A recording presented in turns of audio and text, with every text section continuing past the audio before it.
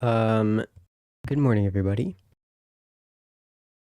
I hope you all are well.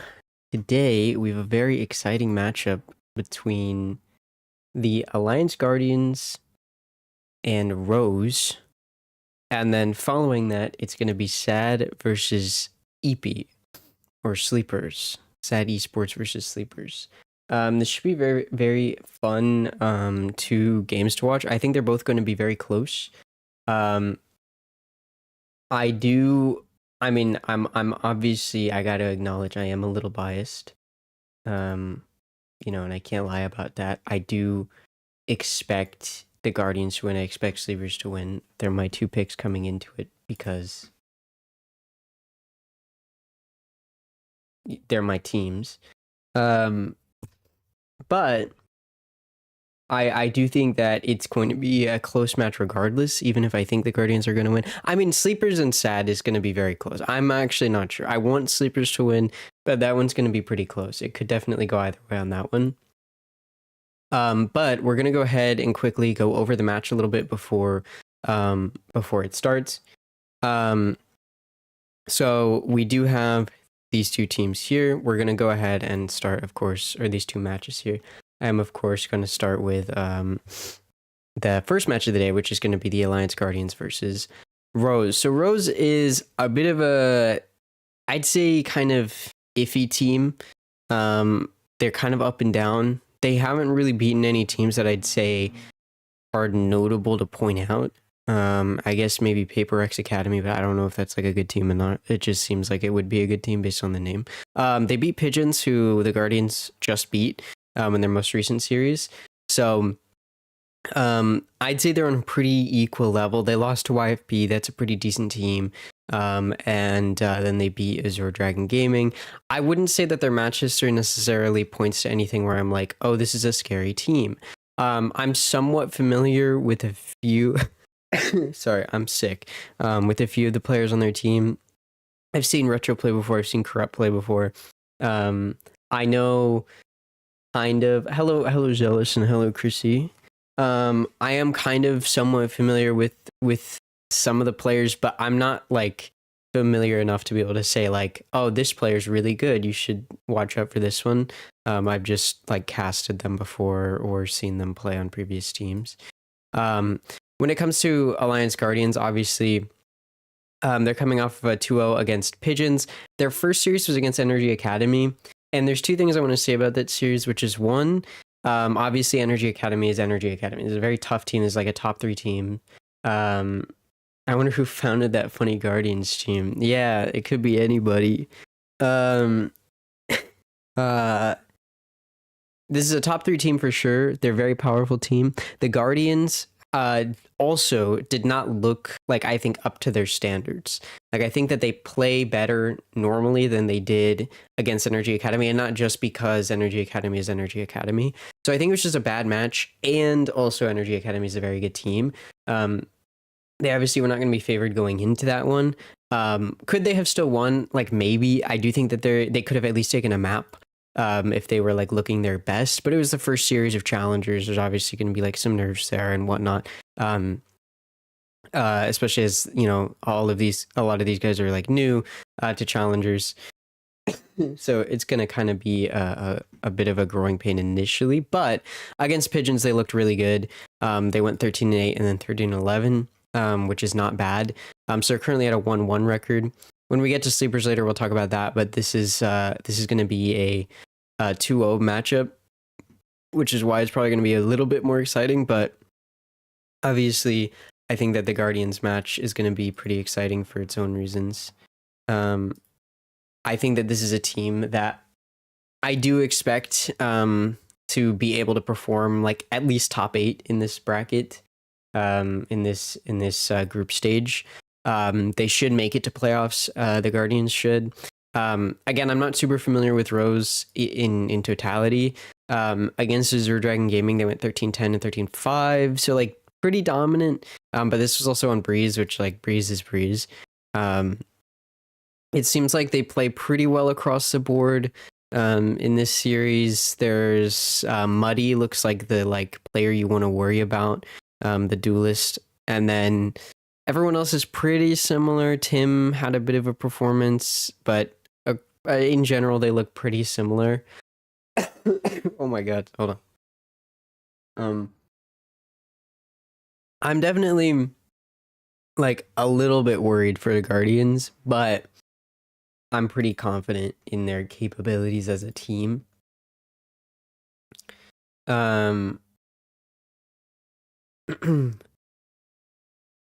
Let's see.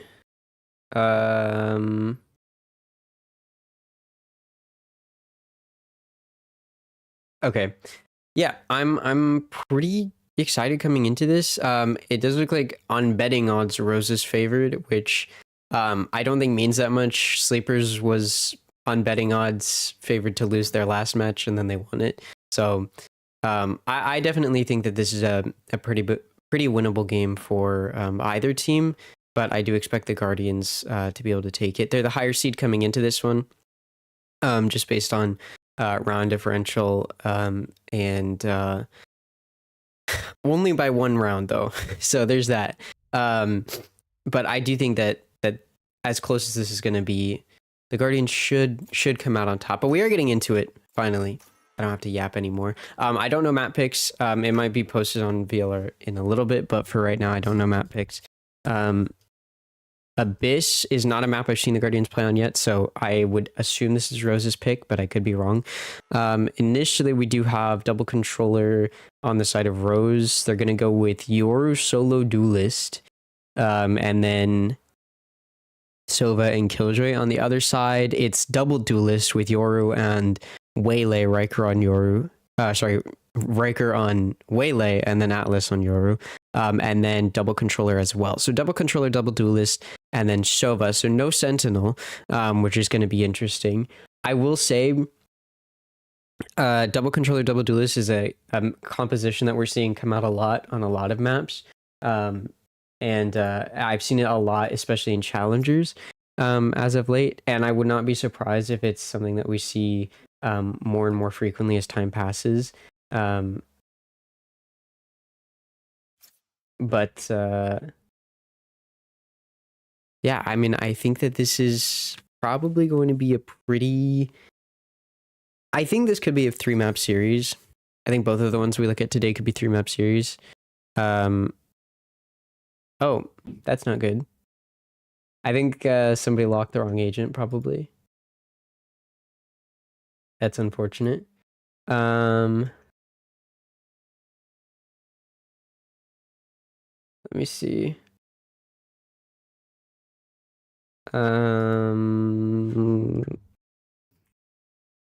Project Alliance posted something.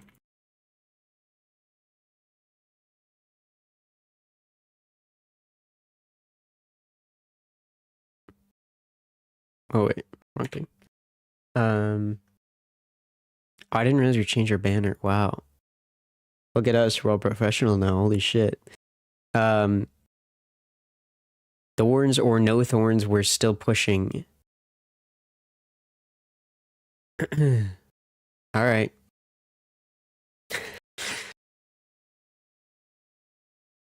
Okay, not sure what we're waiting for now, but we did see the compositions come out. I will say, I think double duelist, double controller is a meta that's been kind of forming on a lot of maps. We've seen it a lot for a long time on Split, and there's a good reason for that, which is that you kind of are able to take a little bit more advantage of that, the offense side of that map, running what is a much more aggressive comp. But when you are on defense with double controller, you have a bit of good map control. You do obviously sacrifice the stall potential of a Sentinel, so you do kind of lose a little bit of the defense sidedness, being able to take advantage of choke points and stuff. But the sacrifice you've seen tends to work out for teams. If you see a team run like a traditional, like, double controller, Sentinel, Duelist, Initiator on Split, the team that's running double controller, double duelist sometimes can tend to be a little bit more impactful, and so that's why you see that meta kind of form. On Abyss, you don't see double duelist, double controller a lot, or at least I haven't. So I am curious to see, as it looks like we are going to finally get back in this. I am curious to see where this ends up heading. Yeah, it does look like perhaps there's like an incorrect lock-in. Yeah, that is going to be the case because Poseidon is actually going to be running Veto. So we're not going to be seeing double controller, double duelist. That was an incorrect pick. That's actually interesting. They are running double duelist, but then it's going to be Astra controller and then Sova and then Veto. I have not seen Veto in pro play yet. I also don't know Vito's abilities off the top of my head. So I apologize for that one. Hold on. Whoa. I do have... Okay, I have the list pulled up. So, Interceptor, Crosscut, Chokehold, Evolution.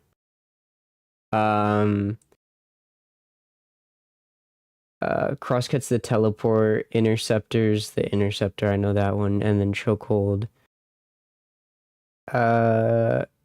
Chokehold's the Trip. Okay. I know them all now. And then the ultimate is Evolution. Okay. This is gonna be interesting though. I do think Vito's a pretty annoying agent to play against. I do think like they're obviously very different from a traditional Sentinel. I think they're much more similar to like Chamber in a way. I'd say they're definitely more of like an Initiator Sentinel hybrid, mostly just with the Interceptor. I think so. Vito's got like a trip that is actually a really powerful trip. It like grabs onto your opponent and just like holds them there. It's really annoying to play against. And then they've got some TPs. They've got 2 TPs that they can use. It's like chamber TPs where it's like you place one down and then if you're in range you can teleport to it, and then you have 2 of those. So it's like kind of like chamber TP, but you have 2 of them, I guess. And then Interceptor's the signature ability, and what that one does is you use it, and if anybody uses an ability like a projectile or like a boombot, whatever, like an ability that like is like a physical thing that gets thrown, any kind of ability that just gets thrown, then the Interceptor can take it out, and that includes like Ray's Showstopper and stuff like that. So like it can take out some ults as well. So it's pretty powerful, but you can just shoot it if you're playing against it. So that's why I think it's not used. He's not used very much in pro play, because if you just like play around him, you can probably take advantage of him pretty well. Anyways, we're starting off in A. Riker and Snarly each find 1 as they enter in towards A, and that's going to open up the site. An attempt for Rose at a bit of main aggression is denied. Spike will get to go down. There is some shots coming through the smoke from Corrupt trying to deny the plant, but Snarly will get the plant down regardless. And now a 3v5 retake will ensue for Rose. Health is a bit low for 2 of the Guardians. Riker's not been cleared out, and whiffs a few shots, but he does manage to take out Blast. And now Retro's a bit concerned about clearing them out. Last player standing. Atlas takes out Corrupt, and Retro looked like they were aware of the wraparound, but then turns the other direction once more. And that's 3 kills for Riker, as the Guardians will take round 1. So a pretty big start there for the Guardians, getting that pistol. Abyss, I don't really know since the changes. I do know pre-map changes it was pretty defense-sided.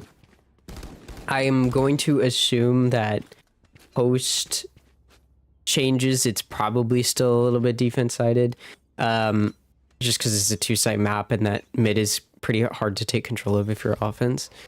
I think it's harder now even than it was before, so we do have this round. The Guardians are going to be gearing more towards a mid push, it looks like. They do have 1 leaning over towards B.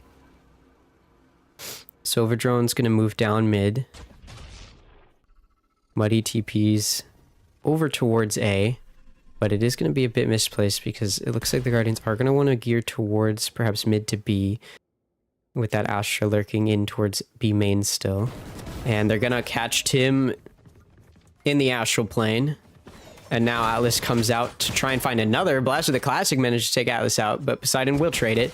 Retro tries to find another pick, but Snarly's Ghost is going to find that kill as well. So it's going to be a 4v2. Never mind, Muddy and Corrupt just kill themselves to try and prevent the plant money, but unfortunately for them, Snarly has already gotten that spike down. So, I mean, it's basically like dying to spike, except maybe you prevent that spike from going down in the first place.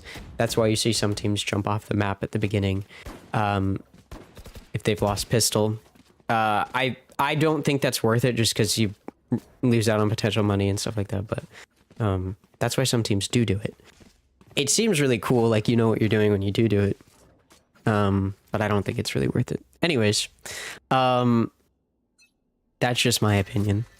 The Guardians are going to regress back towards A, like on their pistol. Muddy, once again, just like on pistol, is going to try and take a fight, although this time it's just Muddy, and it works out. Snarly will fall. So bonus not going well for the Guardians, as Rose are already off a bit of a hot start with that first kill. Despite that, the Guardians are going to continue to push in towards A. There's 3 players here they're going to have to worry about, and Tim's just going to be able to find that first pick onto Riker on the entry, so that does make it a 5v3. Hell is sitting in this smoke here. Swings out off of a flash and gets into heaven, manages to take out Corrupt, jumps off the rope and is going to be punished. Muddy takes out their counterpart Yoru, and then Tim takes out Poseidon. It's going to be a 1v4 for Slammed. You've got a Phantom.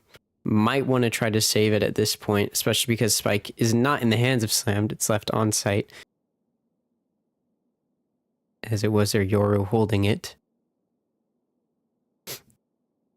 And it does look like Slammed is just going to try to save here. Clearing mid. All of Rose is on A, though. They just want to watch the spike. And with 25 seconds, you're probably not going to be able to do much here. So it looks like Sam might just want to try to get some picks. You have money. It's a bonus. But Muddy is going to get the 3rd kill on the round, taking out Slammed. And that's going to make it 2-1 Alliance Guardians. But Rose does get, you know, the round you're supposed to get, the buy round against bonus.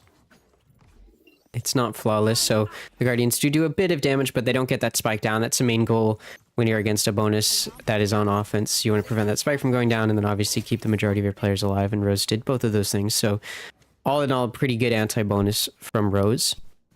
The Guardians now have guns again, full buy. And they're going to be doing a little bit of defaulting, 2 pushing out into A, 2 pushing up mid, and 1 kind of lurking very far back on B. The 2 pushing up on A did see a Yoru, but they TP'd out pretty quickly, so a pick not found, damage not done. And now it looks like they're going to turn their attention towards pushing up mid. Perhaps another mid to B. I'm so sorry. Perhaps another mid to B attempt.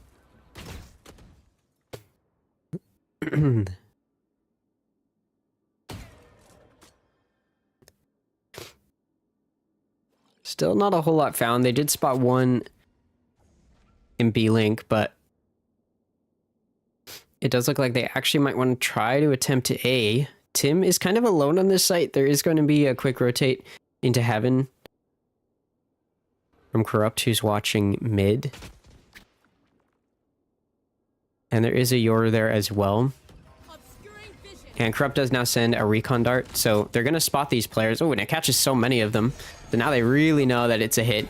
Tim is going to be in back sight, able to take out Riker. Atlas does take out Muddy at the same time, though, and now they're trying to aggress this back sight, but Tim is too much to handle, able to take out 2. Snarly whiffs the shots, and Tim's going to find a 4th. Now on for the ace. Slam takes out Corrupt.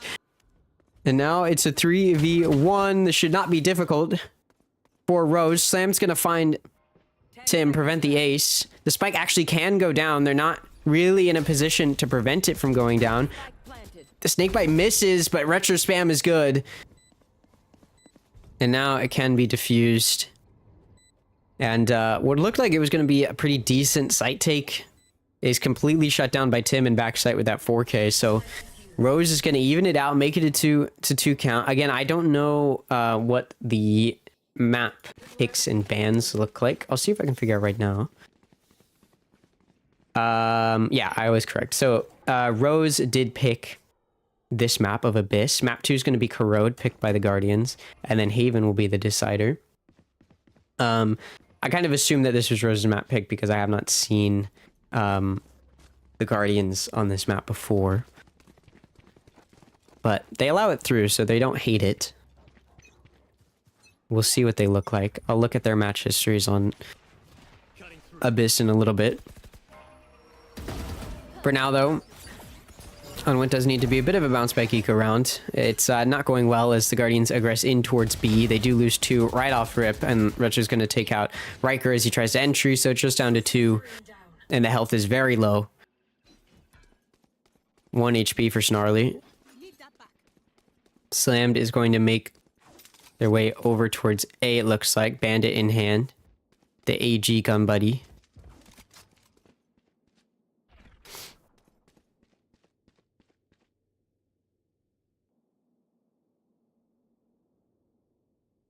Silently making their way up here. There's going to be, once again, a Tim sitting backside.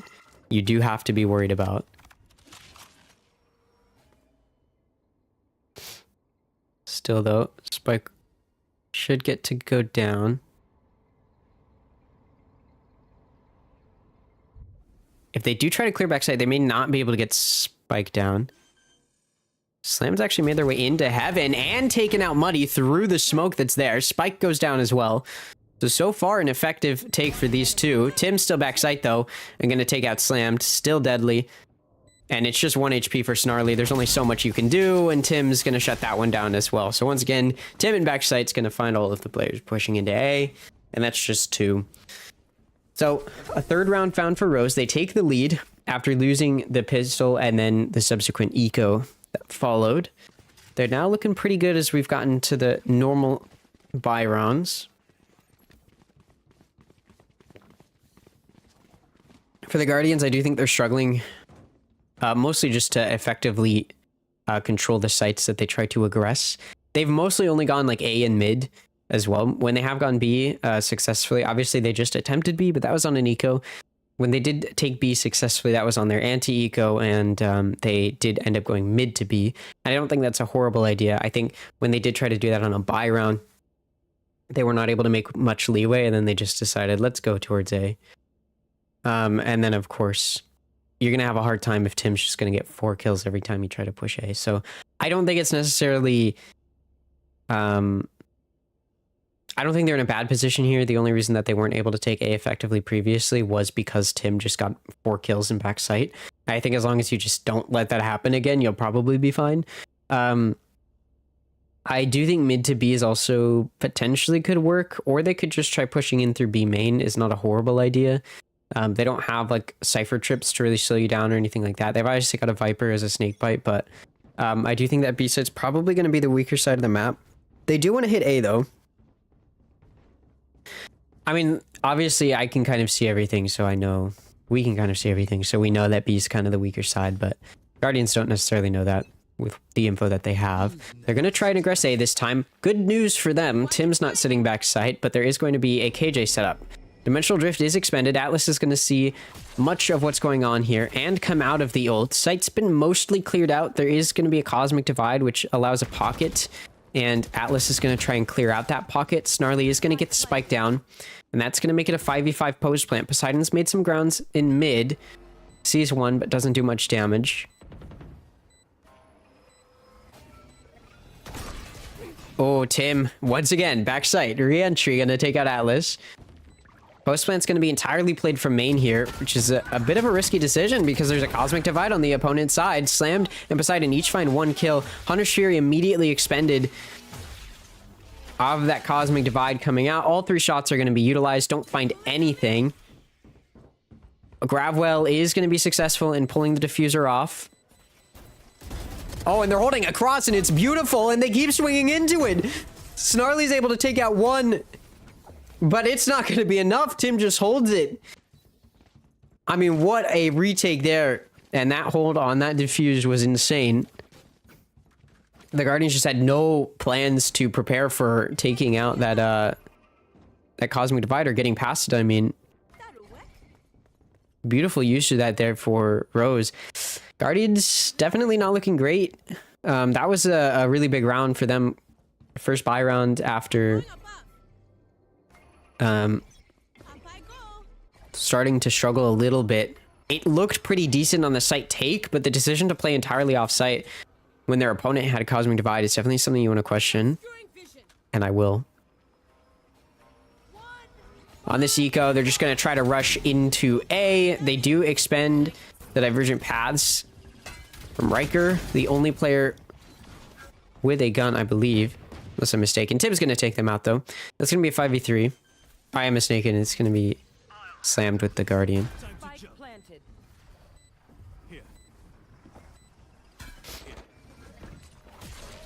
Muddy decides to use the dimensional drift, gets on top of the site, and is able to find...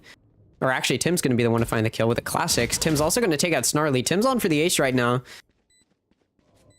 Spike tapped, and Tim is able to get it. It's an ace for Tim as Rose goes up 5-2 now. That was an eco from the Guardians, but they did expend a... is it convergent or divergent pass? I don't remember. Hold on.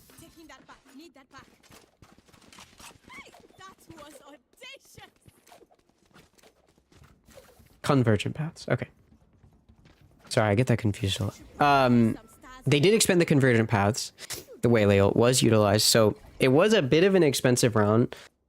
So you do have to be a little bit worried about that, just in that sense. I'm taking a quick look.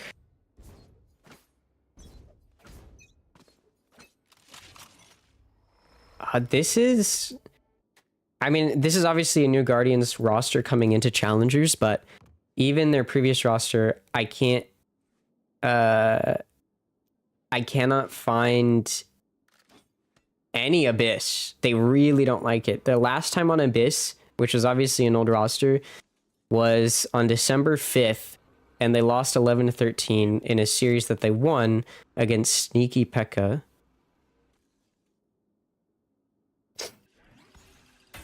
So, I guess there's kind of a reason that they haven't picked it. Can you give me a casted round where you were massively biased to Alliance as if you were paid $1 million to support them?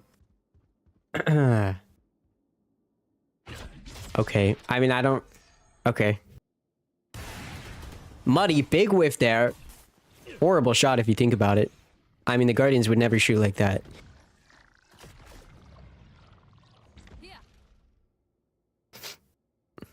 And now Alliance is able to work their way into B, and this should be no problem for them. We know how good they are. 30 seconds left. There are two holding this B link. Oh, the stun from the Ashe is no good, but Atlas is insane. 2 kills. Corrupt and Blast will each fall. Retro pulls out the Viper's Pit. It's way too late. Riker's going to run in and take them out. The Guardians are just better. I don't think we've ever seen a team this good. And at this point, the call has been made to save by Rose. Despite how much money they have, they just weren't in a position to retake. So, Muddy's going to hold on to the op. I mean, I guess if you just hit the site that Tim's not going to be able to sit in the backside on, I mean... Sean said that on the main stream, they'd be crucified.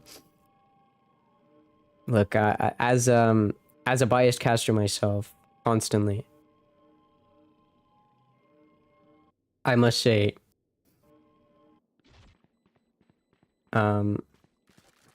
it's honestly really hard to be actually biased. I will say, when I'm looking at Rose, which was previously Relaxed Reptilians, their most recent match on Abyss was beginning of this year against Rutgers University, and they did lose it. Why is everybody saying I got them sick? People I've never even seen are saying I got them sick. I think you are just a sick person. Sorry. Sorry, I'm sick right now. I just got a little I apologize. I didn't mean this. I didn't mean that. The Guardians are going to make their way. It looked like actually they were going to be defaulting, but they actually are just setting down their trip way deep over near B. I thought Vito was going to push up a little bit, but no. The whole team, 5 players, are going to be ready to push into A. There's a Killjoy setup and a bit of Viper util to push through. Nanostorms are out, and after they fall, we see Riker double dash in and reel themselves back, but didn't really find anything. Corrupt uses a Sova drone, sees kind of what's happening. Blast is able to get a kill, I believe, through the smoke onto Riker. Atlas takes out Tim. The retake is happening, but Atlas finds one. Poseidon finds another. Blast and Corrupt, though, going to do more than enough damage. As Blast finds 3 on the round, it's just down to Poseidon with 10 HP, who found a kill in mid, but took quite a bit of damage in the process. Shot in the head with a Phantom. And Corrupt is going to see the peak. Not able to do much about it, though. Poseidon able to find the kill. It's a 1v1 health, very low for Poseidon, and Blast is good on the angle. 4 kills for Blast in that round. And Rose is going to find their 6th round, so at this point, they cannot go into the next half with the disadvantage in rounds. And that means the Guardians can't go into the next half with the lead. They can still tie it up, though. They need to get the remaining 3 rounds. They are able to get a full by going this round. They are definitely struggling, though, in terms of figuring out how to play around their opponent. The round before this one looked really, really good, where they were just able to rush into B. They are definitely struggling to, I think, take good control completely of the sites that they get onto. Obviously, that round, they just weren't on it fast enough. Ooh, Muddy pushing out a B is punished by Poseidon. But he tried to find a nice shot with the op, but is not able to do so. Tim's going to take out Snarly, who is still pulling out the gun as they swung the angle. Atlas repeaks, trying to get a trade pick, but Tim's too good on the angle. So now, Rose has the lead after losing their opper in B main. Riker also going to swing the angle, looking for a trade pick. Tim's not there this time, though.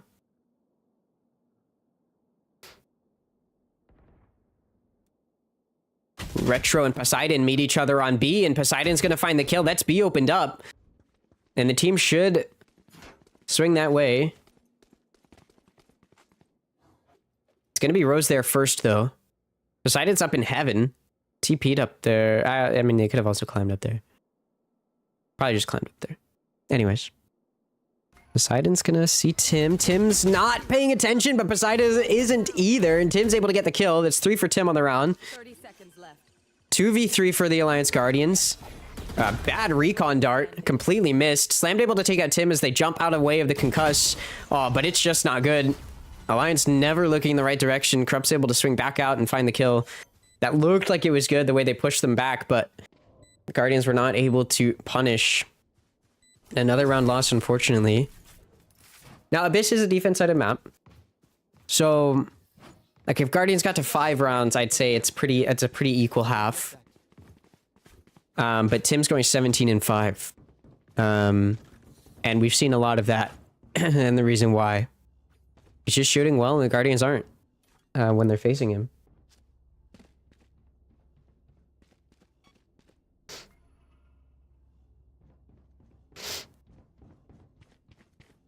We are going to see Rose placing Tim on A again, but the Guardians are going towards B, so they avoid Tim.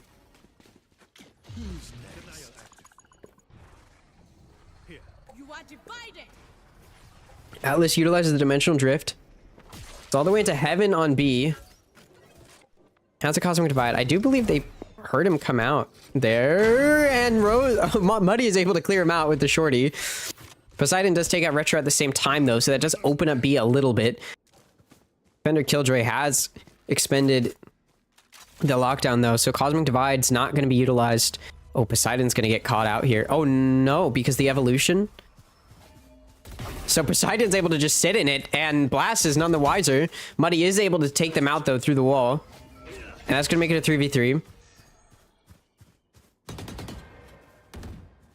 So pretty back and forth here in this round, but I mean, still a little worried about Tim, who's there now. Hunter's Fury is used to stop the plant. Doesn't hit anybody. And now the plant will go down. Although Muddy is actually going to stop it, and nobody's there to take him out. Ooh, never mind. Oh, good jump from Muddy. Able to find 2. Riker and Snarly each fall. That's 4 from Muddy on the round. And now Slammed has to push up quickly to try and stop the spike defuse. Can't hear it getting tapped. Swings out and is able to find Slammed, who's pushing through the Cosmic Divide. Once again, the Cosmic Divide used by Alliance Guardians. And then Rose will use their own. And once again, Rose finds an ace. 8-3 now. I mean, Guardians are just, like, not aware of angles. I think we're seeing why they haven't played on Abyss yet. I think this is probably just a bad map situation for them. Sorry, I'm sick.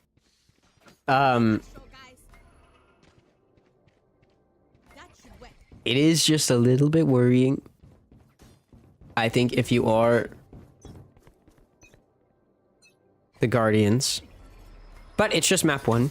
I did say this could be a 3-map series, and I do think that that's still a potential possibility. Convergent paths are once again used in Heaven. This is the second time that Riker's done that, and the second time it hasn't found anybody. Tim also just going to take Riker out. Once again, not aware of the angles. Corrupt's going to take out Atlas. And just like that, the push has been completely stalled out. And it's a 5v3 for Rose. Tim just going to be better. Slam's going to fall. It's a 2v5 now for the Guardians.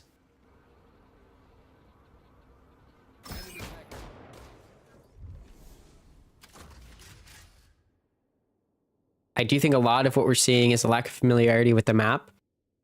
But I mean, look, I'm a Guardians fan. I don't want to... Actually, I don't want to say too much. Tim's going to take out Poseidon.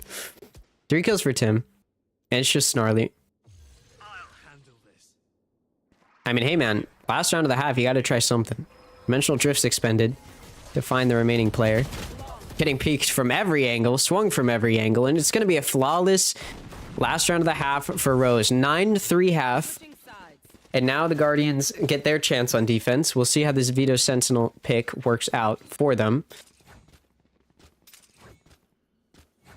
And we'll see if Rose is able to find the same success. I mean, Tim went insane on that defensive half. Obviously, we'll see if they can do the same as we switch sides. 20 kills in the first half's insane.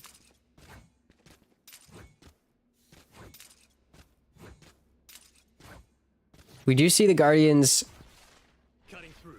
Looks like they want to lean more towards B.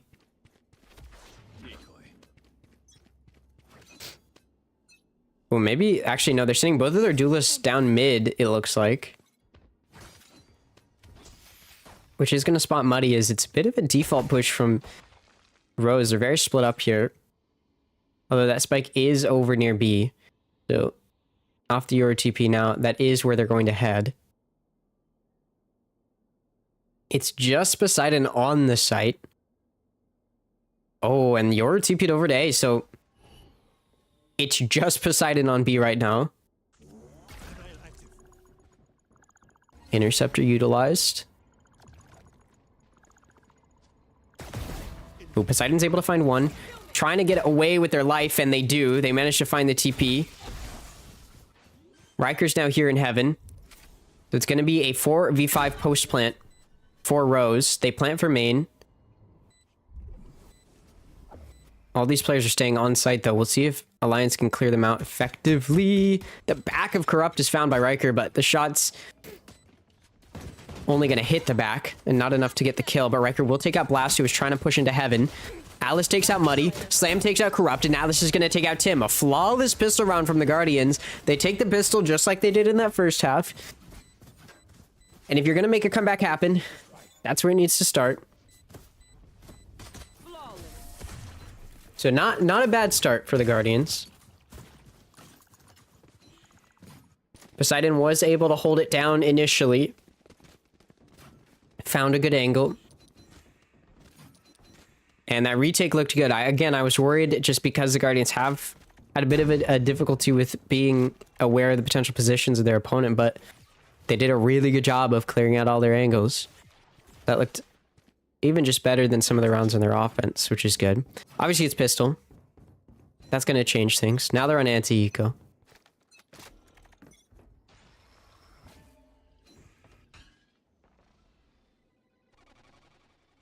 And Rose is going to lean towards A here on their eco. I think we all need Alliance's victory.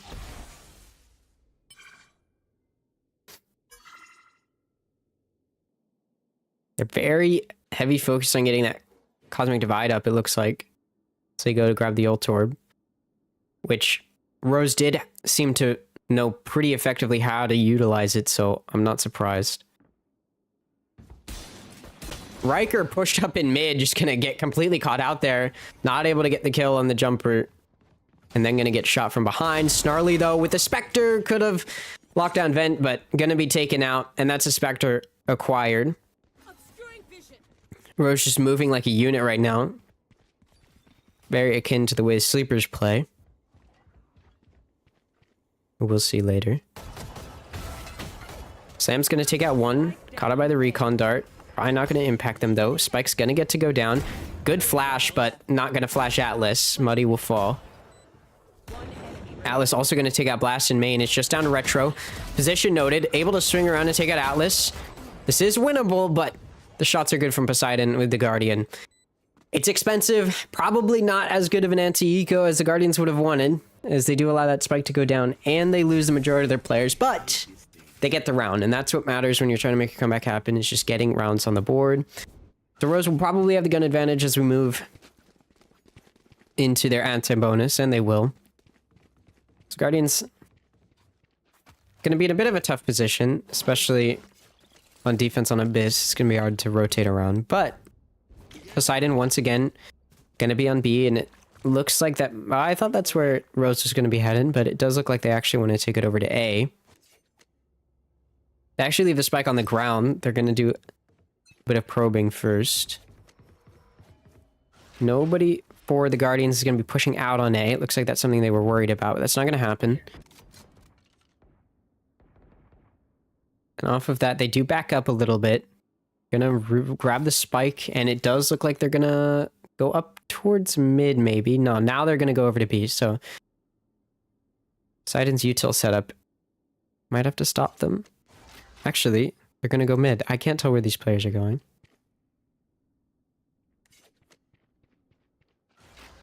Poseidon was holding mid. Now worried about B main, so gonna go back towards B.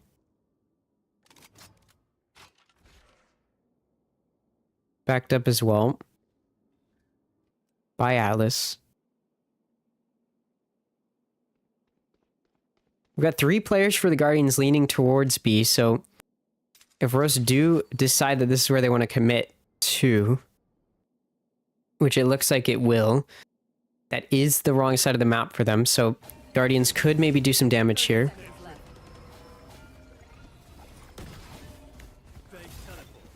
And site execute coming in. Ooh, good dart from Snarly. And Atlas, ooh, able to take out Blast, and Poseidon's going to back them up, take out Corrupt. Muddy and Retro each find one. Atlas is able to acquire the Vandal and take out Tim. 10 seconds left. Muddy trying to clear them out. Can't. Oh, now they do. Okay. Sorry. I'm a little slow right now. Retro's going to take out Riker. It's a 1v2 for Slam with the Guardian. Able to take out Retro. Now it's a 1v1. The clutch on the pistol to keep the comeback alive. And they're just not looking the right way. Muddy's going to swing out. Perfect timing. 3 kills for Muddy on the round. But it's an expensive round for them. Alliance Guardians, who did not have much going into that bonus, did make it expensive for Rose.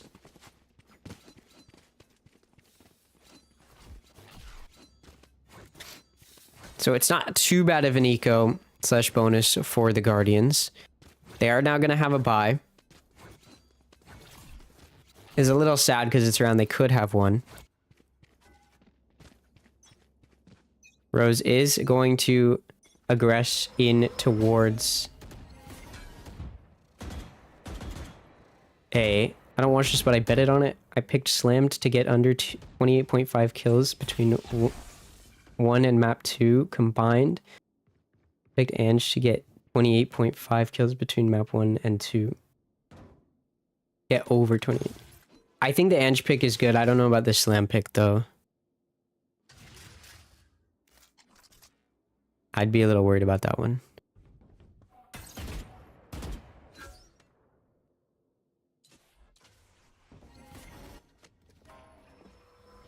Rose is going to push over towards A after working their way up mid a little bit.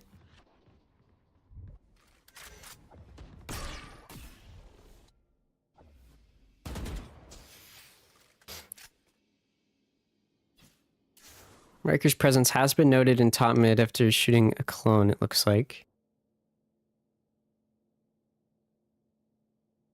30 seconds left. Slammed. And backside is going to get pushed back. Blast is able to take out Riker, who was in top mid. Spike does get to go down by Corrupt. It's going to be a 5v4 post plant for Rose. The Guardian's going to have to wait for their team to get there to help aid in the retake. Slam just going to take out Tim. The Cosmic Divide has been expended. Atlas on 11 HP going to pull out the Dimensional Drift, looking for player presence. He's able to note Corrupt, who's trying to hide in a corridor. Snarly's able to take out Retro. Nice shot there from Heaven. Slammed is able to clear out Corrupt in the corner. That Dimensional Drift was utilized effectively. Muddy's going to get shot in the legs, trying to get back into main. Blast is able to take out Poseidon. Snarly's going to take out Blast. No more Nano Swarm. And the jump peak from Muddy is going to result in a death to the operator of Atlas. So Guardian's health is low. Does not matter. They win the round with 3 players alive. And that's a big round win as they finally look good on a buy round from both teams. When they had the gun advantage, or when it was a pistol, they looked decent, but when it was equal on their buy, that's when they started to struggle. But this round looked much better, and it forces Rose onto an eco that the Guardians should be able to take. So for the Guardians who are trying to make a comeback happen, they're moving in the right direction. Also, Tim's only gotten 1 kill so far this half, so that's good for the Guardians as well, after getting 20 in that first half.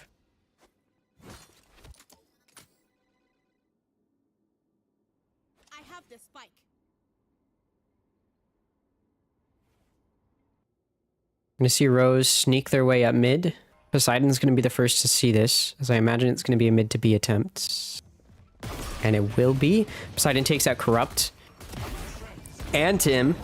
Riker takes out Blast in the meantime. And then Poseidon takes out Muddy for 3 on the round, and it's just down to Retro and main. Ooh, nice shot onto Riker, but 4 kills for Poseidon as they finish off Retro. In a beautiful anti-eco for the Guardians as Poseidon just mows them all down. So now, as we move into a bye for both sides, the Guardians look much closer. Now just 3 rounds away from tying it up. 4 from taking the lead. 2 ults for either side. We got a Viper's Pit and a Dimensional Drift. Very powerful for Rose. And actually, timeout's going to be called a little late in the round, but timeout going to be called nonetheless by Rose. They want to figure out how they can shut down the Guardians' momentum that they've been building up. The Guardians have a Cosmic Divide and Evolution. Evolution's going to be very powerful against that Viper's Pit if it is expended. I will say Vito, I hadn't really thought about it. Vito is a very anti, I think, Killjoy pick. In the sense that you can stay within the lockdown, as we saw Poseidon do earlier. Sit in the lockdown ult, because if you have Evolution, it prevents you from being impacted by it. But you also won't be impacted by things like Viper's Pit. Obviously, you still won't be able to see very well, but you won't take the damage. So we'll see how the Guardians play this round. I imagine they're going to want to hold on to that Evolution if they can. Again, it's very anti-Killjoy. Cosmic Divide, though, could be used to retake. We saw them have some good ideas with that Cosmic Divide on their attacking half. Poseidon gonna get set up here on B before the round starts. Rose pretty much all look like they want to push in towards A.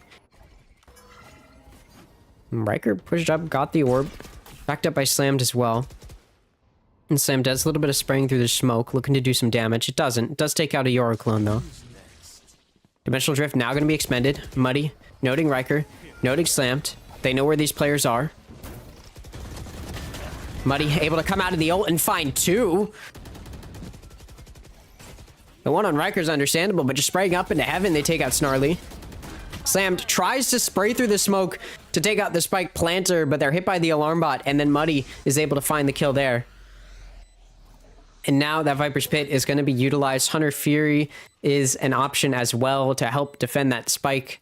And this round seems like it's probably going to go the way of Rose.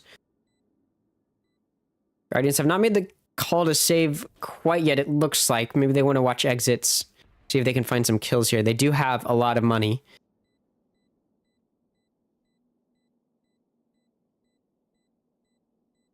Poseidon coming in to watch the flank. Ooh, they see Tim do a little bit of damage. And take out Tim. Not able to find anything else, though. Muddy just died to the Spike. Blast takes out Poseidon, though. So a little bit of damage done at the end. It's not a flawless round, but the Guardians did lose quite a bit of... did take quite a bit of damage there. They did do it, though, without having to utilize those ults that they came into the round with, so they didn't waste any ults. They now have that convergent paths to aid in a retake, as well as that evolution. Obviously, for Rose, they've got a lot of post-plant ultimates. Cosmic Divide helps prevent that retake. Viper's Pit, as we just saw, is a pretty easy round win button if you can get that spike down. And then that Hunter's Fury is really good for helping hold from main, so... something you got to deal with if you are the Guardians. I believe Evolution would... I believe you could use Evolution, and then if you get hit by Hunter's Fury, it wouldn't do damage or ping you. So you could stick the spike if you had Evolution in that scenario, if it comes to it. Rose once again going to be aggressing towards A. Guardians are not pushing out this time. Try to get darts. Ooh, good spray through the smoke, does damage by Slam, but immediately fires returned by Muddy. Oh, and the Hunter's Fury is not going to be used for post plant. It's actually going to be used to try and help take site, which it looks like it'll be effective at doing. It takes out Snarly. Riker does find a bit of a trade pick, but it's still going to be player advantage for Rose. Riker uses the convergent paths, finds one, but taken out by Corrupt, and now it's going to be a 3v2. Spike will get to go down. 2v3 retake. Operator in the hands of Atlas. Poseidon finds one, and then Atlas whiffs the shot. Or sorry, Poseidon does not find one. Retro finds one, and then Atlas whiffs the shot. And that will result in Rose finding their 12th round. They're now one round away from taking map 1, which, a reminder, this is their map pick. Guardians have a Cosmic Divide and Evolution available still. And Rose now has that lockdown. Talked about Evolution being a really good counter for that lockdown. And when we're speaking of lockdown, that's another piece of post-plant utility you have to worry about. So Rose definitely built a comp around getting that spike down, whether it be to help aid in taking site or getting that spike down and then preventing the retake. Poseidon is actually leaning over on A, has the setup on A this time. They're aware of how much Rose have liked hitting it. Killjoy now going to expend the lockdown. Poseidon has decided to use Evolution, as mentioned. So they're able to still play up, hoping to catch Rose off guard.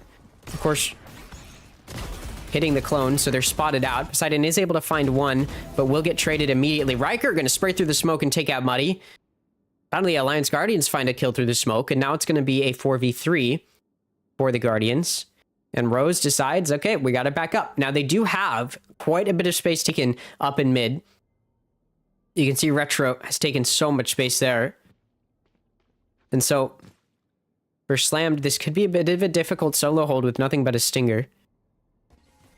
Fortunately for them, Alliance Guardians are coming to back them up. Retro's been cleared out by Riker, so no longer a backstab potential for Slammed.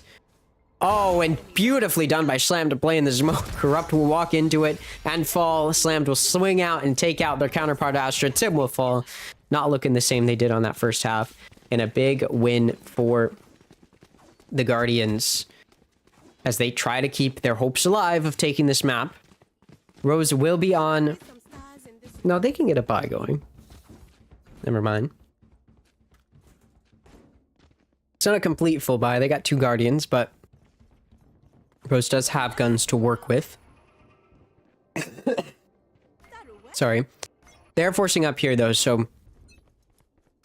For Rose, if they do lose this, the Guardians may be able to walk their way to double digits.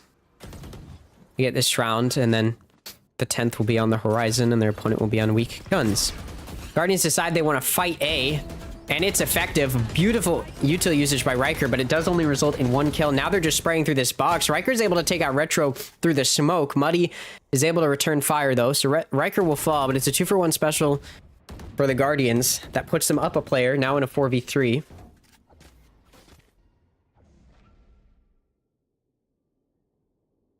And they now make their way up towards A.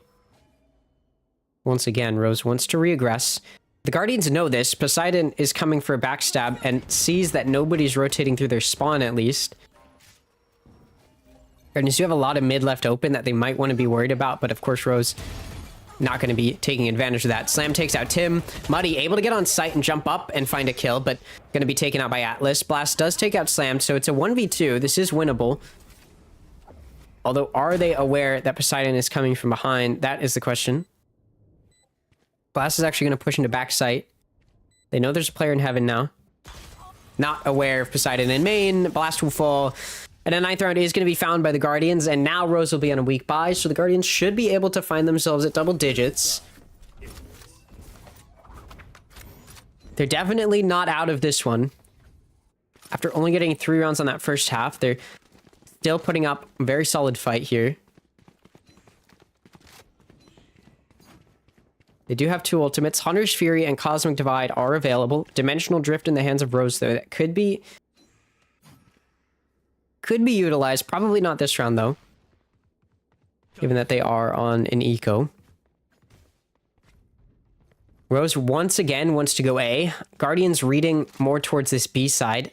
It is going to be misplaced, so Slammed going to be the first to see this present as they push out a main a little bit. Could have been dangerous. Don't get punished, though. They do get away. Do get spotted, which are going back up into heaven. So they're aware of some heaven presence. There are 2 players here, though. Riker's able to take out Retro with the Outlaw.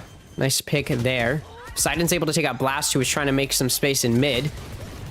Convergent Paths is going to be utilized. Tim and Muddy each find a pick, but Guardians are quick to take out everybody else. And now it's going to be double digits for the Guardians. Rose is going to call a timeout. They know that this might be their last chance. They've got a buy round here. If they lose this, they should have enough money to put together a force buy following it that would look decent. But this is going to be their last chance with a good full buy, full eco. So they want to call this timeout. Figure out how they can bounce back. This is kind of interesting because I don't believe the Guardians have called a single timeout. So they're the ones that are calling or it's Rose that end up calling most of the timeouts here, despite being the ones that are up. But of course, they are worried about a bit of a comeback here that has started to form. Cosmic Divide available for both teams. Dimensional Drift still in the hands of Rose. They did not expend it. As I mentioned, I did not think that they would. And they didn't. The Guardians have a Hunter's Fury on top of that Cosmic Divide, which could be a good counter to Rose's Cosmic Divide. If they're able to use it to try and get on site, you can use that Hunter's Fury, try to stall out the plant as you stall out that Cosmic Divide ult. So some counter ult opportunities here. The Dimensional Drift, though, could be... I mean, if I'm the Guardians, that's kind of what I'm worried about. It is a very powerful ultimate. Rose is going to be split up here. They're going to default a little bit. It looks like they want to work mid here as they send that spike over towards B. Atlas will see Muddy, though. If Muddy swings this, it looks like he wants to.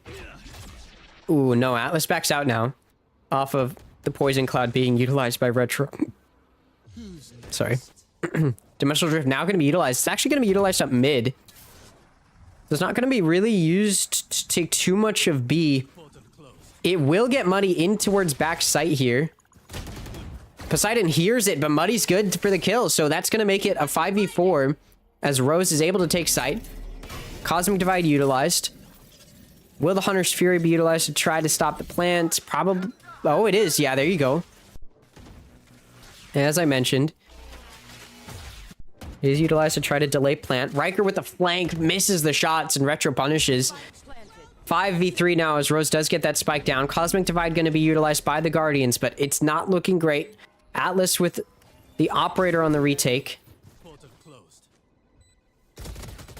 Slam swings out, misses the shot. Can't really do too much damage. Oh, good shock dart from Corrupt to take out Slam. Snarly is able to counter fire by taking out Tim. Shorty, not good for the kill onto Corrupt. And it's going to be a 1v4. What can you do, Atlas? Nothing. 3 kills for Corrupt. And it's a 13-10 win for Rose. They made it close. They made it look scary, but Rose does secure their map pick after a heroic first half performance from Tim. Muddy stepped up as well going into that second half on the Yoru, and that does secure a 13-10 victory. Good performance from Poseidon as well on the veto. Did not make me question the veto pick. It looked like they had a really good game plan coming into it, but it was not enough to close it out. Still, though, considering that this is the first time we're seeing the Guardians on Abyss, they did not look bad. They did not look bad. We do have the stats here. So the MVP is going to be Muddy with 293 ACS. For the Guardians, you think about this. For the Guardians, I do think it was kind of a bit of... I mean, Snarly definitely probably did not perform as we would expect, but obviously it's a team game. And on the other side, I mean, Rose, Tim had just an insane first half. I think that should absolutely be acknowledged. Only got 2 kills on that second half. All 20 of these kills were in that first half. Or sorry, 20 of these 22 kills were in that first half. Tim looked absolutely insane there. Was a huge force to be reckoned with for the Guardians, and that definitely made a difference. When we switch switch maps here to Corrode, which is the Guardians map pick, I do expect it to look much better for the Guardians, just given the fact that they definitely started to heat up there towards that second half. They didn't look great in that first half, and then started to look like they were figuring it out in that second half. Whereas in that on Abyss, they just kind of didn't look great in that first half. Second half looked better, and then I expect as we go into Corrode, a map that they have some experience on, I do expect them to look better. As we look at previous experience on Corrode, that's probably one of the Guardians' more familiar maps, as well as Haven, which is the potential decider. They took Corrode 13-11 against Pigeons. It's the second map that they played against them in their most recent win in Challengers. They did not play Corrode against Energy. They did play it against Calamity. This is a different roster, though, but they did win it in their only win against Calamity. They also won it against Sneaky P.E.K.K.A 13-9. So we see the Guardians look pretty decent on Corrode historically, even their previous roster, which was a bit of a weaker roster. So I do think that they can take Corrode here. For Rose... not seeing Corrode at all.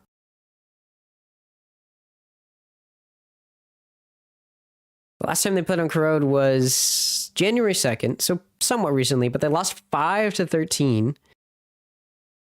And before that, there's no Corrode at all. They do not like Corrode. They lost in overtime to T-Dog's Money Squad on December 7th. They lost 3-13 against Team Pulsar. So balls. You gotta love Valorant, man. My God, I'm dying.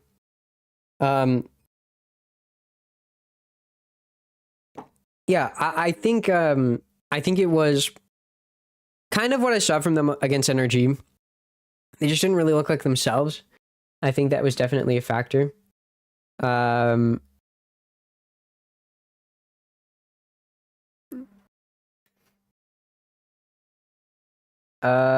me see some stuff here.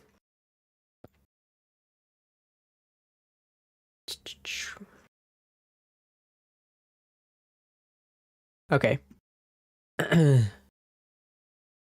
We do have 6 minutes before the next match. Let me see how the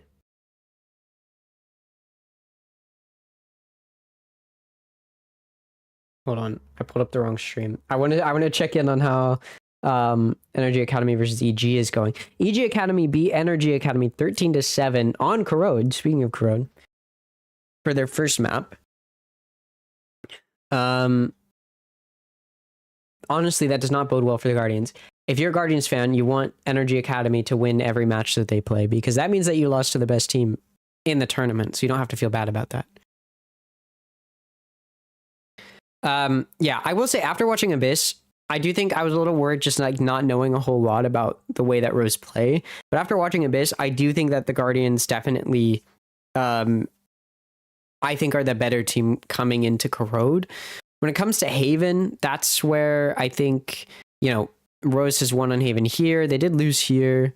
But their most recent match on Haven, which they played most recently in Challengers, they won 13-10. So I do think that would probably understandably be a little bit of a scare. Let me see if there's any.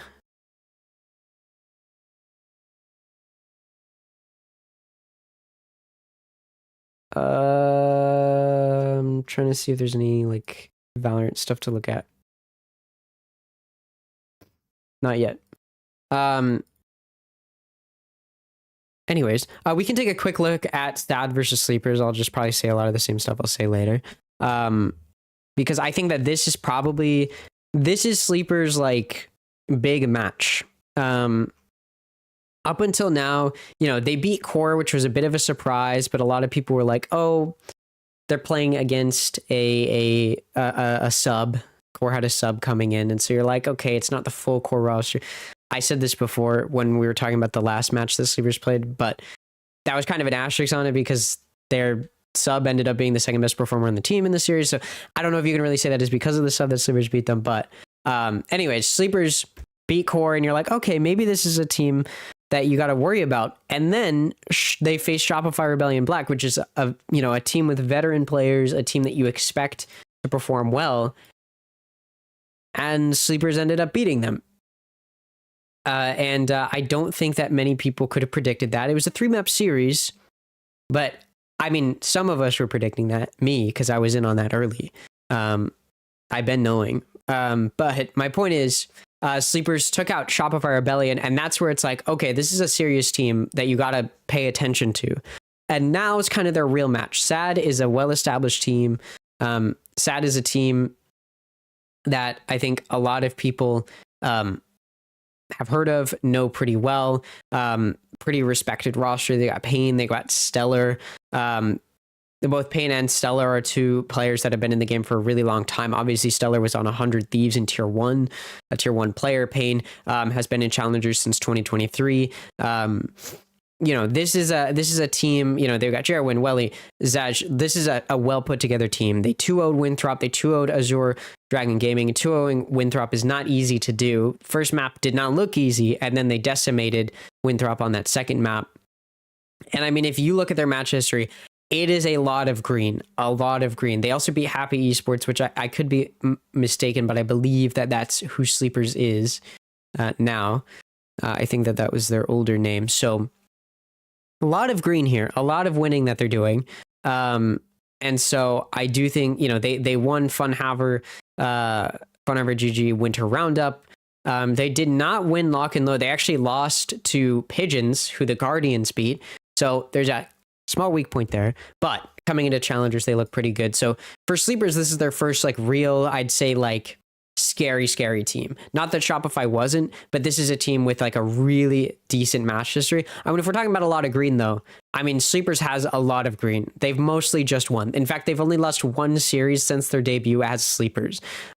They made their way through the qualifier, won their way through the qualifier, made their way through back to basics, only lost to Blue Otter. Have won their 2 matches here, played in back to basics 13 in between their last series and this one, and won it.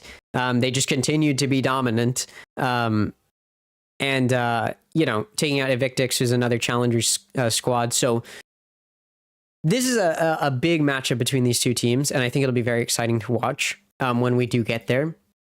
And again, for Sleepers, this is kind of like their match to prove themselves as I think what a lot of people saw from them against Shopify kind of made a lot of people think, okay, this could be like a top 4, top 3, top 2 team. And now this is their opportunity to prove that. I mean, they win this, they're literally a top 2 team. And I could be mistaken, but I believe that would, I don't remember if they have to win 3 or 4 series to make it to playoffs. It might be 4, but at the very least, going up 3-0 to start off challengers, even if it is 4 series that you have to win, would be quite the way to do it. And Sleepers has the opportunity to do it. So is SaD. So does SaD.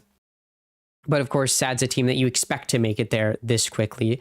Sleepers certainly coming into it. We're not a team that you expect to make it there this quickly. We do have, we can watch a little bit of, I mean, this match is about to start probably, actually. I don't want to turn it over to the Energy EG game, but yeah, I'm pretty optimistic about the upcoming matches in terms of the teams that are kind of the underdogs coming into it. Both Sleepers and the Guardians, I think, have big opportunities here and chances to prove themselves. Obviously for the Guardians, I think that this match is a little bit more in terms of proving themselves. I think Sleepers, regardless if they win or lose against SaD, have already shown that they're a very powerful team. For the Guardians, though, they took a very disappointing loss to Energy Academy that did not look good for them. And so this is really their opportunity now to prove themselves after looking not so great in the beginning. After beating Pigeons is a team that you should be able to beat. Pigeons is not a team that you shouldn't be able to beat. And the Guardians did beat Pigeons. Now this is a team where it's like, okay, are you a serious top 8 team? And this is the opportunity for the Guardians to show that. I imagine if they win this, their next opponent's going to be somebody like, I mean, it's obviously going to have to be one of either YFP, Shopify Rebellion, or Core, or M80. Hopefully it's not M80. That is a tough team. M80 is a tough team. Let me see here. EG already are up 2-0 on map 2. That's kind of crazy. I'll swap out the games here.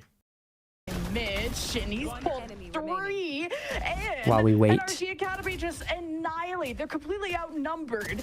And Energy Academy get the heroic plays, this time from Shondex, to dismiss EG from the site. Yeah, they just kept swinging. And then the final trade as well. Very nicely done off of Geeze's contact. So again, we're seeing kind of both teams just taking the passive approach until pressured to by attack necessities. I like that they just waited for the contact to come. It is a little worrying that what did their first map look like? Instead of into U-Haul, like down the site, they could have again gotten that backside space for free, but time being works out. Oh wow. Once again, Evil Geniuses Academy, much like Hero. I mean, EG Academy has a lot of like on the attack.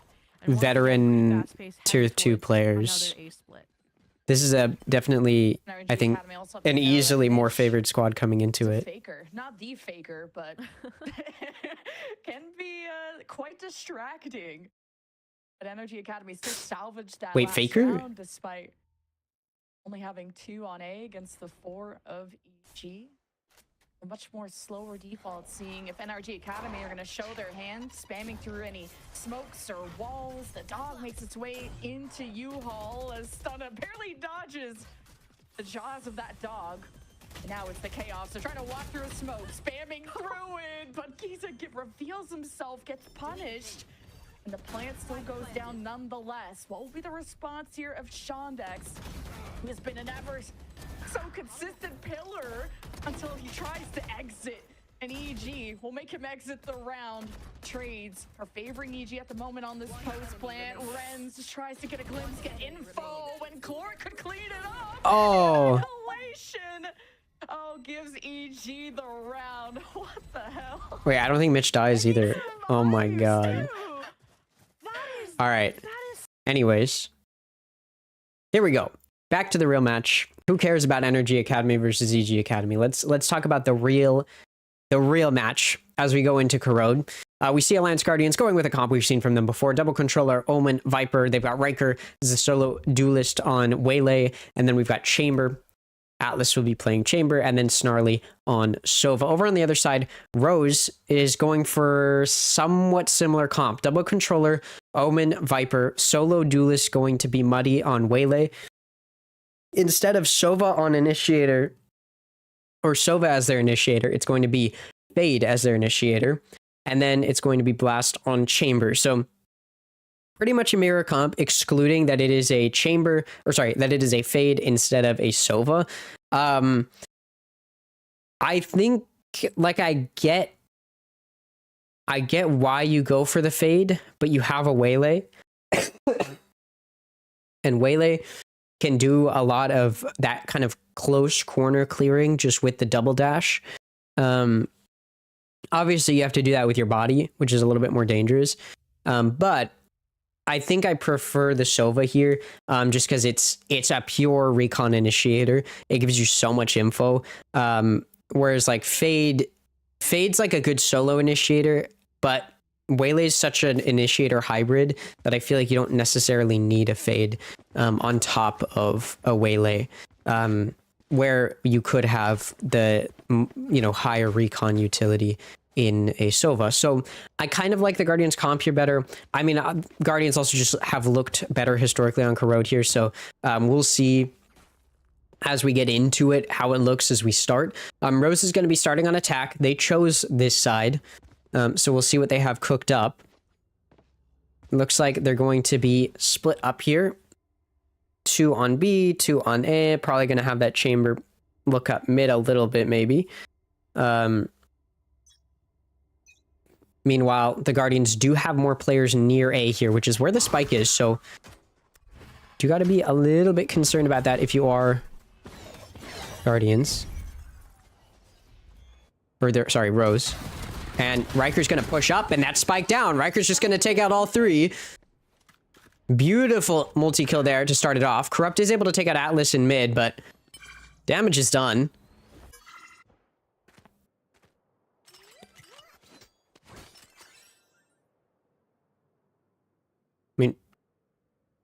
I mean, that's just a beautiful way to start it.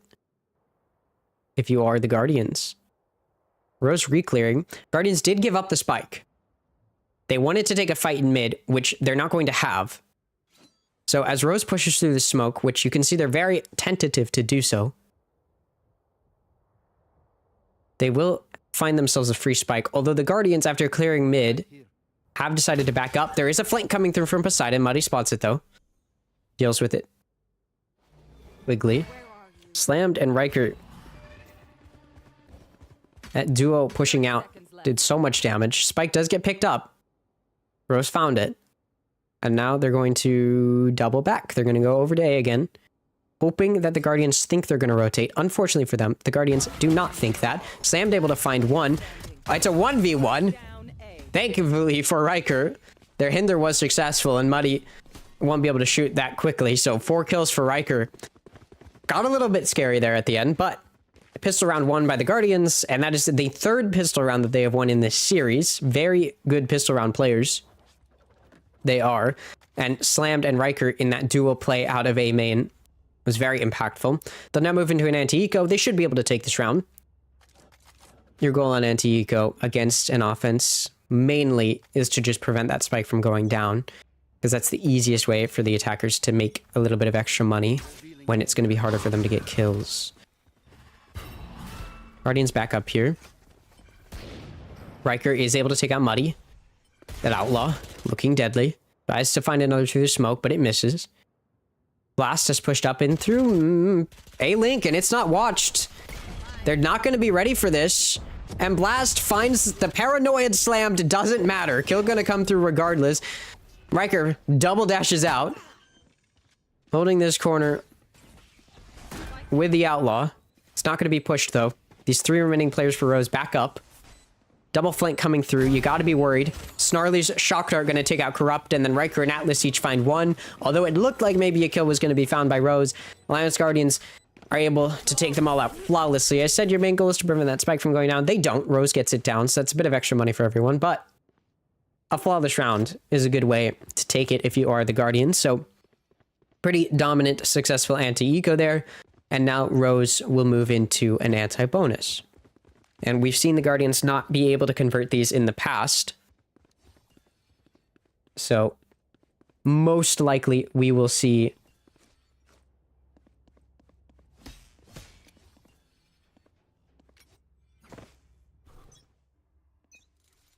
it be taken by Rose. We'll see, though. As Rose Gonna start making their way up towards A. Blast does spot Slammed. Not gonna be able to do damage. Or sorry, not gonna be able to take them out though. Just doing a little damage. Sorry, I am sick. Just a reminder. Who do I think will win? I think the Guardians win this map. And I think they take map 3. Ooh, beautiful shot from Riker there. Gonna take out Muddy as they get hit by the Prowler. Doesn't matter. 5v4 now for the Guardians. Rose slowly push their way up mid. Riker making sure nobody's in A main. Sova Owl Drone actually going to be expended to really clear it out. Riker pushes into the smoke that's been placed in A link, and they are punished. Riker will fall. Smoke was used to anti-outlaw, and it was used effectively. And now Rose is going to make their way in from A link in towards A. There's 2 players here, Slammed and Snarly. Spectre and Stinger. What damage can you do? Spike's going to get to go down. Guardians want to wait a little bit for their team. Paranoia utilized, trying to do damage. They jump up using the Spectre, using the Stinger. No damage done, though. All of these players playing from just outside this spike. Poseidon's coming for the flank from A-Link. It is being watched. These players in the Guardians are coming out. Slammed is able to take out Blast. Poseidon, the flank is good as they get distracted by Slammed. Poseidon will find 2. It's just Retro, and the Snakebite misses completely, so the spike's going to be diffused. No questions asked. 4 players remaining, and I said that the Guardians haven't converted these before, but they do this time. Flawless, wait, yeah, that was flawlessly, was it not? And they take out all of Rose. Maybe they lost 1, I don't remember. Sorry, I'm sick and I have short-term memory loss. That's my excuse. Regardless, a very, very dominant bonus, and that is a beautiful way to start if you are the Guardians trying to bounce back from Abyss. They carry a lot of that momentum that they built up in that second half of Abyss, although the comeback was denied. They carry it into this map, and they're doing damage. Convergent Paths is up for the Guardians as well. Riker could utilize that to help aid in a retake. Rose, of course, going to be on an eco this round, though, so you may not even need it. Rose push up into B, grab the ult orb, and they back out. There's another ult orb to be grabbed over in A main, although this one will be much more difficult to acquire. These Guardians are watching it intently. And Rose doesn't look like they want to go for it. In fact, looks like they want to test back in towards B after grabbing that orb.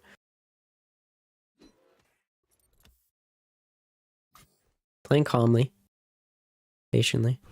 Expecting Guardians to go for a play. Guardians do that sometimes. I think that's one thing the Guardians do really well is they have a pretty decent amount of set plays that they try on their defense where they push out aggressively and plays where they play back a bit and wait for the offense. So creates a lot of paranoia for the offense as they try to aggress. Speaking of aggressing, the double dash utilized to get way deep into B. Damage done as Tim is able to take out Poseidon. The retake starting though. Atlas will take out Muddy as Snarly takes out Blast, and that makes it a 4v3 retake.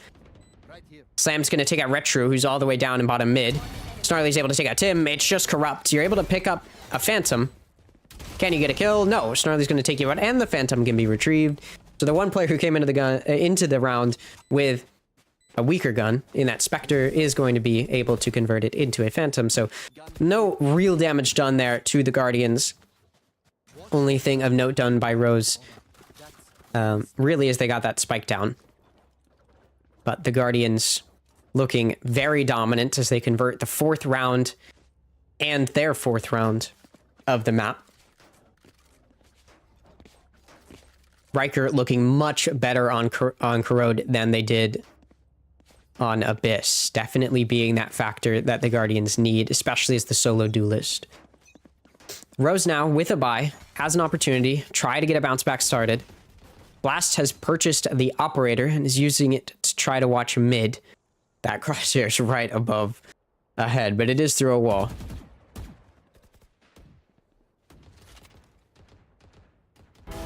Oh, a Blast with a nice shot onto Snarly through the smoke, but tracking the shots. Riker has pushed up, though. Able to find 1 to trade it back, but Corrupt's going to shut them down. So 2 players lost for the Guardians, only 1 for Rose. So that does put Rose up in a 4v3, and B site is completely open. They have not cleared it out, so they don't fully know that, but that does look like where they want to take it.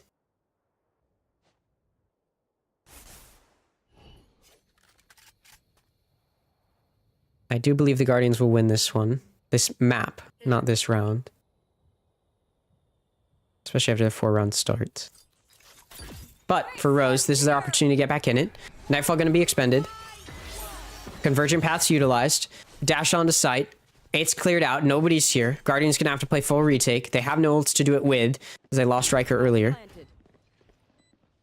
Atlas controlling CT with the op. Whiffs it though. Oh wait, sorry, that's not it. Oh yeah. That is Atlas.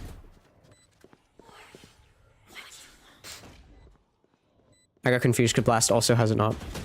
Blast, oh, with the op, speaking of, gonna wallbang Poseidon, who is pushing out a tower.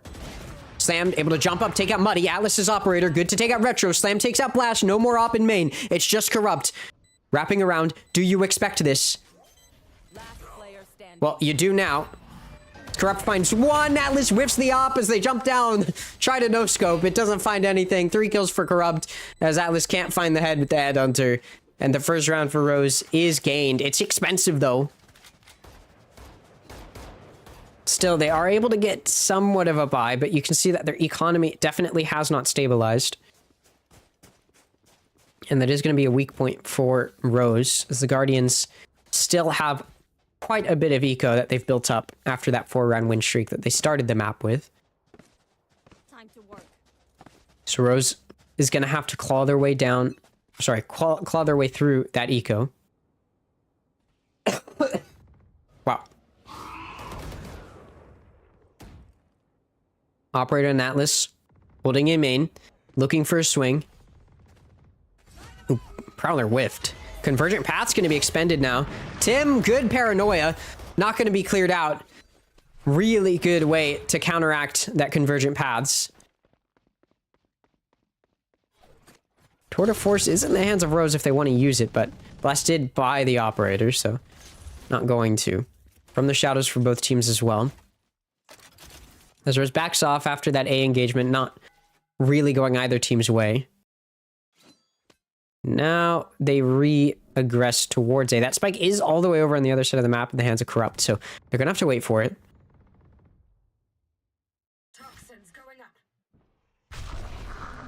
Spike is actually dropped, so the From the Shadows can be utilized to grab it. So they can go for this push a little faster, and it allows Corrupt to stay lurking in mid. And it's going to be good for a kill onto Riker, so first blood found by Rose in this round. Slam, though, going to take out Tim.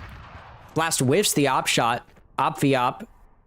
Neither player wins it. Snarly does fall, though, to Corrupt, who tried to clear them out of mid, so it's a player advantage here for Rose right now. Retro able to take out Atlas. Really good C's. Slam, though. Shots are good. Finds one. Looking for another. Spike goes down. Operator still a factor in the hands of Blast. Another whiffed op shot, though. 2v3 retake. Poseidon clearing out elbow. Gonna take out Corrupt. It's a 2v2 now. Spike tapped. Blast, though, just gonna spray through with the op. Find the kill. Spike is tapped by Poseidon. Blast has to expose themselves in order to clear it. Smoke drops. Muddy not going to win the fight. Poseidon wins it. 3 kills for Poseidon, and the Guardians will take their 5th round of the map. It's a clutch from Corrupt. It's a round that has to be clutched, but it's much better for the Guardians that they lose as many players as they did than for Rose, of course, who also lost the round. And despite winning the round prior, they do not have money to work with off of this round loss, so they once again have to take an eco after putting a lot of money into trying to win that round. As they do not win it, timeout's going to be called. Rose starting to acknowledge the somewhat direness of the situation they found themselves in, as they do look a bit weaker on Corrode than they did on Abyss, just a bit. Starting off 1-5. I think I obviously did expect the Guardians to come into this with a win on this map, but probably not this dominantly. Rose has just been losing gunfights that they do need to win. I think they've also been exposing themselves a little bit more than they need to early to try to gain info. And again, this is where having the Fade instead of the Sova makes it a little bit scarier, right? You don't have as much recon utility to gain info with on your offense. So you have to play a little bit closer, but you kind of just lack that pinpoint info you could get with an owl drone or with a recon dart. And that does mean that Rose has to be a bit more aggressive, and they're being punished for that. You want to play? Let's play. Now the tour de force is going to be used by Rose, but this is mostly going to be Nico. Rose wants to aggress towards A. Jump peeks by Snarly. They do know that these players are here. They can hear them. They can see them. Owl drone pings 1 on Retro, but was able to get out of there. Still, though, 5 players here. Odin in the hands of Snarly could do big damage. Beacon dart used to make sure these players aren't pushing out, but it is destroyed. Ooh, tour de force hit slam through the wall. Oh, but then the Odin spam, it's good for 2. Looking for another headshot found. 5 HP left on Tim and finished off by Riker, who's also going to take out Muddy and then take out Corrupta as well. 3 kills for Riker after the 2K with the Odin from Snarly, and that's going to make it a 6-1 lead as the Guardians look very dominant in map 2 of this series. Hunter's Fury from the Shadows, Viper's Pit, all available for the Guardians, and no ults available for Rose as they move into what is a pivotal buy round. They need to get back in this, and this is their chance to do so. But again, 3 ults in the hands of the Guardians could make it very, very difficult. So the Guardians aren't going to use the Viper's Pit off rip, though, so that does mean that Rose has a bit of time before it looks scary. Cross going to be held by Slammed and Riker. Slam's actually just going to push through the smoke and find 1. Odin's going to be enough to take out Blast, and then Slam takes out Muddy as well. The mid fight goes very, very well for the Guardians as they just push through the smoke that they place down. Rose attempting to disrespect it by sitting in it, absolutely get punished. And now it's a 2v5. Retro sees Riker trying to back up. Uses the snake bite, but it's wasted. Riker's double dashes out of there. Corrupt with the spike, working up a B a little bit. I mean, if you're Rose, you have to try to win this. This is a very important round. I mean, Guardians already can't go into the next half with the round disadvantage, but they're in a position to take the lead here going into the next half, and there's still going to be 4 more rounds after this one. Yeah, 4 more rounds after this one. I wanted to say 5, but there's 5 more rounds, including this one. Spike's gonna get to go down here. Oh, never mind.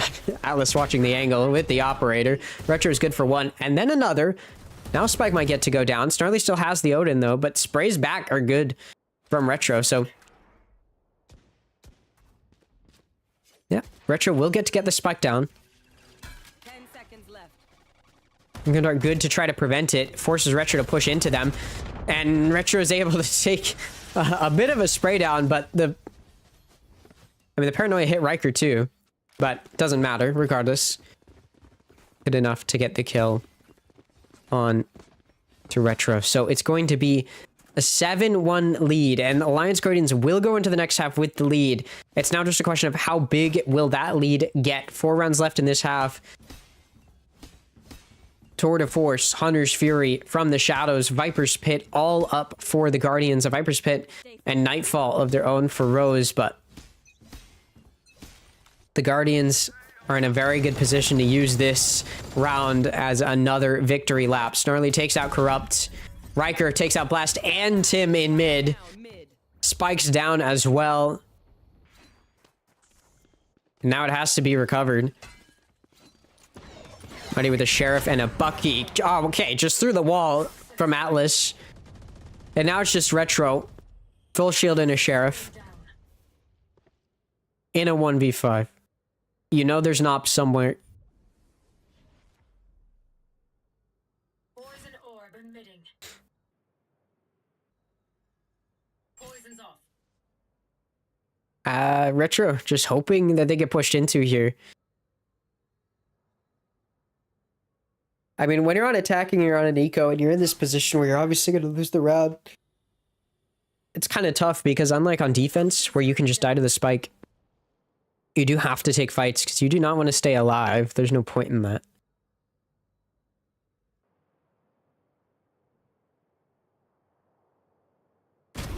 And Atlas is ready for the swing, and Metro will fall. 8-1 now, as the Guardians, with just 3 rounds left in this half, continue to march towards a very crooked scoreline. Full buy once again on the table for Rose. And we'll see how they utilize it, as the Guardians have very much so shown their dominance this map.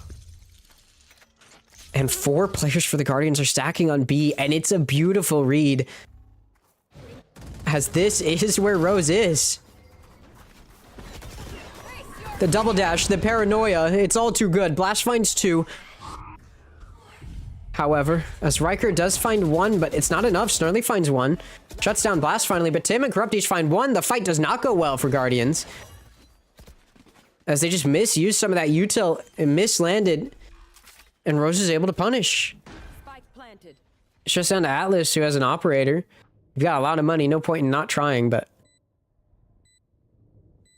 it's not like they're going to be able to switch a gun off.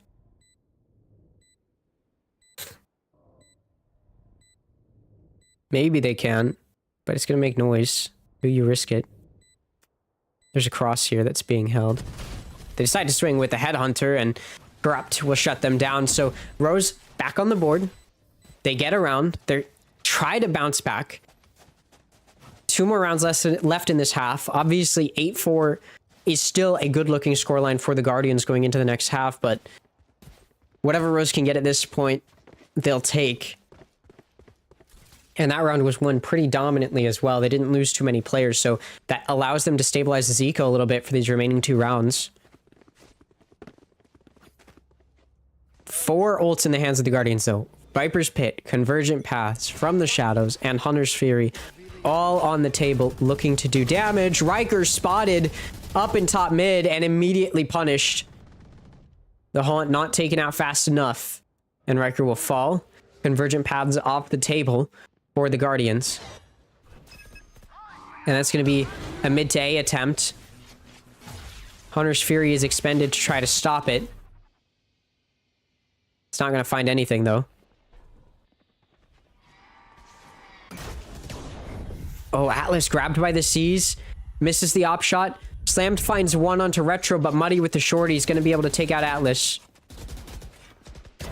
Oh, and Blast swinging around elbow, able to take out Slammed. A beautiful sight take by Rose. Spike planted. A switch up that the Guardians were not ready for. Last player standing. Corrupts Odin better than Snarly's. And now it's a 1v4 for Poseidon. You got the Viper's Pit, but it's a bit too late.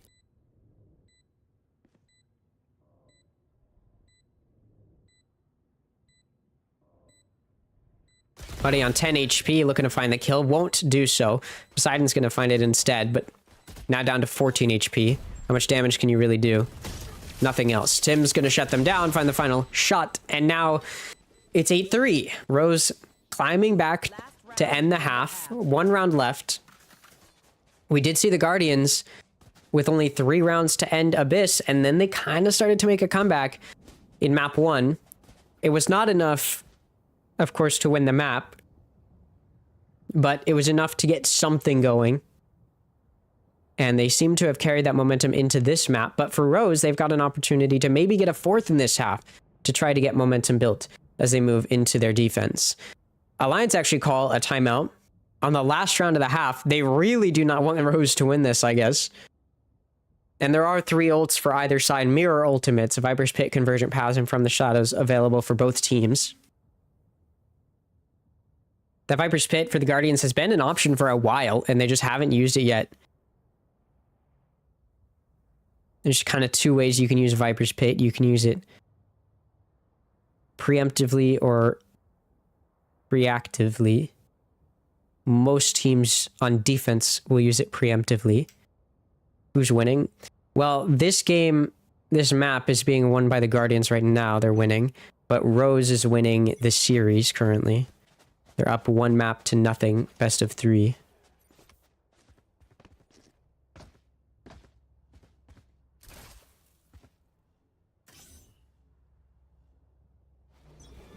All right.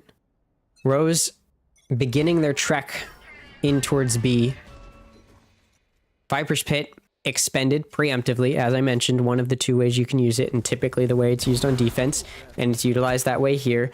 Doesn't change the fact that Snarly just swung into an operator in top mid, though, and that does result in Rose being up in a 5v4 now. They do look like they want to test this Viper's Pit, potentially. There are quite a few players here still from Rose, but it looks like they mostly want to regress back down towards mid.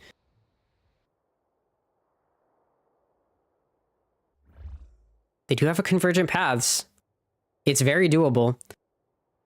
Right now, though, it looks like they're just watching this B main entrance in case a push comes out of the Viper's Pit, which it will not. You can see Retro concerned about this corner. Nobody's there, though. Oh, thought about the counter ult from main. Would have been very interesting. Rose now pushing up from mid. Oh, Prowler misses Atlas. That could be deadly. Convergent paths utilized. Atlas not cleared out. The convergent path hits a little too late. Atlas finds 2. Riker trades back Corrupt after Corrupt finds 1. Muddy trades that one back. It's a 2v2. Poseidon in their own ult, but it's tied with Rose's. And Retro will be able to take out their counterpart Viper. Spike's down, though. Paranoia going to be utilized here, but unfortunately for Slam, they're not able to take advantage. And despite using a timeout to try to secure the last round of the half, the Guardians will not. And Rose find themselves with 4 rounds in that first half. Guardians get 8, though, after taking 4 in a row, losing 1, and then winning 4 more in a row before losing the final 3 of the half. Very dominant first half for the Guardians, especially to start it off, as Riker looked very, very good. We'll see if that dominance can be continued as we begin their attacking half.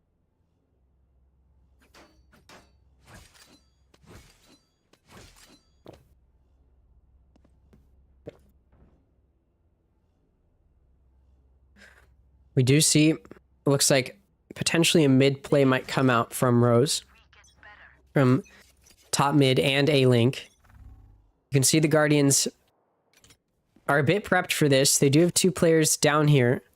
Defensive smoke utilized, and they decide to sit in it. Retro is able to take out Poseidon. Or even, what was that? Over on B? Does not get spiked down, though. So if Owl Drone is used, Blast not cleared in the corner. Blast just gonna find 2. Guardians get sloppy on their pistol, and they're probably gonna lose their first one of the series. Corrupt's gonna take out Atlas, and if you're gonna make a comeback happen, this is how you do it from Rose. Certainly does take out Muddy, but Tim's going to trade it back, and that's going to be the end of that, as Rose only loses 1 player as they win their first pistol round of the series. If you're going to even out that scoreline, that's how you start it. 8-5 lead for the Guardians, but Rose has an opportunity to get back in this. Hello, Rose Love.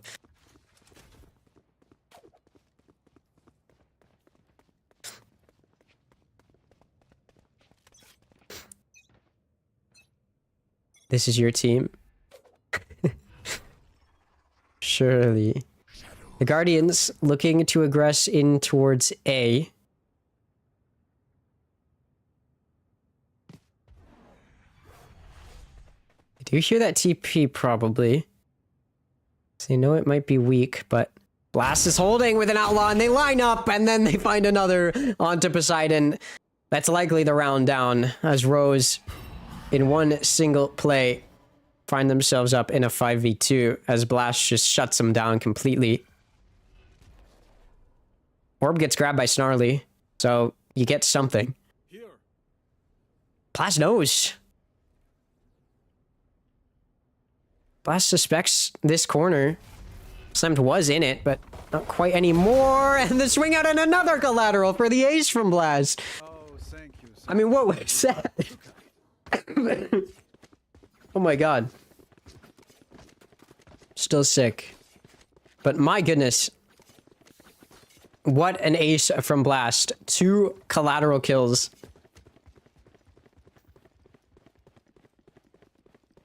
Doesn't matter though, as Guardians are now going to be on their bye and they still have the lead. I mean, it does matter, obviously. Guardians didn't find anything in that round. It could have been a decent eco, but completely denied. Oh, big whiff from Snarly on the recon dart. Gives them no info on B. Kind of the whole reason you have a Sova denied there. And now the Guardians reassess. Looks like maybe they want to gear towards a potential mid-fight, but Rose is not there to fight. It's just Blast with the Outlaw. Gets pinged by the dart and backs out. AXG making their way up. Retro in this corner may have to get cleared out. Maybe. They will. Snarly takes out Retro. Trying to push into Link. Blast is here. The shot not good this time. Tim and Muddy each find one. Riker takes out Tim though. Corrupt. Hit by the Hinder, but not going to be swung. And it's swung too late. Muddy will take out Riker. 2v2. The backstab though, as the Guardians have come through main. They now need to recover the spike. Atlas takes out Corrupt, and Muddy just holds down the fire. Finds the final two players. And Rose, 7-8 now. One round away from tying it up. In what looked like the Guardians' bounce back map when we started it. Rose has actually won 6 in a row. Going back to that first half. And the Guardians have to take an eco. So just like the Guardians started their attacking half by winning 4 in a row. Or sorry, their defending half by winning 4 in a row. Rose, one round away from winning 4 in a row themselves. The Guardians on an eco, nothing but pistols here. Corrupt just gonna spray down mid with an Odin. It's good for doing a lot of damage. Oh, and then the Hinder's beautiful. Riker's able to dash up and take out the Odin with a Stinger. Catching them on the reload. Slammed in the corner. Is Retro. Slam not able to take them out despite the whiffs with the Judge, but the shock dart's good. Snarly will take out Retro. Outlaw, though. Blast once again, looking deadly with it. Tim takes out Poseidon. It's just down to 1. It's Riker, who recovered the Odin in top mid. Spike does get to go down. It's a 1v3. And Tim just sprays through, expecting the swing. Riker will fall. It's going to be an 8-8 scoreline.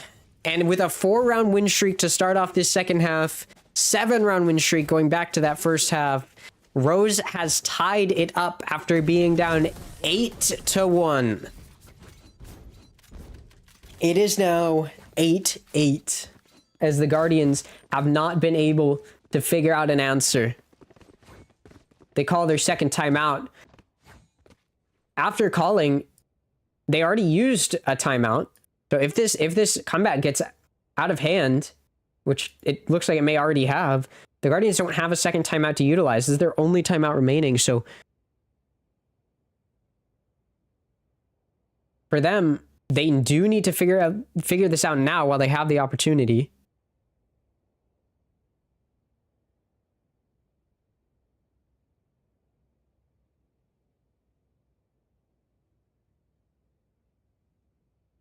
And a timeout probably just going to be utilized to talk a lot about how they want to approach this defense. I think Rose has obviously gotten a lot of utility out of that Outlaw. Now has an Operator. If you're the Guardians, this is scary. You've got a lot of initiating utility. You've got a lot of info utility. That Sova should be utilized to clear out space, work around the map. The Guardians have played this map many, many times together.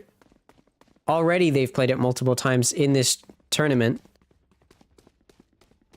They should know how to play it, but they are struggling.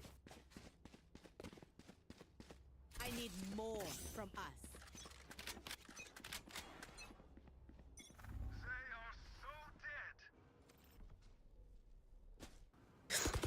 4 to force and be a force to be reckoned with on A. Ooh, the convergent paths is beautiful. Hunter's Fury takes out one. Riker will take out the other. It's going to be a 5v3, and the Guardians bounce back. On the 17th round, they work to get their 9th after losing 7 in a row. Spike goes down. They've taken A beautifully. Can the retake be just as beautiful from Rose? We'll see. Spike goes down. Post plant can be played. It's a 5v3 for the Guardians. Odin spam looking to clear out elbow. It's not going to do enough, though. Poseidon's able to find one. And now the backstab. Atlas able to take out Retro. And Muddy doesn't know where to look. Snarly's going to punish 9-8 now. As the Guardians bounce back after their timeout call, they beautifully take A, utilizing their buy round to its fullest potential. And now they have a chance to get back in this.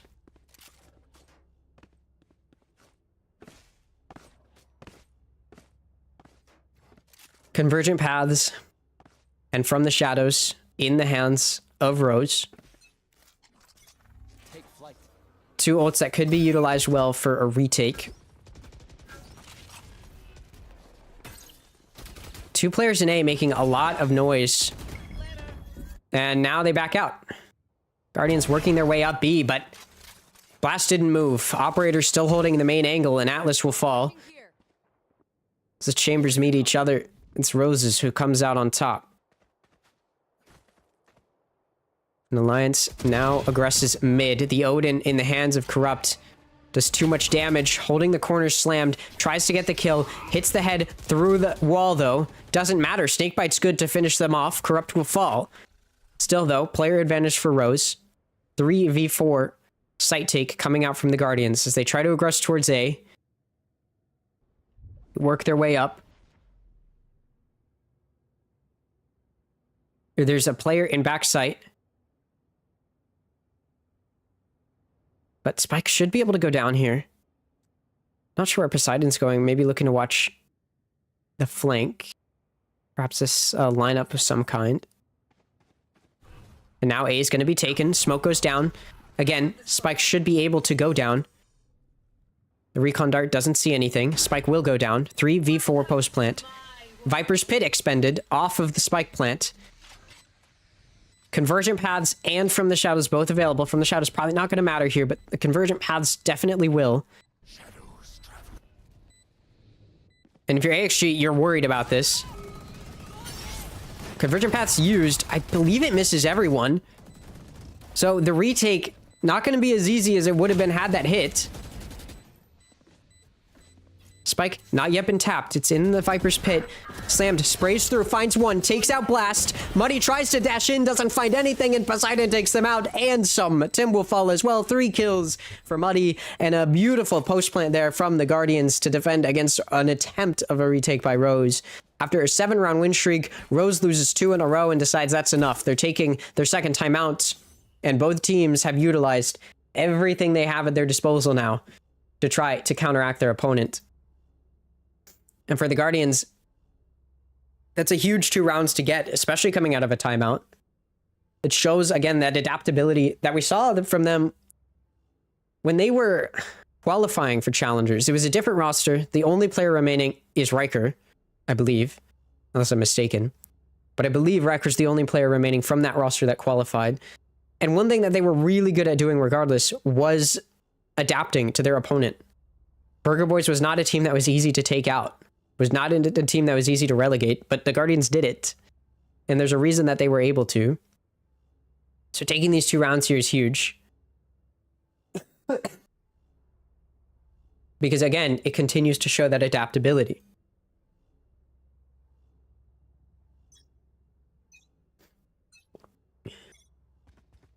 Following the timeout, we'll see what Rose has. I mean, for the Guardians, all they've really done is just rush in and get kills. So for Rose, it's a lot about slowing that down. Obviously, without a traditional Sentinel, that's difficult to do. But that Operator's been really good at doing it. Unfortunately for Rose, Guardian's not going to be pushing into their stack on A. Does it look like that's something they may have talked about in that timeout? A's not going to be hit. It's going to be B. Riker double dash in, not going to have to pull themselves back because the team is out now. Spike's going to get to go down. Slam, TP'd up into heaven. Will Retro be ready? No. Shot in the side of the head by Slammed, and Spike gets to go down. It's going to be a 4v5 retake. I believe it's an eco from Rose. They just didn't have enough money. Following the loss to get a full buy going. We do have a Guardian in the hands of Tim.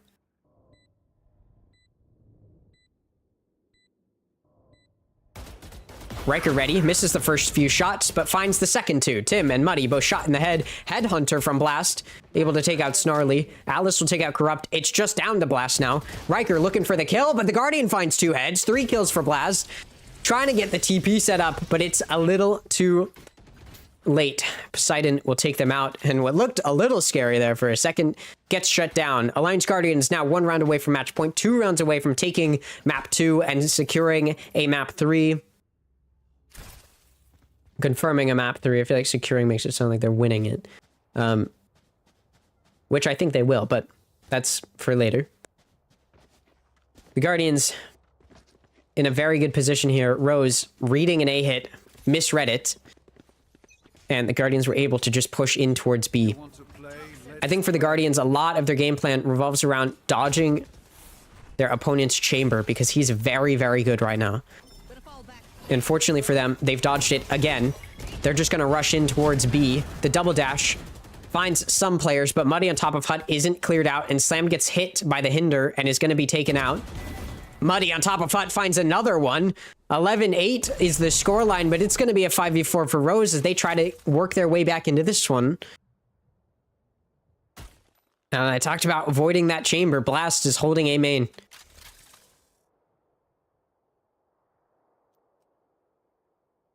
The trademark is set up in A link as well. That's that trip. It's going to catch them out if they try to hit in towards A.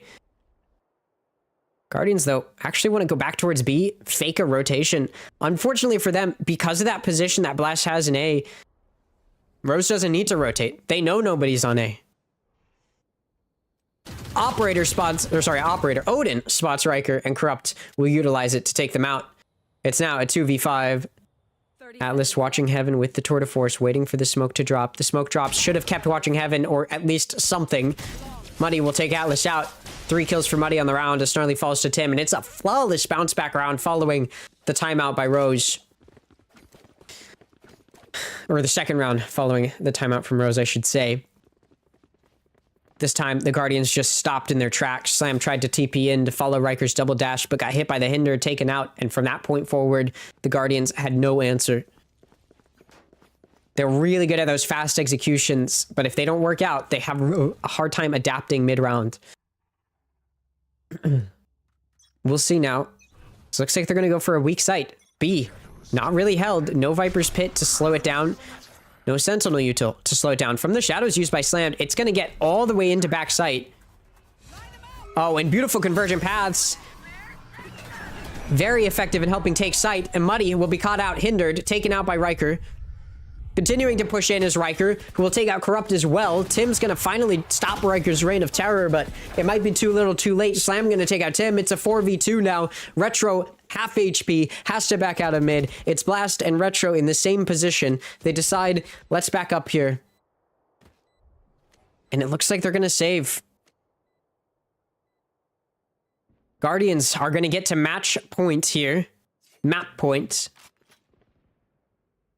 And Rose, who were up 1-0 in the map counts, now going to have to battle through a map 3. And it's a Haven, a map that the Guardians have quite a bit of experience winning on. Rose does have quite a bit of experience on Haven as well.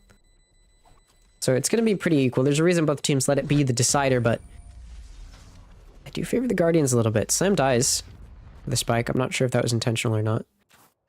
I'm going to assume it was. Given that they're on attacking. But the Guardians, 1 round away. Rose has a bye going. They're going to have a full bye this round. Obviously, it doesn't matter if they lose because then they lose the map. So economy does not matter anymore. All that mattered is if they could buy this round, and they can off of saving those 2 guns the previous round. And after what was a very impressive 7-round win streak, after being down 1-8 to tie it up 8-8, Rose suddenly has only found 1 round since. The Guardians getting ready to aggress into A. There's players coming from mid. There's players coming from main. How do you handle... Corrupt's able to take out Riker. Slammed is taken out by Retro, and the players in main completely stalled out. Atlas does take out Blast. Operator down. Snarly takes out Tim, who was coming from mid. Everybody from Rose is on this left side, coming from Link. Corrupt, though, out of Link. Just a bit to the left of it. And AXG is not ready for it. 4 kills for Corrupt as Rose will find their 10th round. Sorry. Rose has a Viper's Pit. Hunter's Fury for the Guardians. And Rose found a very impactful round. Eco now low for the Guardians. If the Guardians do not win this round, they will not be able to get a full buy going next round, and we will almost certainly see an overtime. So the Guardians want this round badly. It's another attempt at an A hit, at least to start. Blast is on the angle with an operator. Spotted out. Hunter's Fury expended. Gonna be caught in it, and Riker will finish the job. Operator retrieved. Atlas takes out Tim. Retro trades it back, though. That encounter was in mid. Not really gonna matter when the site is being taken. Riker tries to use the op to take out Corrupt, but it misses. Now Corrupt getting swung by 2 players, taken out by Slammed. 3v2 site take. Spike should be able to go down. There is a player in CT that you might have to worry about. Slammed wants to clear it out. Uses the smoke. Enables the spike to get onto the site. Fakes it, expecting somebody to push, and Muddy does. And now the Guardians, maybe a bit of an overcook, but they're going to take it all the way over to the other side of the map. Retro gonna realize this pretty quickly here. Poseidon is still in mid. Expecting maybe somebody could come from Link to try to jump up to top mid, but that's not going to happen. Spike is going to go down now. It's down to Retro in a 1v3. You have the Viper's Pit, but probably not going to be a chance to use it at this point. Snakebite in hand, the only way to do damage with utility. Smoke's not going to help here.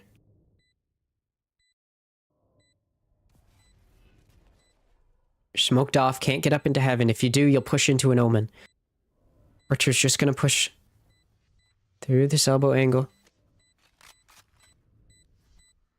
Time's ticking. You got to get on it now. And, I mean, there's just no time.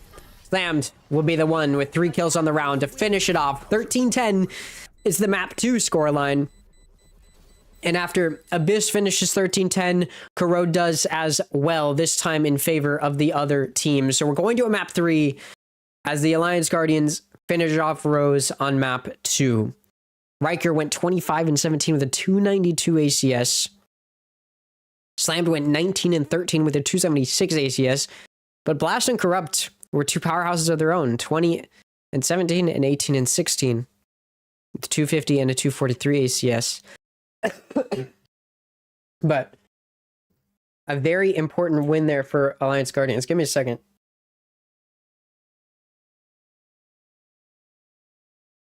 My voice. Doing this while sick is not for the faint of heart. Did this series finish? Oh, Energy won? What the? All right, but map 3 is going to be Haven, the decider. If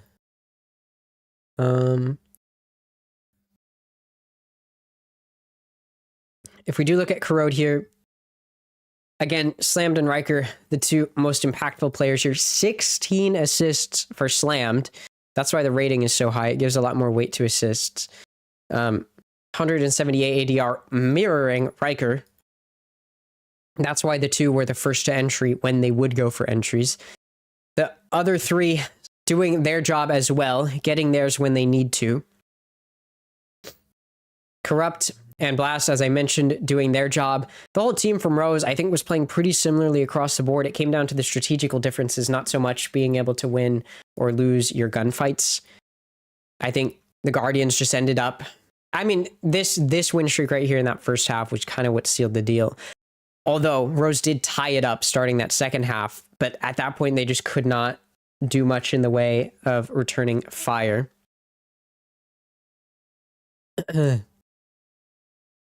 And when we talk about Haven, the Guardians in their most recent series win in Challengers beat Pigeons on Haven 13-8. against Energy Academy, which was, it's Energy Academy we're talking about. This is probably top 2, if not the best team in Challengers right now. Beat them 13-7. They did lose to Calamity most recently, not in Challengers, 9-13. 13-5 on Haven, though, against Cryptic. And keep in mind, everything except Challengers is a different roster. This Challengers roster is a different roster than pretty much any roster that the Guardians have played with under the Guardians name. They trialed a lot of players under the Guardian Alliance team. And you can see, we have a few more of the names that we know: Riker, Snarly, Poseidon, and Slam. The only player that's different now is Duck, who's on Sleepers, which is a very, very good team. In fact, this match was against Happy Esports, who became Sleepers. So, but my point is, like, if you want to look for the more similar roster, you got to go here. And if we look at Guardian Alliance, they didn't have the best record on Haven. So that is something.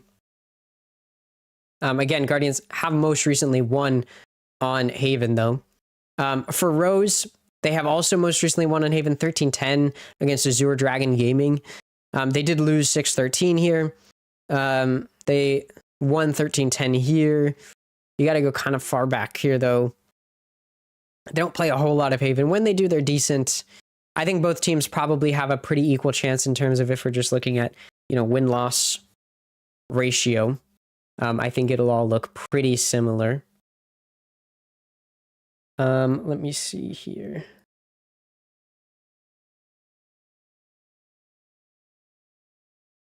Energy Academy. Close, like 1v1s, 1v2s, especially when it's Zerona, it's super doable. Is up 2-1 right now against EG. Watch how the map ends. Okay, I'm getting my stocks early. I'm sure.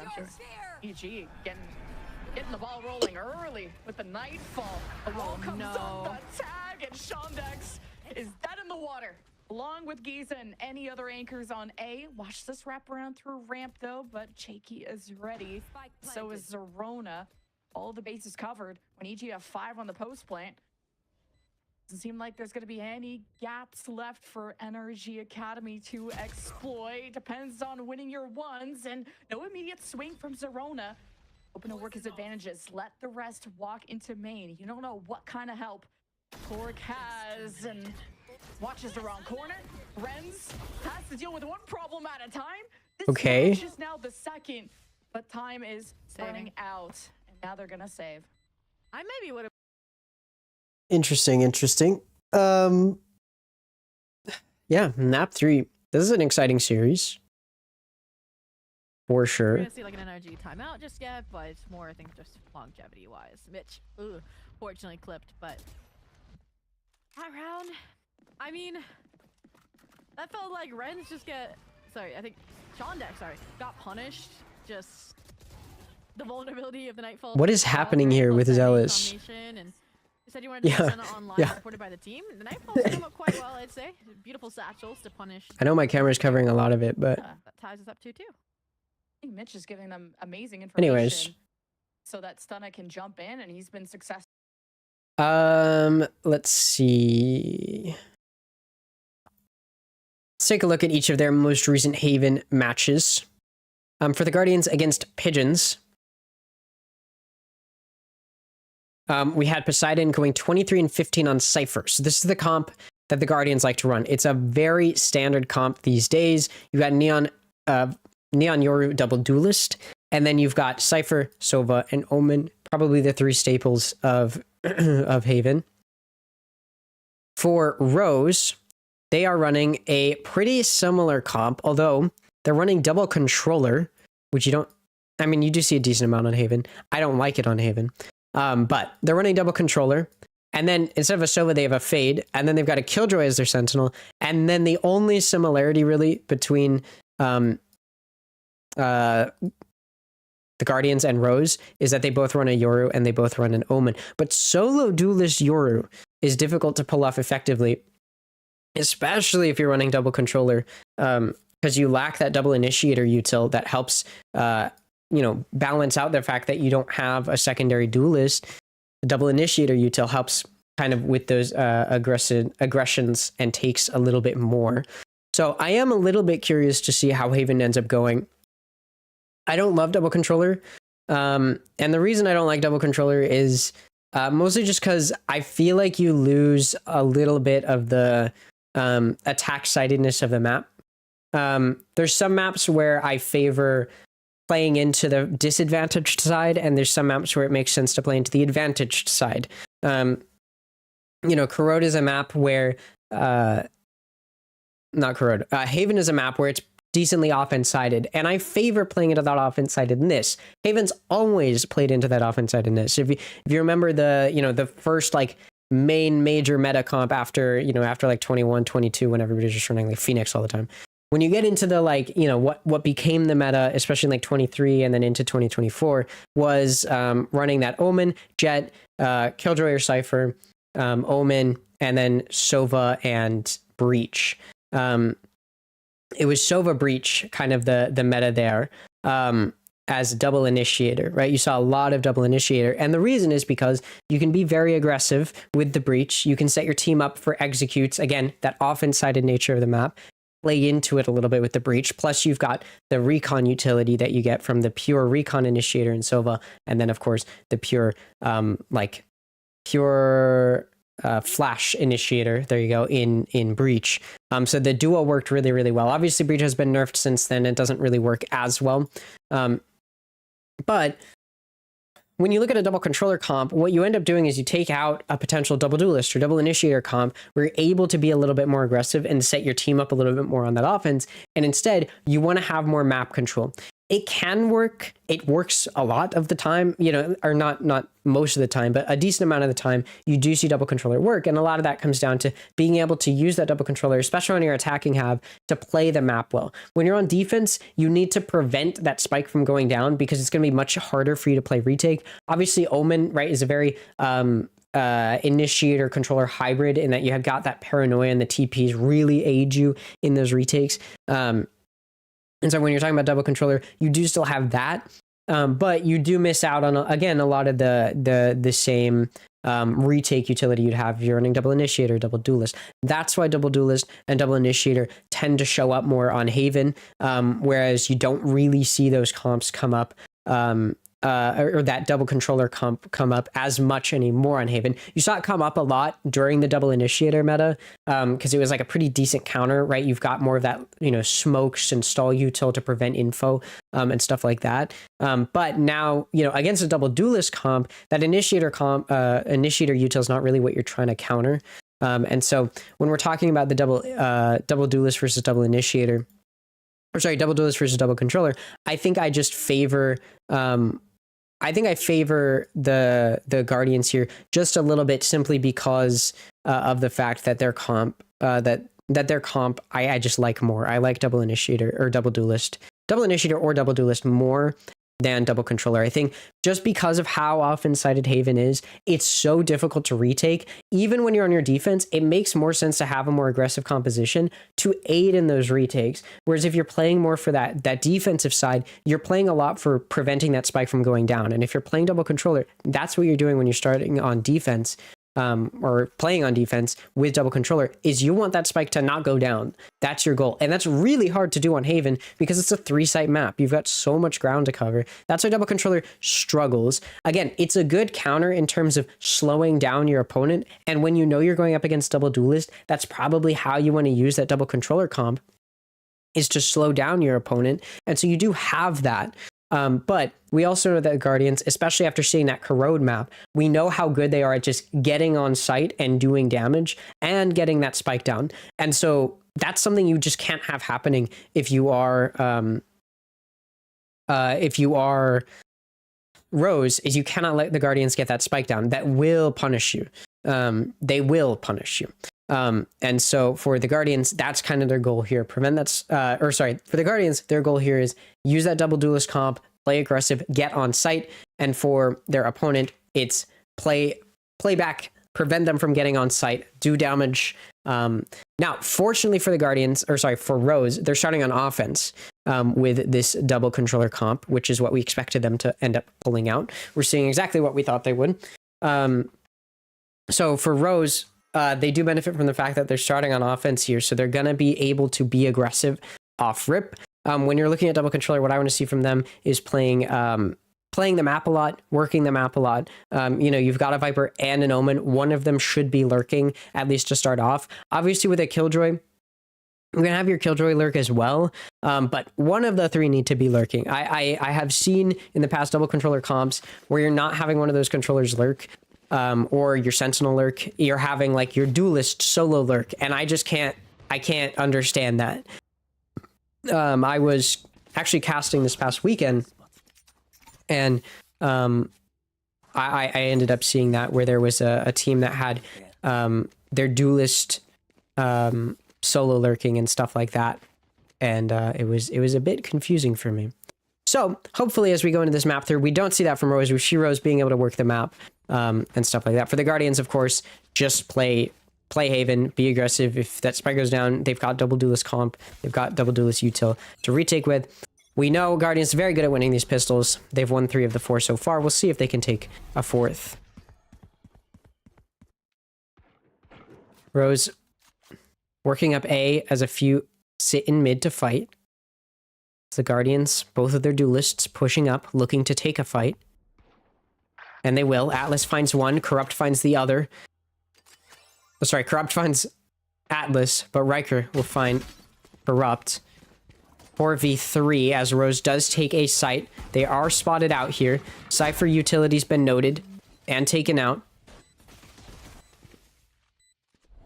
And again, double duelist comp. You've got that aggressive util now you can retake with. Paranoia, though, will try to stall it out, and it will. Slows it down for a moment. Now the retake coming through. Muddy able to take out Poseidon, who jumped out of heaven. Riker's going to find 2. That's 3 for Riker. It's a 1v2 for Muddy. You find one and another. It's a 1v2 clutch for Muddy as they find the pistol round win. And Rose now has 2 of the 5 pistols in this series. Looking a little bit better at taking out those pistol rounds. It's 2 in a row now they've taken. Rose now going to be on an anti-eco. And for the Guardians, of course, just about doing as much damage as you can. If you can prevent that spike from going down, that's also part of the goal. Rose going to mostly be geared towards C. You already see them. We saw it on the pistol, and we're seeing it this run as well, doing a lot of lurking. That is what you kind of need to do with double controller, right? Lurk, take out some of those defensive players. And we are seeing that happen. That's good. Good for Rose, not for the Guardians necessarily. Although they're not giving up too much info. They did take out that turret. Ooh, Guardians made a mistake. They had 3 on C and now they're backing out. Reading it might be an A hit, but it's a misread. And that does mean Rose is going to have a free sight on C if they start walking up into it. Although their Vipers made some leeway on A into short, so there's a chance they end up sending themselves that way. Blast's going to take out Riker. And Retro sees just how many players there are on A, and that's all of them. So now Rose going to push on to C and get that spike down. So the Guardian's going to have to play a 3v4 retake with nothing but pistols. It's going to probably be a watch exits angle and then try to die to spike. And that's exactly what's happening. Good lurk from Viper. Again, that lurking, you've got double controller. You can control the map. That's kind of the point. And so that's what Rose is doing here. They're utilizing this comp effectively. For the Guardians, I mean, it's come down to the fact that it's been pistol and then eco against anti-eco. I'm not sure the strategy of it matters too much yet.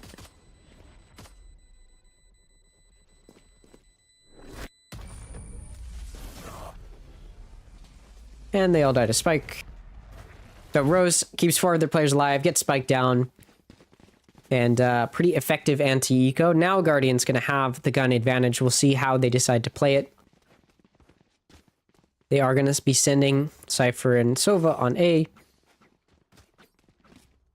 Looks like Rose wants to do a bit of defaulting maybe. Actually, it looks like they might want to push a little bit towards mid. Make a little bit of noise. Probably going to have Viper destined towards A.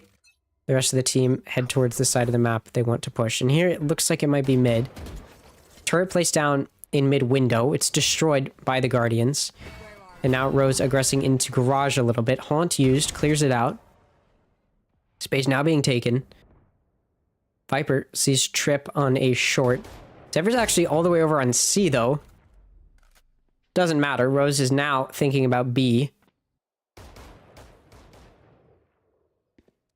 Now they're backing out. It looks like they do want to try to test towards A.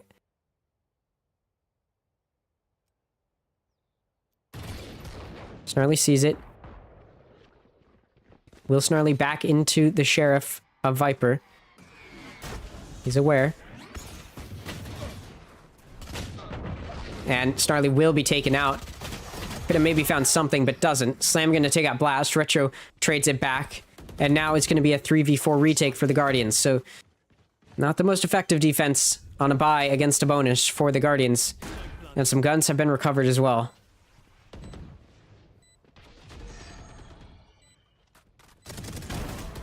Kill found. Atlas onto Tim. That evens it out. 3v3.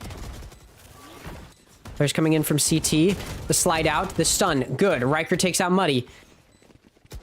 Oh, Rose with a collateral headshot. And that makes it a 2v1. Retro swings out with the Sheriff. Then Poseidon will fall. A massive win for Rose as they get off to a 3-0 start. And will likely be able to turn it into a 4-0 start. We've seen both teams have 4-0 starts already in coming into halves. Yeah, coming into to different halves.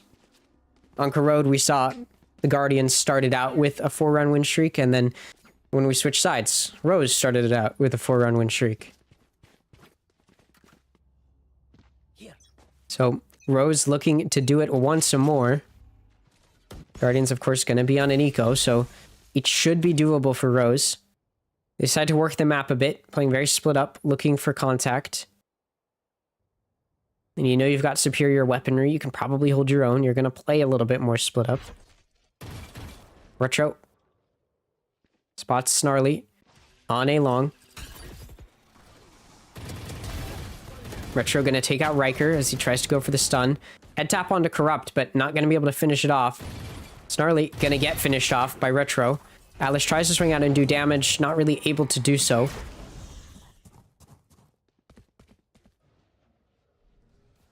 Atlas going to get shot in the back of the head. Just leaving that A-long open too much, and Slammed will fall as well. Retro on for the ace. Poseidon shuts it down. Okay. Shot onto the head is good. 1v4 now. For Poseidon, who's got a backstab coming, and it's Blast to shoot them from behind. So 4 rounds in a row won by Rose.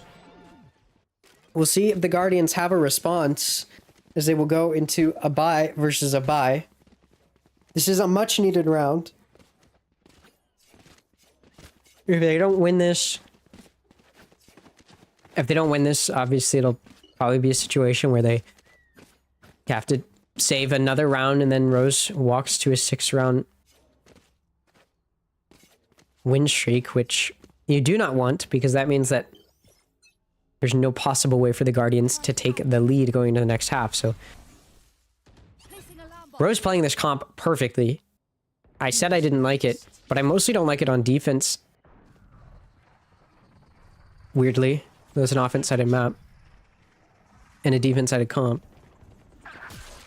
Retro takes out Riker. Atlas, though, going to take out Muddy as he comes out of the Dimensional Drift, and Poseidon's going to be able to take out Retro. So the Guardians, starting off this round well, able to get up in a 4v3. No info, though. They do not know where these players are. One of them's pushed up in B main. One of them's pushing up into garage. And Trip broken in garage. Now they've got some info. Rose actually going to back out now. Looking to aggress into B. SaD coming. Trip broken. Prowler's coming out. Operator utilized, but Corrupt going to take it out. Slammed. And Poseidon, though, lock it down. Going to take out the remaining 3 players. And that does mean that Guardians get on the board. They only lose 2 players as well, so their eco looks pretty decent off of that round win. 3 ultimates available for them as well in the Overdrive, Dimensional Drift, and From the Shadows. Rose does have a Viper's Pit, but you got to get the spike down to use it.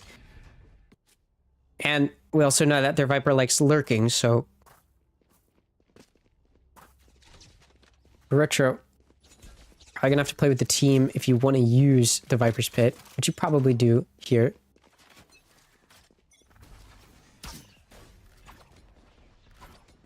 And speaking of Retro, already down into short. Nobody saw it. So a really big lurk here for Rose as a bunch of noise is made in mid by Rose. Retro's got so much space. Has to probably find more, though, before Rose is going to make the call to regroup. They're still working their way up in towards Garage. Riker shoots the clone. Doesn't get blinded. Throws the stun. Shoots a little bit more. It's a tiny, teeny bit of damage. Actually, Yoru took a decent amount. So Muddy's down a bit. The Viper's still in A short, but it's not really being utilized. Rose wants to now retarget C main. See if they find anybody pushed up. They don't. Now they want to go back in towards Garage, it looks like. So, despite a very nice lurk from Retro, it's not going to be used. Retro now going to extract themselves after taking out the Cypher Cam. And it's going to be a C hit. Mostly coming from Garage. There's a Corrupt in long, though. Atlas and the Op on platform going to find one. Blast shuts it down. Atlas no TP to get out with. Overdrive going to be expended by Riker. Going to find one, looking for more. Spike's getting planted. Overdrive going to come out and finds another. Snarly takes out Blast, the planter. Retro tries to do something. Takes out Riker, but nothing more. Poseidon will shut them down. 2 players left alive. Not really going to matter how many players they lost, but Guardians come away with a win. Rose comes away with a loss. And after a 4-round win streak, the Guardians are responding pretty effectively. 2 rounds of their own. Rose did have a lurk there in short for a very, very long time on A, and just didn't do anything with it. Definitely expecting somebody to push out of short to get info, but because of the Cypher setup, they didn't need to do that. And so, didn't end up finding anything, and Retro was just kind of there. And again, I said that Viper's Pit could be a factor, but you need to get on site to use it, and because Retro's shitting in short, he couldn't. Atlas gonna find a kill here in mid. It's traded back by finding a pick onto Riker. Tim takes out Slammed after Slam got blinded just barely before finding the final shot. Retro once again inserted themselves in towards A short. We'll see if it's played off of this time. It looks like it might be. It is a 4v3 for Rose, so they've got the advantage here. Guardians want to push a mid. They want to clear out space here. And if they all do this, they're going to have a big flank. Nobody's watching it right now. Face your Silence. Nightfall going to be utilized to take out that A site and clear it out. Viper's Pit almost certainly going to be expended. That site has been taken. And there you go. Spike's going to go down. Viper's Pit comes out. Neural Theft did get used by the Guardians. They know where these players are to an extent, but there wasn't really much of a question. They're all on site. Dimensional Drift now being utilized for even more info. Poseidon manages to take out the Viper. That's going to be the site cleared. And Atlas is able to use the Operator to take out Muddy in Heaven. The Snarly takes out Corrupt. They only lose Poseidon in the retake, so the 3v5 is good, or sorry, 3v4 is good from the Guardians, as they do manage to break through the Viper's Pit. And after losing 4 in a row, without even needing a timeout, the Guardians have won 3 in a row. Rose now, probably going to start to get worried about their eco here. And for the Guardians, this could be a 4th round one here. They've got the Hunter's Fury. Rose does have a lockdown. And they do have just enough money to get a decent buy going. Muddy not going to have a gun or may have to swap with someone. Actually, never mind. He can get a gun. The timeout is called by Rose. They really like late timeouts. Kind of pisses me off. Timeout is called, though. No question as to why. They've been doing a really good job of working the map. But this is what I was talking about when I said you got to play to the offense-sidedness of the map. This is why I don't like double controller on Haven. Because when you're running double initiator, you're running double duelist, you can play very aggressive and go for fights. Rose really can't. They're playing very patiently. They're working around the map a lot, and that's good. But it's not what we need to see from them. What we need to see from Rose is, you know, being able to do damage. They can't go for these fights, right? You've got Viper inserted in A short for a very long time, and you can't do anything with it. Because you're waiting to get pushed into, which isn't going to happen because the Guardians are playing very patiently. They know that they're up against a double controller comp. They know they shouldn't play too aggressive unless they're pushing with multiples and with info. And so they're doing that. And it's working out well for them now in these past 3 rounds. Now that they've had guns, they've been able to do what they want. They are playing aggressive up in A. Very, very early on. Hunter's Fury is also expended very quickly in towards mid window, expecting to hit somebody. I don't think it did, though. Actually, I do think it tagged 2 players. It did. Retro and Muddy have both been tagged. B site's been completely taken, though. Off of such heavy A aggression, B site is taken very quickly by Rose, and Spike has gone down. So the Guardians are in a 4v5 retake. Lockdown's been utilized to play for some time. Poseidon's able to swing out of garage and find a kill, but he's going to be caught in this lockdown if he's not careful. Actually slammed. Oh, barely. Able to get out of it. Site can now start to be retaken, but time is ticking. Gotta go fast here. Operator on Atlas finds 1. Muddy swings, though, to trade it back. All 3 of these players now coming from main. It's a 3v3. No longer, as Tim finds 2. It's just down to Poseidon. Takes out 1. No time to defuse. Just has to get on out of there. And they're taken out by Tim as they tried to. Tim will die. But it's a round 1 by Rose following that timeout. An effective use of that timeout. As they just completely went around what the Guardians were expecting. After playing very patiently, very calmly, very slowly, working the map, Rose just rushed it down mid and was able to take B very quickly because the Guardians were expecting a potential A hit and they went to go fight A and nobody was there to return fire. So for the Guardians, that's kind of a wake-up call. Okay, let's expect them to maybe be a bit more aggressive now. And for Rose, it's confirmation that that's exactly what they should do. Oh, Poseidon barely caught out. Trying to get up into A short with a judge, but pushed back by getting spotted by the Haunt. Rose has entirely inserted themselves here in A lobby and A short. Snarly, ooh, nice pick on the Muddy. There's still 2 more players in short to worry about. Guardians now, most of their players near A. The only issue with having double controller is you really do need to be lurking and working the map. And because Rose hadn't been able to effectively do this the past 2 rounds, they've been playing very aggressive together in this round and the last round. What that means is they don't have a contingency plan. They haven't been working the map. Now Blast is over in garage, finally. And that does give an opening. But of course, Riker's here and ready. Blast will fall. A nice shot. So that means that the lurk, too little, too late. Atlas with the op, going to swing out and see B main. Corrupt will fall. It's just Tim who picks up the spike. 30 seconds left. But it's a 1v3. We saw Tim on Abyss look unbelievable. We'll see what they can do in this 1v3. They plant backside on B. Spike goes down. They smoke off C-Link, aware of the operator. They're going to swing B main now. And it's an engagement. Riker sees them, throws the stuns out. They don't get stunned. And Riker slides right into them. Slam those swings from A-Link. And Tim, who was worried about more in B main, falls to a shot to the back of the head. And that means it's a 4th round won by the Guardians.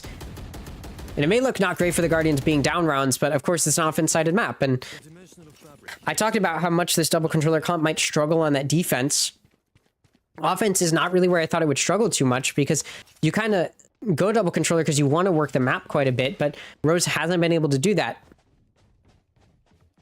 They did do that in the first few rounds, and it did work out, but then the Guardians just understood what to do. They played much calmer. They were waiting for Rose to push instead of pushing themselves. And then when Rose did push aggressively, it did work out, but Guardians immediately responded, playing much slower and waiting for Rose to push into them. They're not playing slower, but preparing for aggressive pushes, and that's exactly what happened. Rose pushed aggressively into A, and the Guardians were able to take them out, and Rose didn't have a contingency plan, and by the time they finally went for a lurk, it was too late. but you're running double controller, you have to be working the map. We don't see that happening here on this eco from Rose, as they're all just going to push in from garage. Well, very fast flank from Retro, but doesn't find anything. Slam will take him out, and Riker will take out Muddy.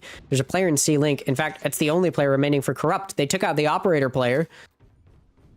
But there's a judge in the hands of Poseidon, and they will fall. So for Rose, again, as I mentioned, playing a little bit calmer, playing a little bit more patiently, working the map, but not so slow that the Guardians can kind of get a feel for where you're going beforehand and adapt. You want to be able to go for quick, fast pushes, but still have players on the other side of the map. So if you need to back out, you can. That needs to be an option.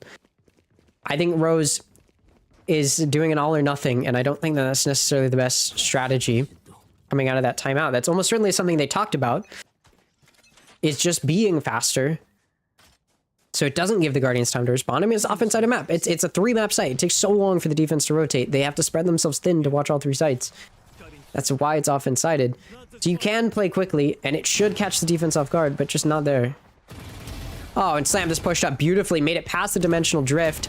Beautiful paranoia is going to allow them to find one, looking for another. Blast will shut it down. 4v3 now.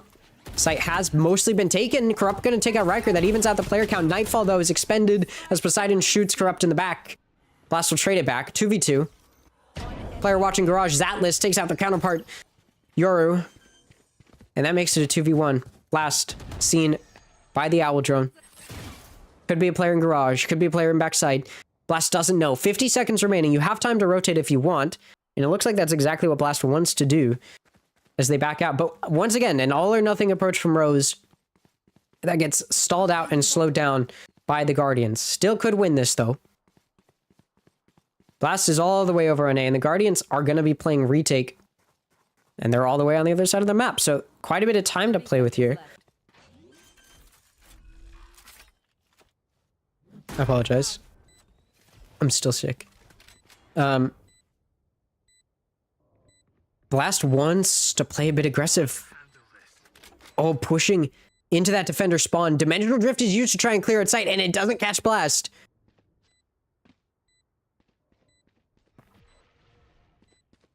Blast is such a good position. Never mind, spotted. And the spike can start to be diffused. Blast takes out Snarly, but you gotta move fast. You gotta move fast. Faster, not fast enough. Despite getting 3 kills, Blast will not win the round. They will get away with their life, but again, fast aggression from Rose denied. And after winning 4 rounds in a row to start off the half, they find themselves, for the first time, not on the winning side of the round differential. The Guardians have a neural theft. They have it from the shadows. This last round is going to be very difficult for Rose to deal with, especially considering they don't have a whole lot of money to play around with. I mean, Corrupt's going Vandal and no shield, I think. You see them finally. Killjoy gonna set up control over near mid while the rest of the team pushes in a little quickly over towards A. That's exactly what I was saying needed to happen, right? You can play quick and aggressive, but you still have to leave the contingency plan. You still have to have a lurk going. You're running double controller. You can't go all or nothing. In Haven, on Haven in general, you can't go all or nothing, but especially when you're running double controller. You don't have the aggressive util you need. The lurk taken out. Blast. Now, all 4 players left alone in A long. Snarly spotted. Oh, Atlas takes out Tim, trying to TP into sight. Gonna be punished. The TP from Atlas into backside is good. Manages to take out their counterpart, but Snarly with 3 kills finishes off the remaining players, and it's gonna be a 7-5 end to the first half. Alliance Guardians, after losing the first 4 rounds, finds themselves with the 2-round lead on defense as they now switch into their offensive half. And it's Haven we're talking about. They're running double duelist. This does not look good compositionally from Rose. We'll see if the strategy can back them up. You're running double controller. We'll see how it works on their defense. I talked about why double controller may not work very well on defense, though. And it's the same reason you kind of struggle on offense, which is that you got to be fast, you got to be aggressive. And specifically on defense, retakes are very important. You saw the Guardians going for so many, and so many of them being effective because they're running double duelist, because they have so much aggressive util. Rose does not have that. You're running double controller. They're banking on being able to slow down their opponent and prevent that spike from getting down in the first place. Already, though, they're backed up. 3 are on A. With Guardians, again, like I said, on Haven in general, you need to have lurks. You need to be ready to move around the map, and that's exactly what the Guardians are doing. It is a pistol round. Guardians have taken 3 of the 5 in this series so far. We'll see if they can take the 6th.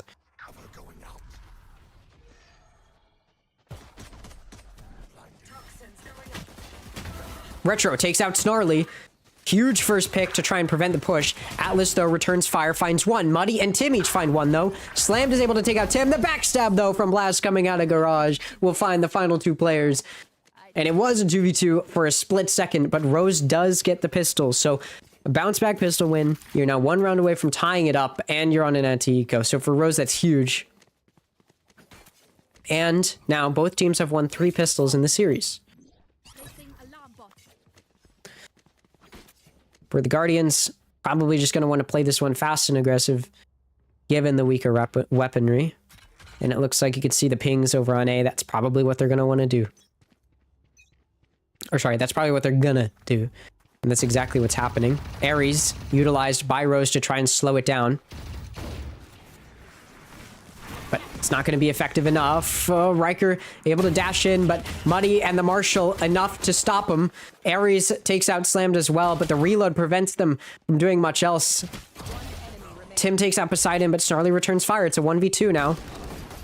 The stronger weaponry, too much for Snarly to handle, but somewhat effective. You take out the majority of the players. Not a horrible anti-eco.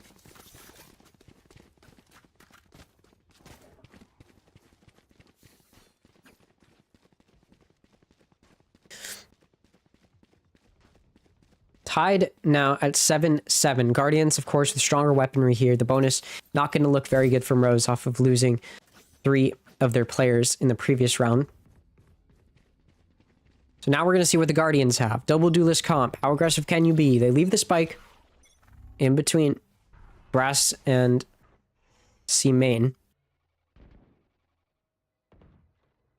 Bit of lurking from both their Cypher and their Omen. 3 players pushing up in B, looking to do damage for Rose. Pushing up in mid, I should say. Nothing found in C main. Guardians now back up from that position, moving back over towards mid. Ooh, both players spotted by Slammed. The Paranoia is a little too close, though. Despite being a good Paranoia, they're not able to take advantage. Riker takes out Retro. Tim able to take out Riker. Snarly does trade it back, though, so it is a 3v3. Blast going to be taken out by Atlas. It's now a 3v2 for the Guardians. I mean, if they want to, Spike can go down, and it will. It's planted for A-Link. That is where Rose is headed, though. Corrupt will be waiting. Backed up by Muddy. Oh, Poseidon able to find the head of Corrupt, and some onto Muddy as well is Snarly. So that does mean 8-7 lead. The Guardians take the round they're supposed to. That's traditional round structure. Team that wins pistol wins the round after, and then their opponent wins the next one. Now, as we move into the first full buy for both sides, we're going to see what the Guardians have to offer.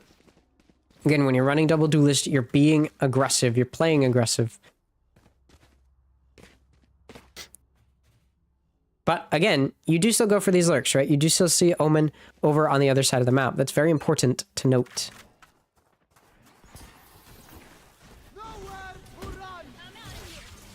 Hunter's Fury is utilized. It does find 1 ping. Wait, did it? Oh, it tagged Riker. I was like, I saw it hit someone. Okay. The Guardians gonna aggress in towards C now. There's 3 players here they're gonna have to deal with. Now, there is a Cypher working their way up into B main. Corrupt is watching this angle. Alarm bot taken out. Cypher cage used to back up. Guardians did not make much leeway in to B, or sorry, into C, I should say. Guardians now going to aggress in towards Garage. Make their way in. Nanoswarm expended to try and slow it down. Doesn't really. Guardians now making their way out. Good Paranoia coming from main. Blast is able to rush in and get a kill before falling to Snarly. Riker, though, takes out Muddy. It's a 4v3. There are still so many players here. Retro able to take out Riker. Slam takes out Tim. Retro takes out Snarly. Slam takes out Retro. It's a 2v1. Very winnable for Rose. Oh, beautiful swing from Poseidon, but not able to find the finishing kill. It'll be Slam to do it. And it's going to be a 9-7 lead now for the Guardians. After winning their first series in Challengers, they now move on to a bit of a tougher opponent. And I mean, it looks like a tougher opponent, but they're still finding themselves on top here in map 3. Question is, can they close it out? Rose gonna be on an eco, so the Guardians may be able to find double digits here.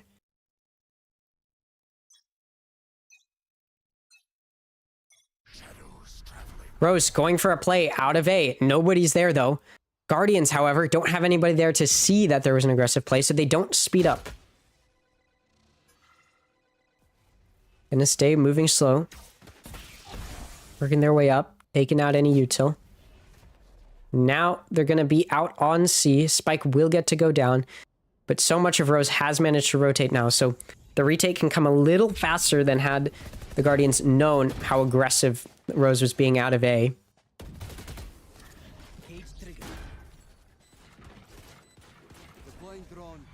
Spike does go down. Rose waiting to regroup. Riker pushes a little into C-Link, but decides to back out.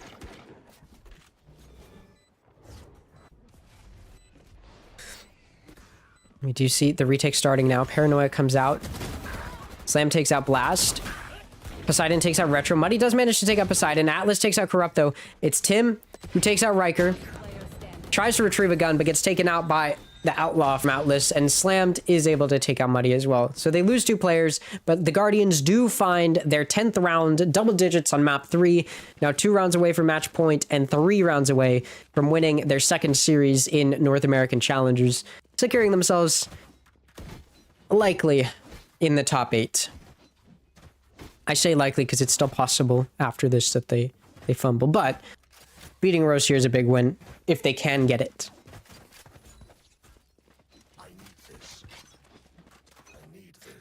Overdrive, Dimensional Drift, and From the Shadows all available for this offense.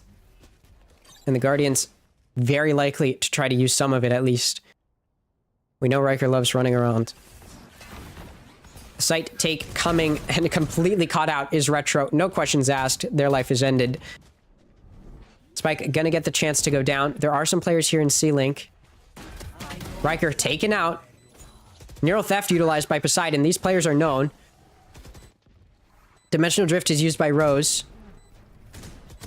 Oh, slammed. Big whiffs there onto those players in C-Link, and Corrupt will punish.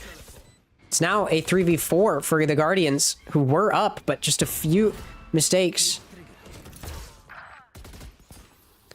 Atlas is able to take out Corrupt from Garage. Poseidon takes out Tim. Nobody on the Spike. It's just down to 1 now. It was a 4v3. Now it's a 3v nobody as Alliance Guardians find their 11th round. Now 1 round away from match point, series point, and 2 rounds away from taking it.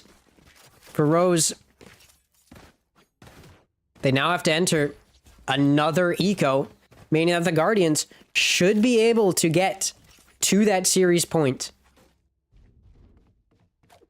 And again, Dimensional Drift and Overdrive still online for the Guardians. There is a Viper's Pit for Rose. Weirdly, though, neither of these teams have really liked using Viper's Pits when they've had them in previous maps. Unless they were on attack and got the spike down. Atlas uses the Dimensional Drift, gets into the backside of C. There's a bit of clearing out. Slammed, though, gonna find 3. Snarly takes out Tim. It's just 1 more. It is Corrupt all the way over on A. Taking their sweet time. Poseidon meets him. Oh, okay. Corrupt says enough is enough. They're being hunted, though. Riker holding this angle. Oh, sees him. Riker down. The round not winnable. There's no time now, but good damage done. At least towards the end. Plus you get a gun out of it.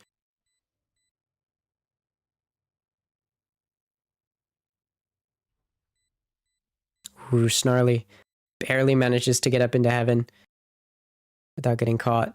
Corrupt has found themselves in defender spawn, waiting it out. Oh, Snarly gonna get taken out as well. So Corrupt finds 3 kills, but not enough to get them the round win. Alliance Guardians are now on series points. Hunter's Fury and From the Shadows available. Rose does have 4 ultimates online, and it looks like they want to figure out how they would like to use them. So they take a timeout here. Their second timeout. Rose really likes using timeouts. Very timeout heavy team. And I respect that. I think that's good. I think you should be willing to use timeouts. If your coach knows something can be changed, they should call a timeout to change it.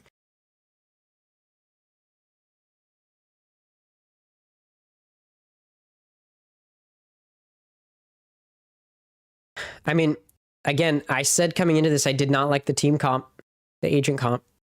And I still kind of agree with that. They haven't been able to retake effectively because they lack a lot of that aggressive util you need to retake.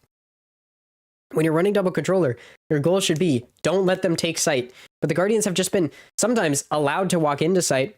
And if they're not allowed to, they just take site. So for Rose, they're not able to make the best of this composition. And I mean, we're talking about Haven. It's very difficult. You know, I say don't let them into sight. That's easier said than done, which is why most teams don't go for a double controller comp. They go for comps that, you know, kind of lend their hand to retakes. Like the Guardians have. Quick flash out there. 4 ults online for Rose. From the Shadows, used by the Guardians. They're in heaven. Ooh. Able to spot the player in short. Tim up on a box, not going to be able to find the off-angle kill. Atlas will shut them down. 5v4 now. Hunter's Fury available for the offense to play post-plant with. Muddy's able to take out Riker. Poseidon's up in B. A little caught out here. Oh, but Atlas is ready. Able to catch Blast, who was trying to sneak around the smoke. Definitely not...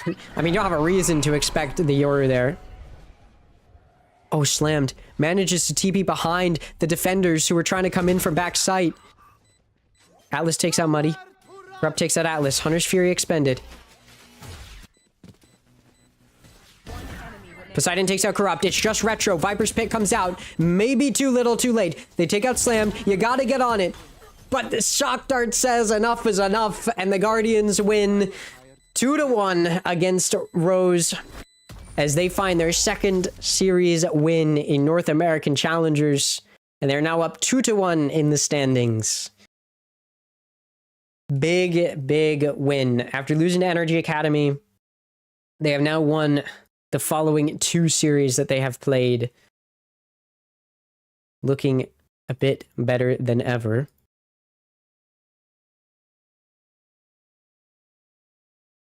We do take a look here. Atlas with a 299 ACS. He had a big game. That's the thing with the Guardians. That's the thing with a lot of these Challengers teams, but especially the Guardians.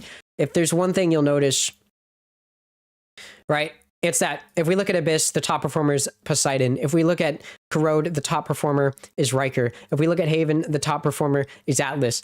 Any one of these players needs to step up, they will. It doesn't matter if Riker, who was doing insane on Corrode, doesn't have an insane game on Haven, because the other duelist, Atlas, is able to lock in and back them up. That's this team. Across the board, they're good. Across the board, they're able to have each other's backs, and each can have their moment. And that's exactly what we saw. Series MVP is probably slammed. Did a lot of damage. 35 assists. And 50 kills, 50 and 40 and 35. Kind of an insane KDA to look at. Atlas did go 53 and 42, the most kills in the server. No players on Rose had more than 50 kills. And 3 of the players on Alliance Guardians had 50 or more. We do see Snarly and Poseidon here. Riker had 50, went 50 and 53. Riker's an interesting player. I think he's very like on and off. He'll have a really good on game, and then he'll have kind of an off game.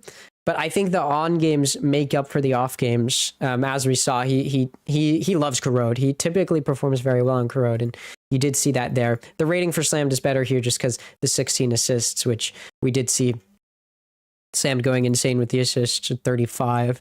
But yeah, a really big win there against Rose. And I mean, if we look at the standings, should have updated, and it did. We do see them now in the top 8. They're pretty effectively there. Their opponent will be either. Let me think about this. Who is their opponent likely to be? I would say it's probably going to be M80, assuming M80 wins their game, which they're playing Core right now, and they should be able to beat Core. Core's easy. So the Guardians should end up playing M80. They'll either end up playing M80 or probably EG Academy. I would think. Actually, it might be Shopify Rebellion. Yeah, actually, I think they're going to end up playing Shopify. So that's a bit tough. That's probably going to be a tough one. But point is, they've probably, at this point, secured themselves top 8 at least, meaning they'll probably make playoffs, which they haven't put in the format, but I imagine it's going to be standard double elimination. So big wins there for the Guardians. Now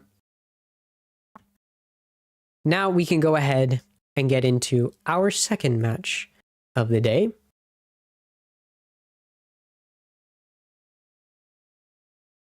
Which is going to be, let me pull this up, SaD Esports versus Sleepers.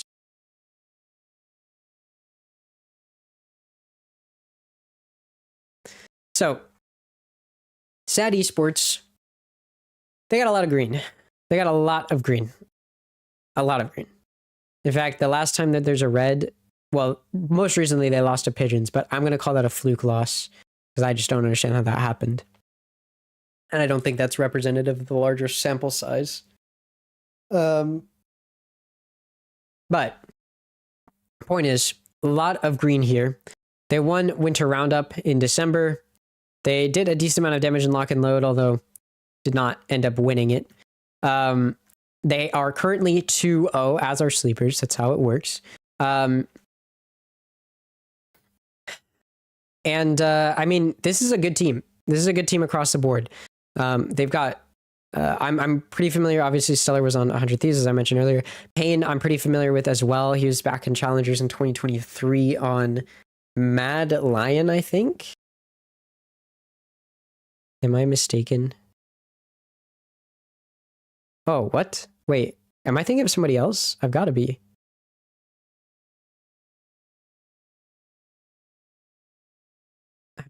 I've got to be thinking of someone else.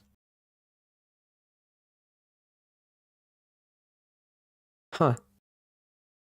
Yeah, I don't know. I remember Payne, but I guess I'm thinking of a different Payne. Regardless, you've got a tier 1 caliber player. You've got a bunch of these very powerful players all together.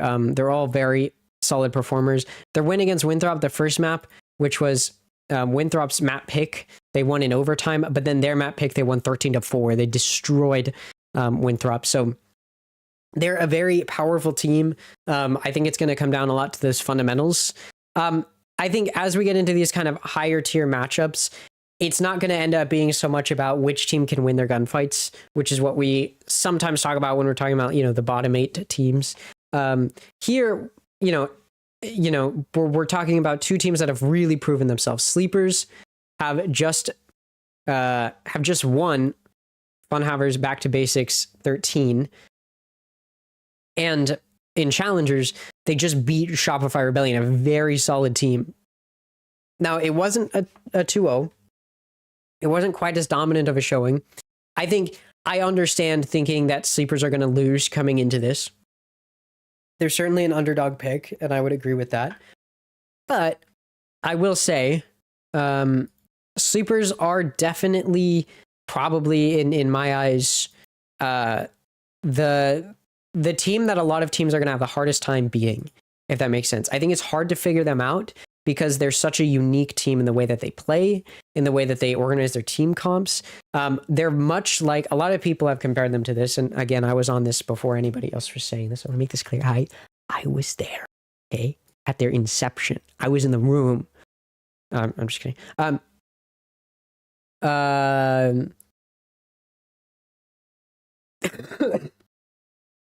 No, my point is, a lot of people have compared them to Rankers. Rankers is now Envy.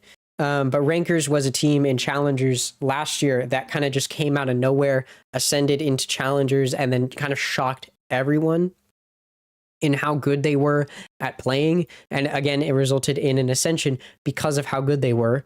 And I think Sleepers are decently similar to that in a few ways, just in the fact that they go for the compositions that they're comfortable with, right? They're not playing with standard meta comps. They're always going to have a Clove. SaD, who is probably one of the better aimers on their team, only plays Clove. Because that means you're going for Clove compositions, which you don't see a lot of in pro play. You definitely don't see it a lot on every map, but that's exactly what Sleepers goes for. And they'll have solo controllers, solo controller Clove all the time. And what Clove does is it forces you to be aggressive. It forces you into these aggressive team comps. But for Sleepers, it works because they're all aimers. They're all able to hold their own.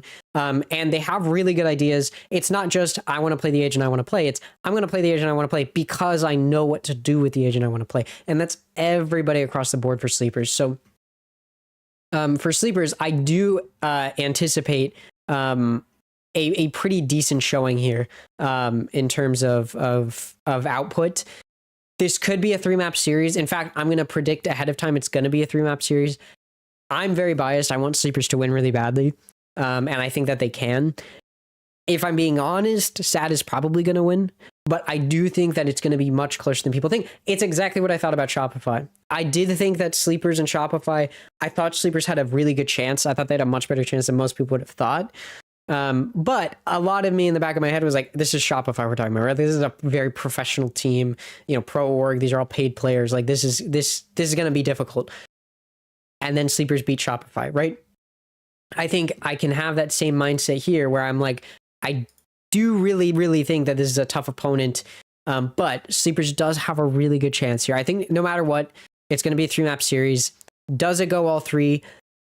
Does it go the way of Sleepers? Probably not. Most likely not. But I am a believer, and I believe that they can win.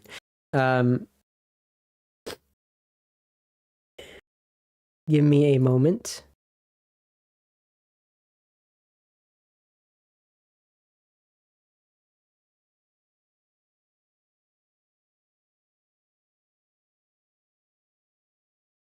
Yeah, I'm gonna eat something really fast because I haven't eaten anything today, and then I'll lock in on the cast. But once we have map picks, we'll be able to kind of give a better theory, which we do. We do have map picks. That's big. Okay, so it's gonna be Sleepers picking Corrode, SaD picks Split, and the decider's gonna be Haven decider, another Corrode. When we look at Sleepers on Corrode, they played a lot of Corrode in their most recent tournament, which was in between their previous Challengers match and this one, so basically over the weekend. And they won 13-7 on Corrode in the grand finals. They won 13-11 in Corrode in the semifinals. They did lose to Evictix on Corrode 11-13, but then they also, at the beginning of the bracket, won 13-8 on Corrode. They beat Shopify Rebellion 13-6 on Corrode, and they beat Core 14-12 on Corrode. So they've got a lot of playing experience on Corrode. They've got a lot of winning experience on Corrode. And so for them, there's no question as to why they're picking it. Sorry. I am sick. For the side of SaD, they don't play Corrode. Their last time playing Corrode was beginning of this month. They went 13-5 against K-Day. I don't know who that is. And then before that, they definitely seem to avoid Corrode. 13-11 against T-Dog's Money Squad. Yeah, they don't play a lot of Corrode. When they do, they win, but they don't play a lot of it. Which could be both a good thing and a bad thing for Sleepers. It's a good thing in the sense that obviously they have more experience. We can expect them to look a little bit smoother. I know what they're going to look like, right, coming into it. I've seen them play. When it comes from SaD, you're like, okay, they've got a lot of VOD footage, though. They have a lot of footage on how Sleepers play. In Challengers, you don't see a lot of counterplaying like that. But this is a pretty professional team we're talking about. I would not be surprised if we see that. If we're looking at the comp, SaD goes Omen, KO, Sova, Viper, and so it's double duelist, double Senti, or sorry, double controller, double Senti, with a Waylay solo duelist. You see a lot of Waylay on Kuro because there's a lot of walls you can jump over. For sleepers, if we look at their composition, definitely off meta. Definitely off meta. Double duelist, double controller, Viper, Clove, and then ISO and Waylay, a double duelist. And then their solo initiator is Fade. It's going to be Duck. Not entirely surprising. Obviously, if you know sleepers, you know that's not surprising, and you also know that they can use that composition. Sleepers is very, very good. And if we look at the way that they played here, right? They won the grand finals. They won it on Corrode, or map 1 on Corrode, because despite having definitely an off meta composition, they know what they're doing with it. There's a reason they're picking it. Again, it's the same as rankers last year. It's not about the fact that the composition doesn't work with what we typically see in the meta. It's about the fact that they know what they're doing on the agent. It's not just they're going with what they're comfortable with. They're going with what they know they can play best with and how to do that. It's not random. It's calculated. It's thought out, and that's exactly how Sleepers plays. It's important to note Duck and Sorex were actually both on the Alliance Guardian squad that qualified for Challengers. Leo and Tanza, I believe, unless I'm mistaken. I might be Leo and Salada. I think it's Leo and Salada were on Happy Esports together prior to qualifying for Challengers, and then this is kind of an amalgamation of players from different places that are all very powerful in their own right. Duck is very talented. Sorex is very talented. Salada is very talented. Leo is very talented. Tanza is very talented. They're all across the board talented. You can see Salada here, 39 and 88 on Clove, 39 and 24, 39 and 21. They can all hold their own. That's the biggest thing with sleepers. That's the biggest, I think, advantage they have over other teams is they can all hold their own. There's not a player that you're like, oh, you don't want them to take their one. If they're in a situation where they're going to take a fight, they're going to probably win it against most teams. Obviously, we're talking about SaD. And SaD's more of a meta team.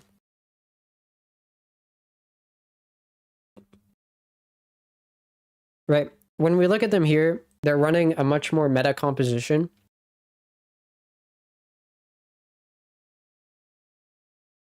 Sorry, I haven't eaten anything, so I'm like trying to eat in between matches, but I'm trying to think about what to say. Give me a second.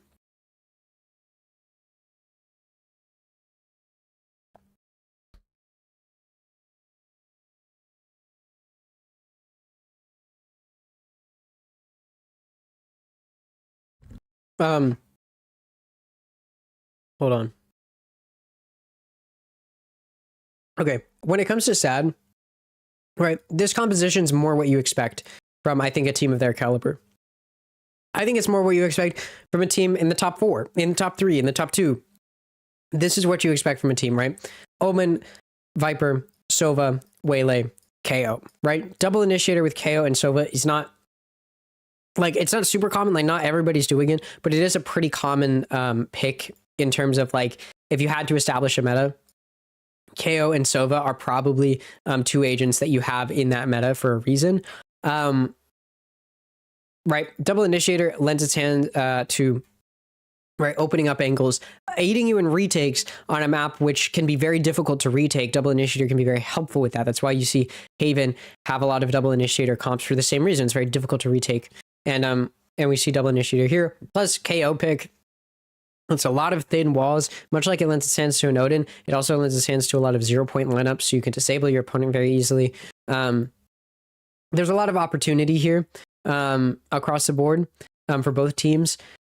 Again, with sleepers, it's like you can talk all you want about their comp. They're going to play how they're going to play. This is the type of team that, like, you can't really think about how they would normally play with a comp that they have. SaD is a much more organized, much more typical team in the sense that you probably know how they're going to play. They're going to play very safe. They've got Waylay, right? Solo duelist. They're going to be dashing in. They're going to be reconning first, and then the KO dart's going to come out, and then Waylay's going to dash in. They're going to get in there. Pain, Paranoia, TP in. You got a Viper to lurk if you want. You have placements to play. No. No.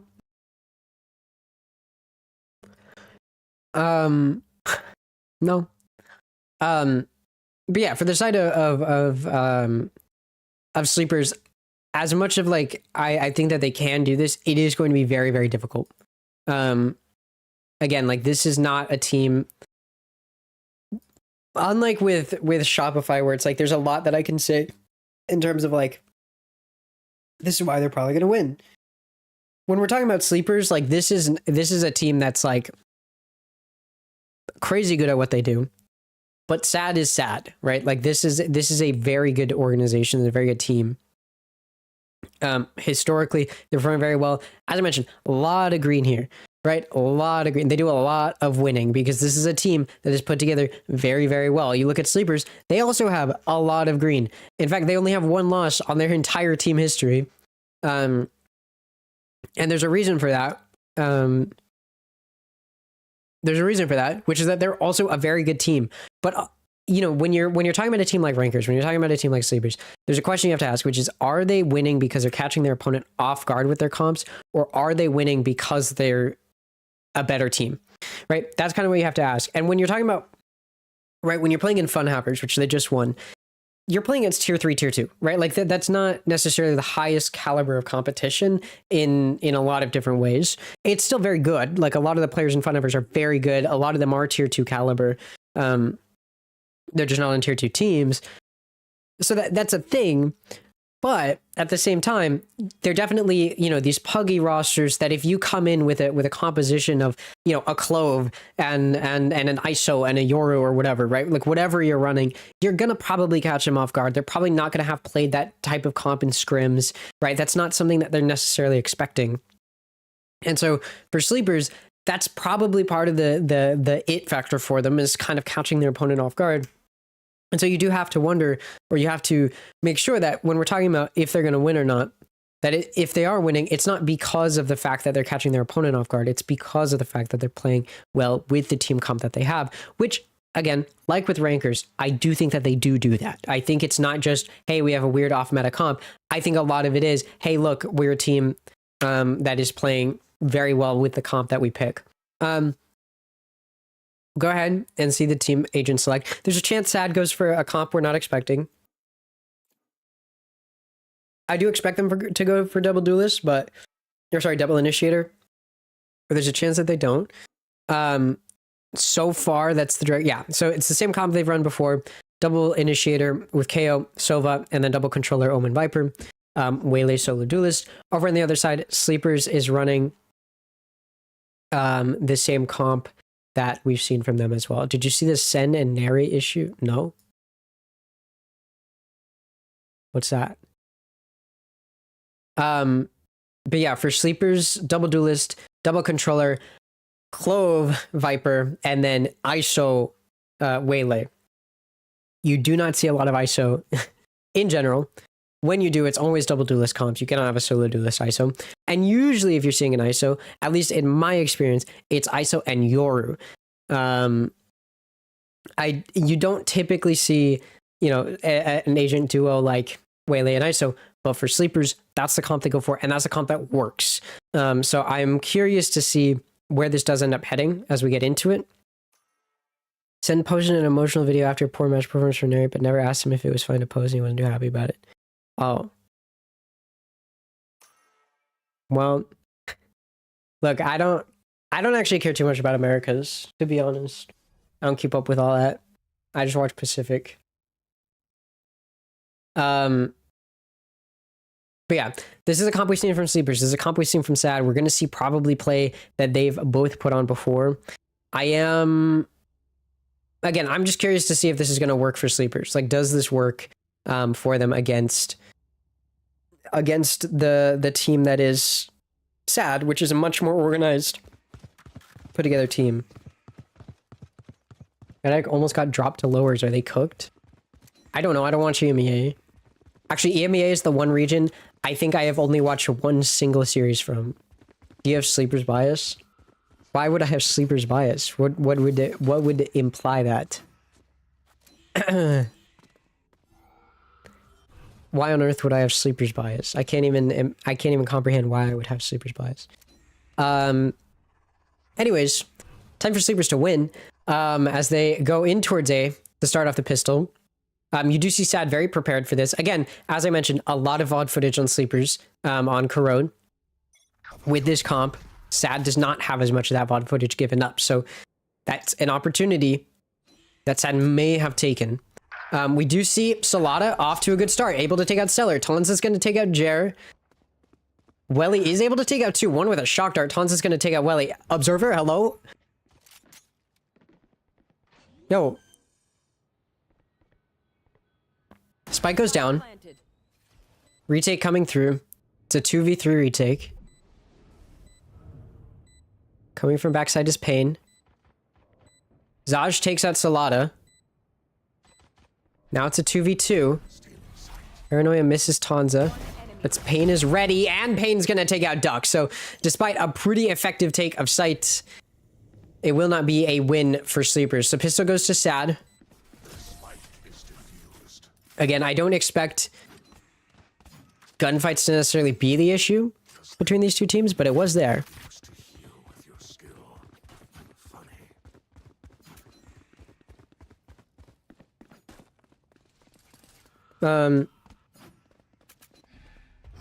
Yeah, I mean, that was exactly what I was expecting from Sleepers. They were just fast and aggressive. They were able to take out the defenders. It just came down to playing post plant, and the low health that they were at in that post plant scenario, they were not able to overcome. So for SaD, it's a good start. Sleepers are going to make their way over towards B. A lot of shots fired. And we see the fragment go out, and it pushes Sleepers back completely. Obviously, on pistol rounds, they want to be able to take aggressions where they don't have to swing these long angles because they know they're not going to be as effective. So they take it back over to A, at least A side.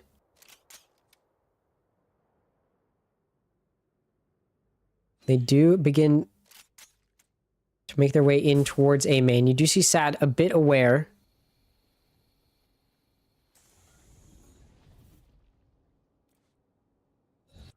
There are 2 players here, ready to defend.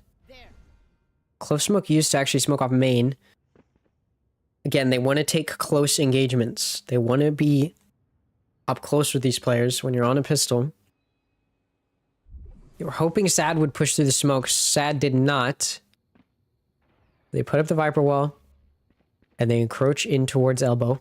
They will be able to take Elbow.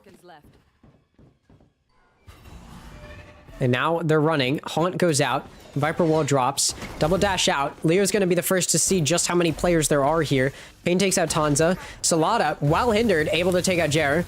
Ares is utilized. Is going to be used to take out SaLaDa through the wall. Well, his shock dart is good. Second shock dart kill we've seen already. And then jumping out with the shorty to finish off Sorex. 3 kills for Welly, and that's going to make it a 2-0 start for SaD. For Sleepers, a decent round. They killed 2. They got the spike down. It's an eco. What more can you hope for? I think they did a decent amount of damage.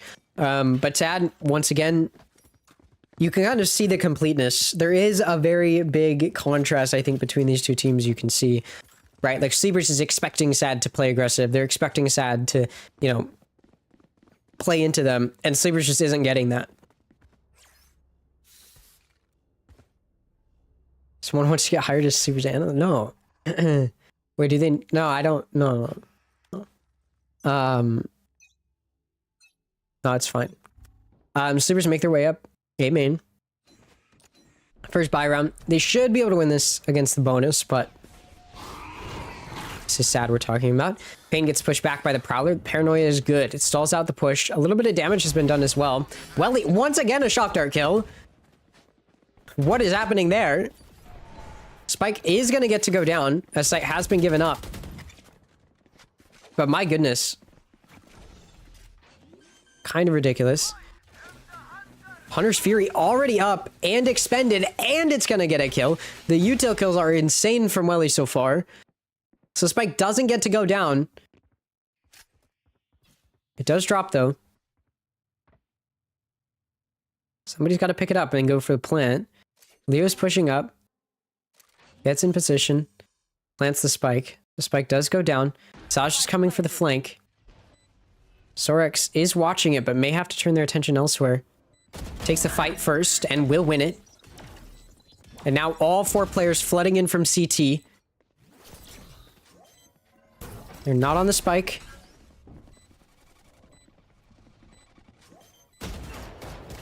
Not on the spike still.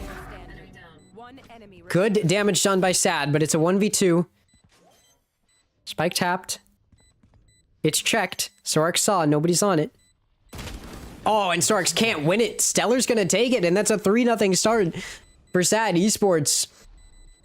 I thought winning gunfights wasn't gonna be an issue for Sleepers, but it actually does seem to be a bit of a difference between these two teams. SaD does seem to have a little bit better aim in these duels. And that's a huge round to lose.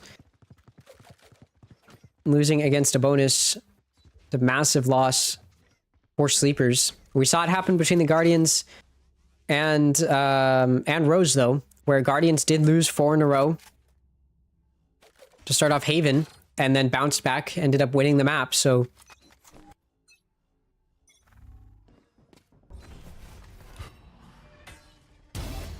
Jarwin watching from top mid, able to find one, and then another.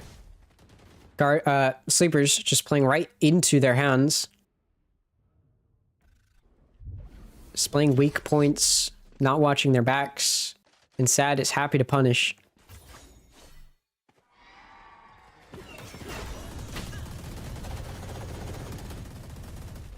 Leo trying to make their way in towards Link, just gets shut down by the Odin. Sorex is able to take a Jarwin, who was trying to backstab Leo before Leo died. Gun recovered by Sorex.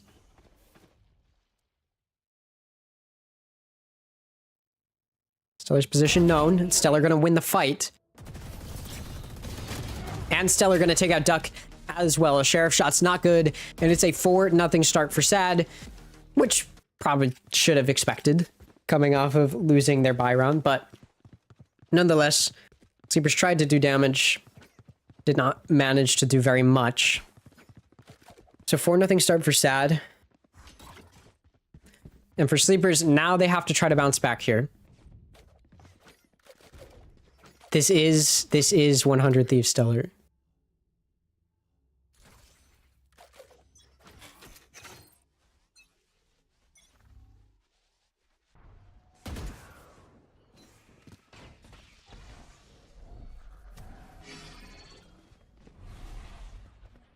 Sleepers making their way up A. Kill contract expended, and it's gonna catch one.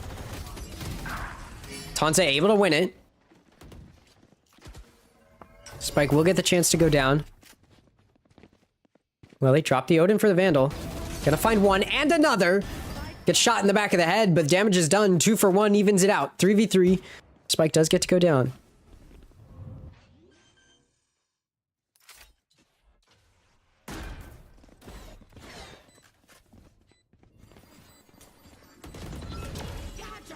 Jarwin takes out Salada. Sorex trades it back. And Salada gets to ult, so...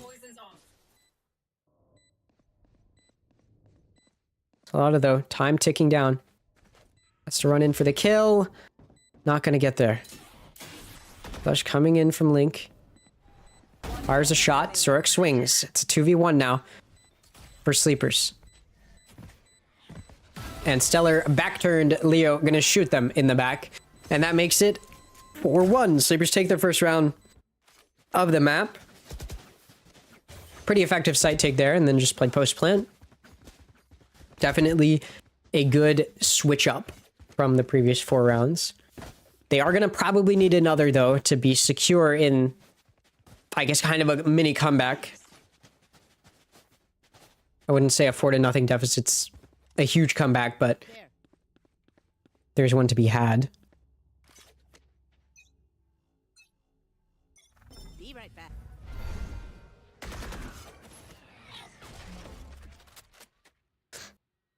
0 point spots Leo, the waylay, in B main. And Sleepers just going to be defaulting here. SaD being a little aggressive in mid, taking some space. They want to play up towards top mid and be angled for a potential B hit. which the spike is leaning towards B for Sleepers. And it does appear that that's the direction that they're going to head in. There are going to be quite a few players in position here, although those that did kind of rotate more towards that B side have started to back out, so...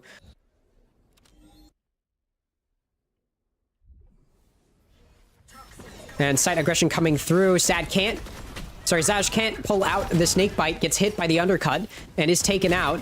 Jerwin swings out, finds a kill onto Salada. 4v3 for SaD. Stellar able to take out Sorex. Tonza immediately trades it back. But Jerwin takes out Tonza. It's a 1v2 right now for Duck. Able to take out Jerwin. It's a 1v1. Welly, who already has double digits in the kills, is going to find another. With the Odin to shut it down. Duck will not clutch this one. And after winning what could have been a bounce back round after losing 4 to start off the map, after winning the 5th round, Sleepers cannot do much else after. So timeout finally called after 6 rounds, of which Sleepers have only won 1. I mean, to be honest, a lot of this is just coming down to losing gunfights. I think Sleepers is showing what we've seen from them before. Like that round, for example, they had really good situational awareness. They were able to get kills, trade each other off how they needed to. One thing that the main broadcast on the previous Sleepers match mentioned quite a bit was how together they are. They play very, very close together, and that pays off.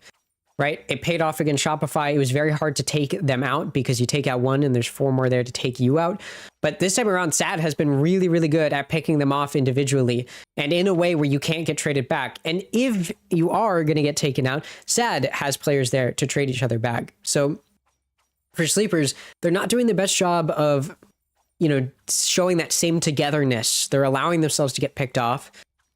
And then when they are in situations, they're allowing themselves to get traded off very effectively. And so for SaD, they're in a really good spot. Very happy to be there. For Sleepers, not so much. They're going to end up on another eco. See what they have cooked out of that timeout.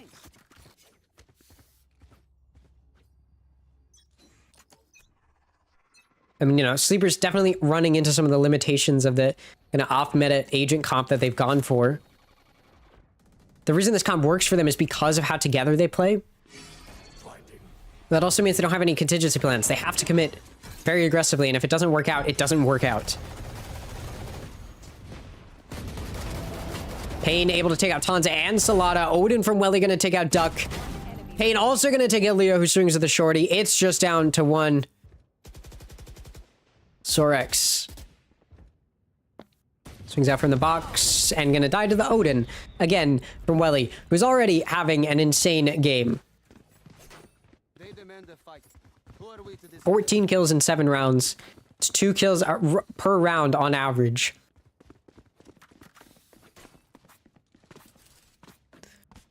And a lot of those kills have come from util as well. That's the crazy part. He already has his Hunter's Fury up again. And that's something Sleepers are going to have to play around. So it was an eco. It's not really what you're expecting Sleepers to look like coming out of a timeout. So now that they're on a bye following that timeout, we'll see what they had cooked up. Once again, on their eco, progressing towards A, jump peeking from Payne, looking ready to use the paranoia. The first sign of contact. And there you go, contact. Paranoia comes out. And just like that, Sleepers gets completely stalled. Now they're pushing. That tiny bit of delay does give some opportunity for the defense. Hunter's Fury is going to come out. Hits 1. Doesn't find anything else, though. Payne is able to swing out of that CT smoke and just take out Tonza. Okay, for free. Leo takes out Jerwin, who tried to double dash out. Payne's going to take out Leo and Salada. 2v3 for Sleepers. Both of these players in elbow. There. Payne was spotted by Duck. They're completely stalled out, though. Duck does have the spike. Duck ready for the swing from Payne. Able to find the kill. Now expecting a follow-up. Nobody does, though. Find the player in the corner. Both of these players playing from CT. Sleepers doesn't quite know that yet. SaD's actually going to back up. They're going to let the spike go down. They're going to play retake. They're going to wrap all the way around to Link for the retake. They're enabling the spike to go down, but then they want to retake from Link. Viper's Pit comes out, though. Duck swings out of the Viper's Pit and is rewarded, finds a kill. Stellar did not join SaD and coming for the flank from Link, and instead is coming from CT. Pushes into elbow. Duck is not playing in the Viper's Pit.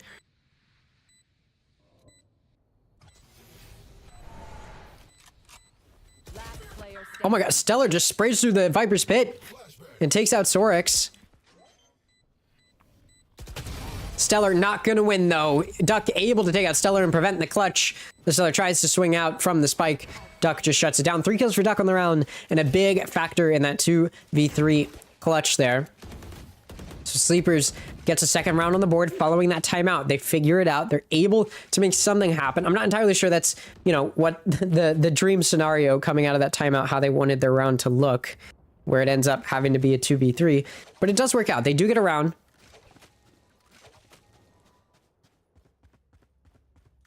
And they want to go A again. Sleepers does like A. I've seen them on Corrode in the past. They've really liked going A as well. And if you think about it, for a team that just plays basically huddled up in a ball, it makes sense. Seems they're ready for the paranoia this time. They're able to dodge it. Odin spam, though. Ooh, Recon Dart almost gives too much away. A good judge for a kill on a Jerwin, but that Odin spam continues to find kills. Tanza finally shuts it down, but is it too little too late? We'll see. It's a 3v3. Spike does get to go down. SaD, very separated here, so they're going to have to figure out how they want to play this. Kill contract expended, but it misses. That was Tanza's really only chance to have an even fight with full health. That's it. Swinging one after another, and Pain gonna punish. Sorex swings as well. It's a basically a 1v3 for Pain. Finds all 3 players swinging one by one. And again, as I mentioned, as that timeout was occurring, Sleepers really benefits from all playing together. The issue is, if you all swing one by one, what's gonna happen? You're gonna get picked off one by one. SaD has players that are able to aim very, very well. And if they're holding an angle, they're probably gonna be able to get that kill. And so for Sleepers, not quite the position that they wanted to be in. After that timeout, they do take a buy round, but they lose the eco coming out of it first, and then they lose a buy following that. So they have to take another eco. That is already up 7 rounds, so they will have the lead going into the next half.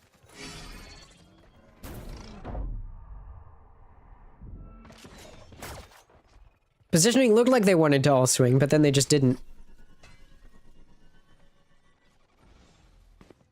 Sleepers makes their way at mid. Tests into Link, doesn't see anything. Decides, alright, let's keep going. And Salada's going to take out Stellar. Gun acquired, can be picked up. Salada's going to be the one to do it. They earned it. Zaj alone on B. Never mind. Backed up now. Salada able to take out Zaj. And the ult comes through. Tanza with a classic going to take out Pain. Huge whiffs there from Pain. And that's the site given up. Spike planted. Not dead yet. Does get taken out. Clovel not going to be effective. Leo takes out Welly though. And it's just down to Jerwin with an outlaw. And taken out by Duck. So big win there from Sleepers. Huge Thrifty round win. They've got an opportunity to make it 5-7 going into the next half. And again, that's what you want to see from them. They were playing very well together. So had any of them gotten picked off, they would overwhelm their opponent. And part of the reason they don't get picked off is because they overwhelm their opponent. And so their opponents aren't quite able to focus on one target. Now here, that hasn't been working super well, but in that round it did. And especially on an eco round, it works even better when you're able to target those close angles, which is exactly what they did. They also benefited from the fact that SaD had gambled on an A hit, and then it wasn't. I don't blame them for gambling on that, though, considering how much Sleepers hits A. This round, Sleepers wants to hit B. I believe the 0 point caught that out. They are getting ready to aggress. Nightfall ready to come out, and it will. Snakebite comes out. Not going to really do much in the way of slowing down this push. Leo's out on site. Convergent paths went out. Leo's able to take advantage. Take out Jerwin. SaLaDa's going to take out Zaj before they can take out Leo. SaLaDa, the Odin, in position, but is taken out One enemy remaining. by SaLaDa. SaLaDa finds a third, and then a fourth, taking out the remaining players. SaLaDa, have yourself a round.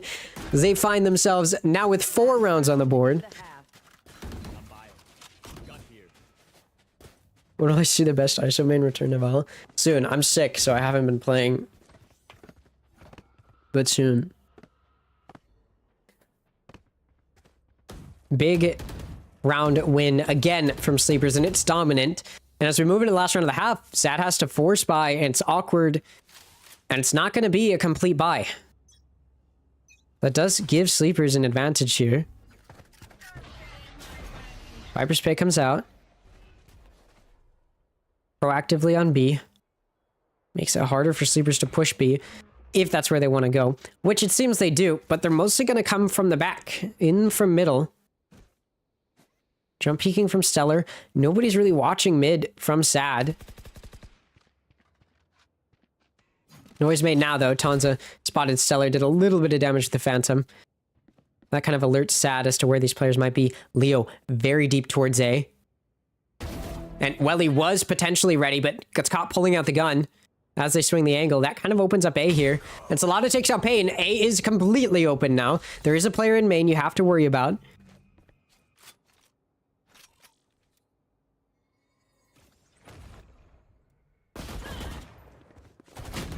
Jarwin with the Bucky is able to find a kill, but not going to be enough. 4v2 post-plant for Sleepers, as they will be able to get the spike down.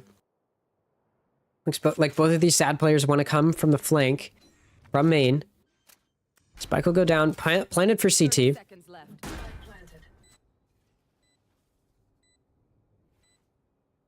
No ults to aid in the retake. Stellar does have full util, though.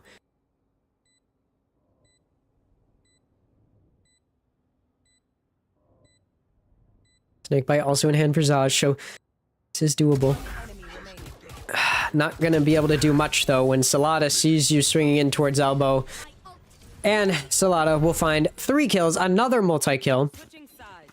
And Sleepers did find themselves getting 5 rounds. So, all things considered, they lost the first 4 rounds of this map. Being able to get away with 5 rounds is not bad. The question is, can they continue this momentum and bring it into this second half? Remember, this is Sleepers map pick, so it's very important that they get this map if they're going to get a map, because the next one's Split, which I don't believe I've seen them on.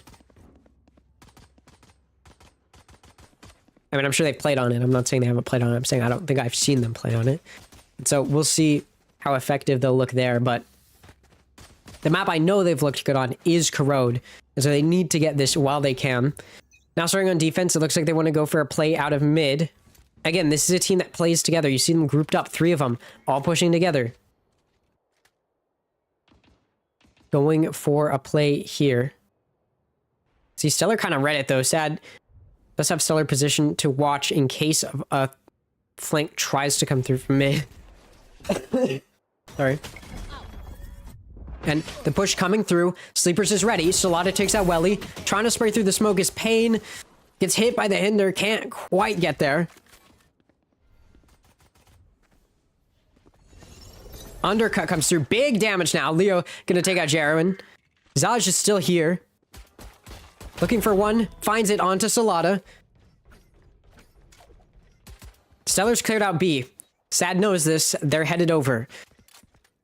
Sleepers in a 3v3.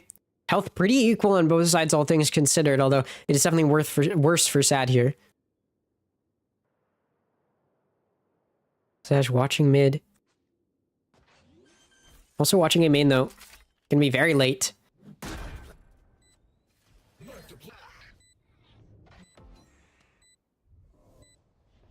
Player spotted, noted in CT. Sleepers coming from mid. Stellar, ready. Takes out Leo. Tons is here as well. Both players here now.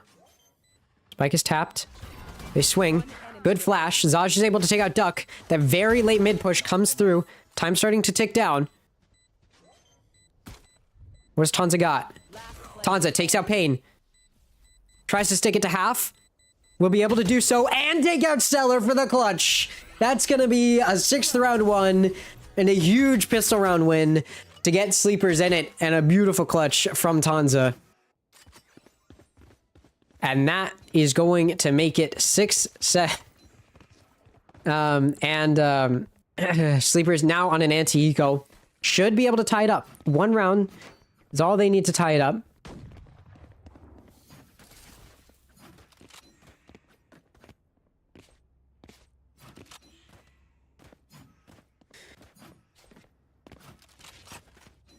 And they should be able to get it here with the gun advantage. Although, SaD is positioned towards B, and Sleepers is very much so leaned over towards mid and A. So this will be a good push. Oh, big whiffs with the shorty, though. And Sorix punishes. Salada's going to take out Paid. And now it's a 5v3 very quickly. A has been secured, though. Zaj cleared it out. So, SaD heads that direction. If Zaj can get in a position where they can catch Sleepers off guard, but, I mean, you can see how careful Sleepers is being, clearing their way back over towards A.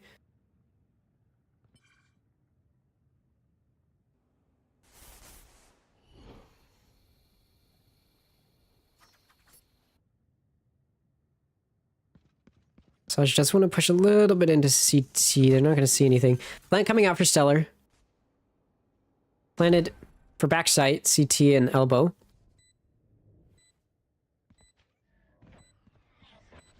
Player playing in main for SaD. That's very deep. Ooh, fragment's well timed.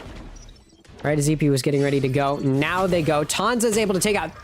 Or sorry, Zaj is able to take out Tanza, who had that shield up. Leo with a Bucky, though. Too much to handle. Gonna find 2. Well, he is able to take out Leo, but Salada from behind gonna take him out. And that does make it 7-7 now.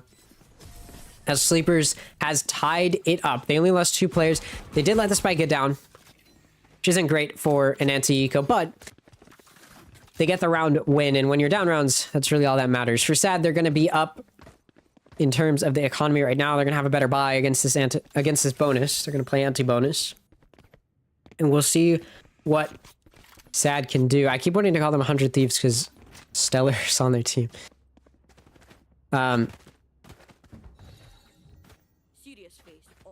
You can see Sleepers, again, they really like having these players huddled together, making plays together on this map. And you can see them, all 3 of them, pushing out of Link. They're not going to find anything. And this puts them in a good position to rotate over to B once this presence is noted. Which it now is. Sorix going to get shot. Jarwin able to double dash out. Caught in slow motion. Duck is taken out. So the 3 players that were huddled together now have to make a 3v5 happen. Leo has nothing but a Bucky. Undercut coming out. Double dash. Bucky, good for 1. Tanza's also going to take out Jarwin. So now it's a 3v3. It's been even out very quickly. 2 players coming from CT. Do they expect it? Tanza tries to clear him out. There's a player staking it. There's a player staking it. There's a player staking it, but Zaj is going to shut them down. Snakebite also may have done enough damage. Not sure. Regardless, they prevent it from sneaking out from under their hand. And SaD is able to take their 8th round. So now, as we move into the first full buy from both sides on this half, we'll see what Sleepers has planned in the way of keeping it close. I mean, they're already off to a good start winning the pistol this time around instead of in the first half when they lost it. SaD's gonna move over towards B once more. And again, Sleepers going for this 3-player clutch coming out. Sorry, 3-player clutch. 3-player play. Coming out of a Link. Which is not going to find anything. As it's a B hit. You can see Sorix playing very far back. Does not want to get caught. With the same utility. And doesn't. Throws the Snakebite out. Null command is expended by SaD, so... utility not going to be usable. Spike planted. Sorix peeking out of heaven. Takes out Stellar. Right as the ult ends, so it's a final kill. Duck going to take out Jarwin. Kill contract comes out from Tanza. One enemy remaining. It's just Tanza and Welly, and Tanza will win it. Pain got a kill, but that's all for for SaD, as Sleepers will take their 8th round now and make it 8-8. Their left click, I think something, maybe it's lagging. Their left clicks seem to be stuck. They're just like shooting bodies. But surely that's not intentional, right?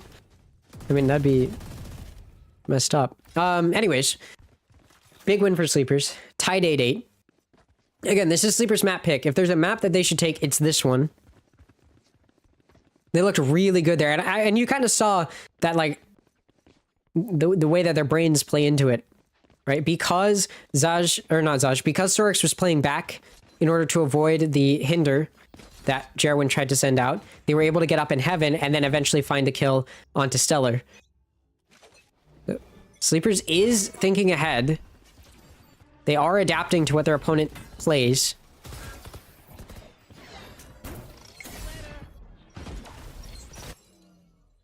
There's a bug going around in challengers where mouses get stuck shooting when a body's on the screen. Ah, that would make sense. I have noticed it quite a bit, yeah.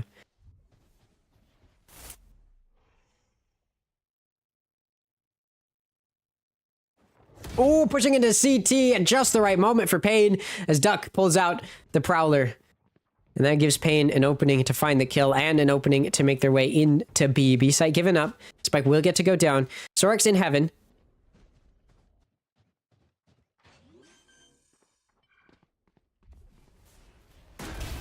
Smoked off though. SaLada gonna take out Jerwin.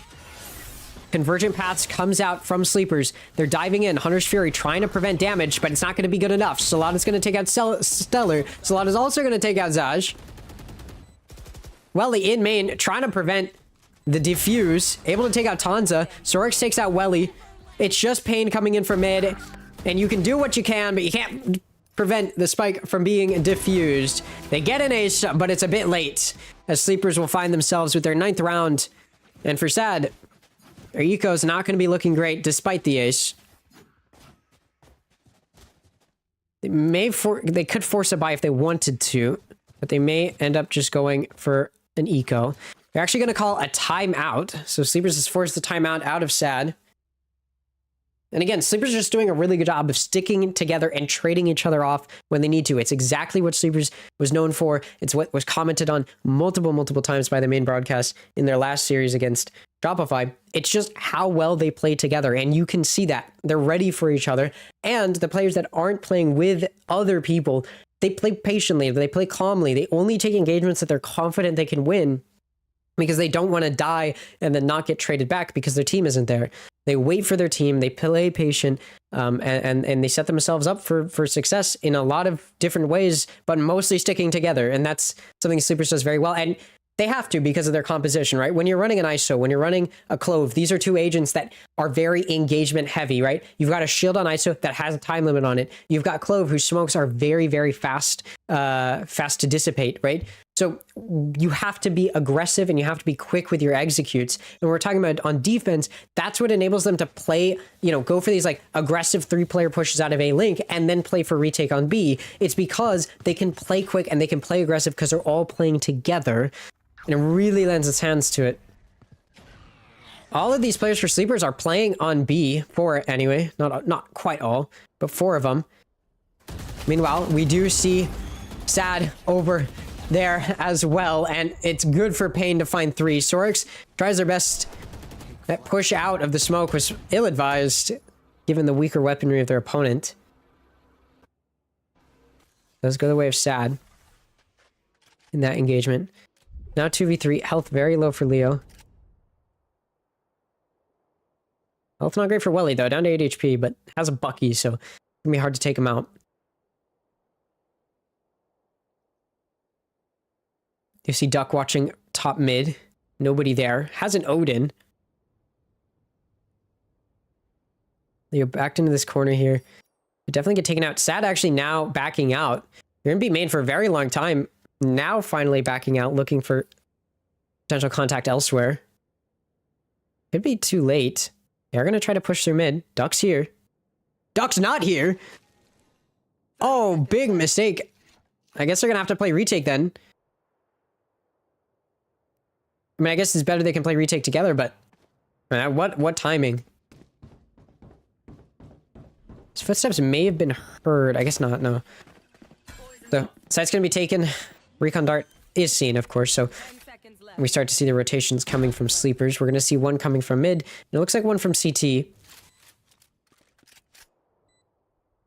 Odin coming from mid.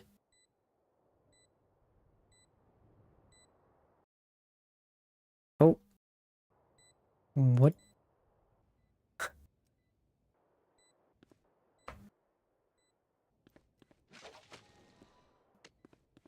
And they do opt to save, it looks like.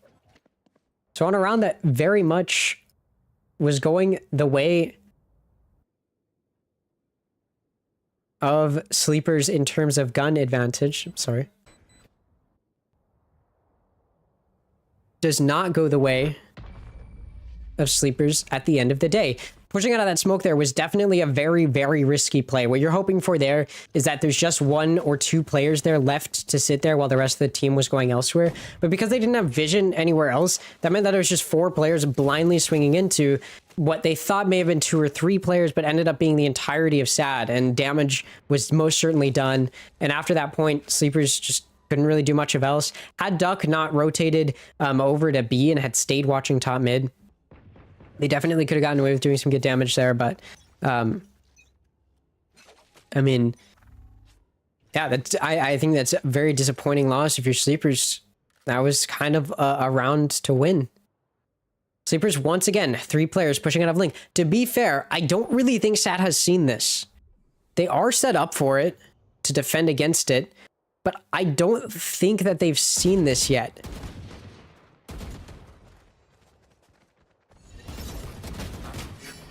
SaLada able to find 2.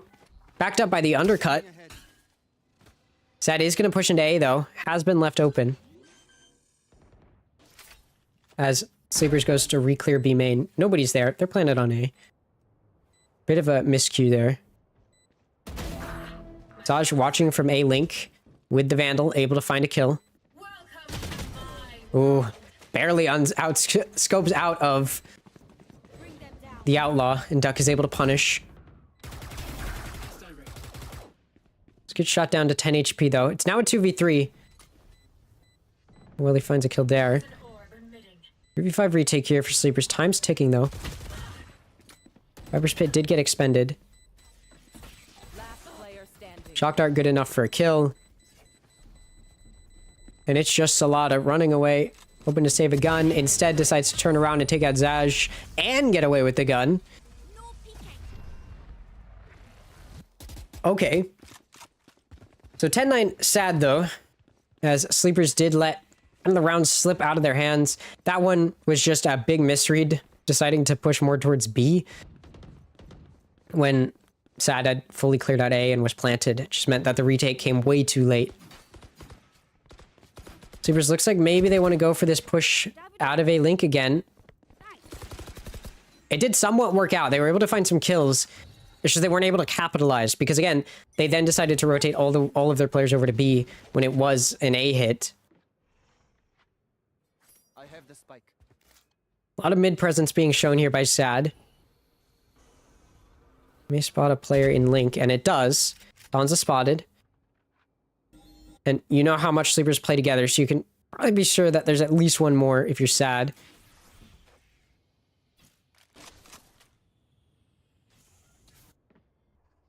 Not super gonna matter. The SaD's only coming through main. None from mid. Convergent pass goes out. Completely misses everyone. Doesn't matter. Jerwin's still gonna find a kill. Leo does then trade it back. Pushing through the smoke. SaLada punishes. Finds 2. Stellar's gonna find 1. Leo trades it back. Welly trades that one back. It's a 1v2 for Welly. Has the spike in hand. Worried about flank. Playing back now into their spawn. 40 seconds remaining. You gotta pick up the pace. So that's just to go through their spawn. They're gonna risk it. They're gonna be loud. It's not gonna matter. Sleepers isn't there to hear them. Sleepers is banking on a re-hit, which will not come.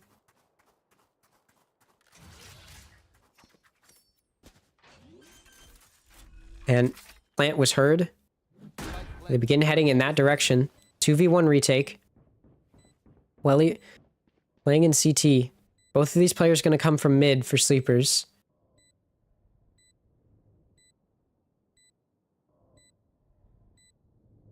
Looks like Welly might end up in heaven. Welly does. Viper's pick going to come out to help aid in the defuse. Beacon Dart thrown. It's broken. Shock Dart going to be used. Not going to do enough damage. Spike is diffused. The Welly just up in heaven. Viper's Pit completely counters it. And there wasn't enough time to get the Hunter's Fury off. May not have been worth it. So Sleepers gets a 10th round. And it's tied 10-10. I think for what it's worth, these two teams are much closer than you probably would have thought. But to be fair, SaD against Winthrop did win 14-12 on map 1 and then just absolutely decimate them on their second map, winning like 13-5, I think. 13-4. So it is important to note, as good as it may look right now for Sleepers, they really need this map. They do need this map. Double dash up into heaven. Is Sorax ready? No. Jerwin wins that fight. Spike will get to go down, and Sleeper's gonna have to play retake. Been saying that a lot. Spike planted. No command used, so any ults to aid in the retake are gonna be paused momentarily. Ooh, Tanza sees Pain jiggle peeking, does a bit of damage. And it's very gonna be used defensively by SaD, not in order to stop the spike from being diffused. And it's kind of misused. I don't think it hit anybody. Actually, it might have hit Salada. Tanza takes out Welly. Jerwin gonna take out Leo. Pain takes out Tanza. Stellar takes out Zalata. It's just down to 1. Duck tries to maybe find a kill. Finds 1. Can't find the other, though. And that does mean that SaD finds a round. So right when Sleepers looks like maybe they're taking a step forward, they just can't keep that consistency.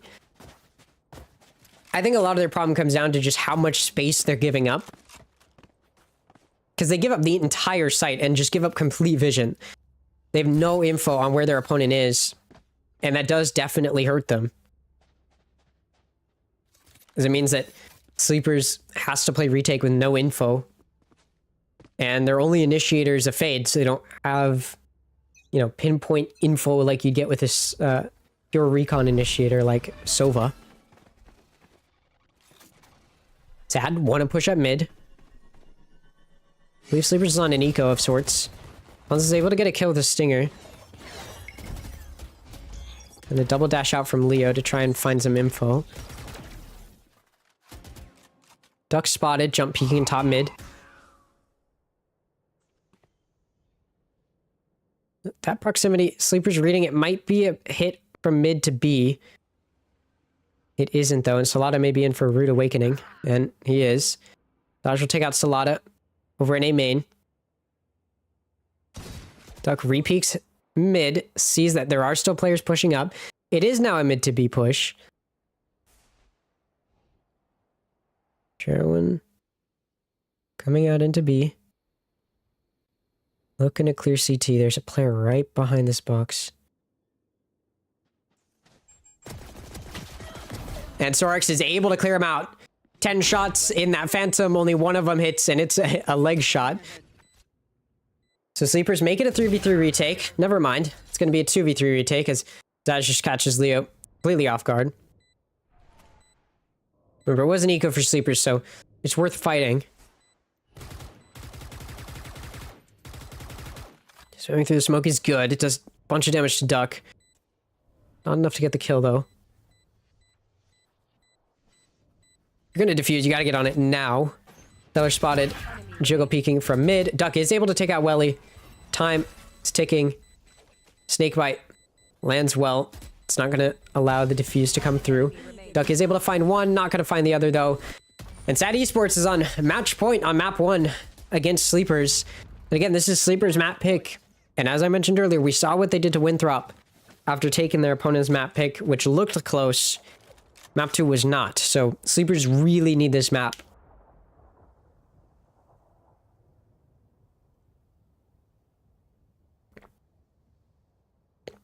They did call a timeout.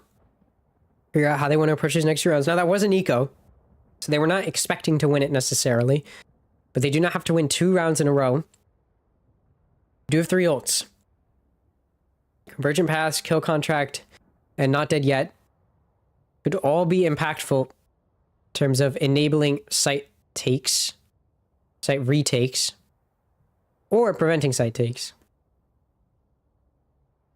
I think it's clear that Sleepers has left a big hole on B a lot of rounds. And sometimes it's worked. Sometimes it hasn't. It seems like SaD has really adjusted to that, though. And they kind of wait to see where Sleepers is playing aggressive. And then they play off of that. So for Sleepers, the key might be to just play patient. Wait for SaD to push into you. Don't give them anything. Playing aggressive usually works for Sleepers, but it's not here, so...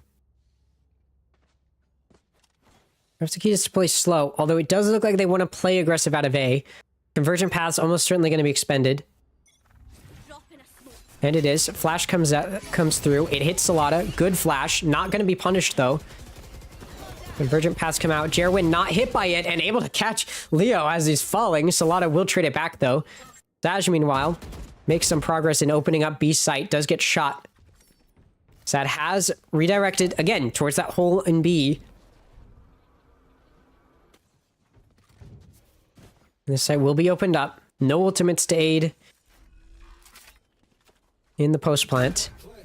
Meanwhile, Sleepers will have ultimates to aid in the retake. The contract may be used here, and it will be. Picks up the KO. SaLaDa is able to take out Zaj. Tanza takes out Stellar, and Sorix takes out Welly. A beautiful retake as everyone finds their kills. SaLaDa in particular. The spike gets diffused. It's a Nightfall 1 tick closer, and it's an 11th round 1. Sleepers now 1 round away from taking it to OT. This is a very winnable game for them.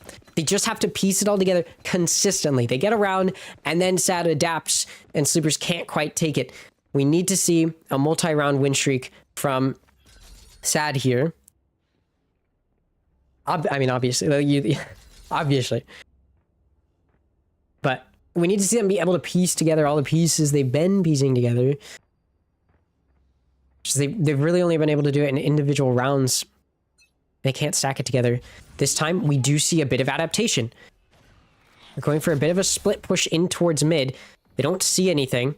Nobody's going towards A. They do have times that are very deep in A. SaD won't be going there, though. SaD's pushing into B. Looks like they just want to go for a fast B take. And it's going to be good. Spike's going to get to go down, and it's going to be a 5v5 post plant. Viper's Pit gets to come out. Convergent Paths is also available for SaD. It's going to be a very difficult retake. Convergent Paths used. Welly pushing into CT. Sides against it, actually. Backs out. Just want to play for their lives. SaLaDa manages to take out Pain. SaLaDa tries to go for a play. Because they're able to ult, they can go for it. It's a 1v4, and somehow, some way, Sleepers just dives in and takes out every single player for SaD sitting in that Viper's Pit. SaLaDa may not have saved themselves, but a beautiful retake. And that takes it to overtime in map 1. And again, I keep saying it, but it's Sleepers map pick, so you have to be careful. Because we know how powerful that SaD is capable of being. Sleepers I keep saying it, but they really need this map. I mean, they need every map, but they really need this one. Because I'm not very confident they'll be able to win map 2. Sleepers managed to fight back. Now they got to put on a decent offense. They only got 5 rounds on their offense. Both teams struggled more on offense than defense.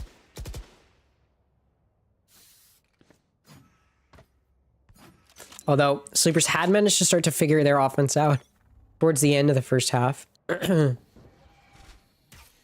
so, I would not be surprised if we do see them be able to win this attacking round.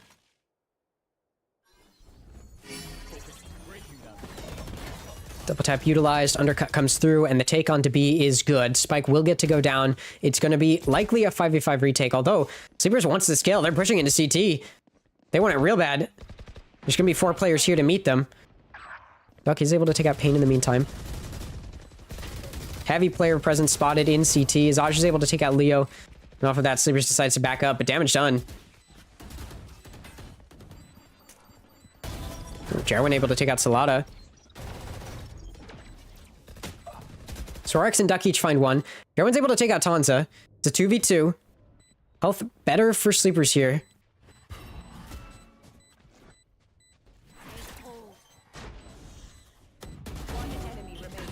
And easily the final 2 players taken out by Sorax and Duck. The shot's just nice.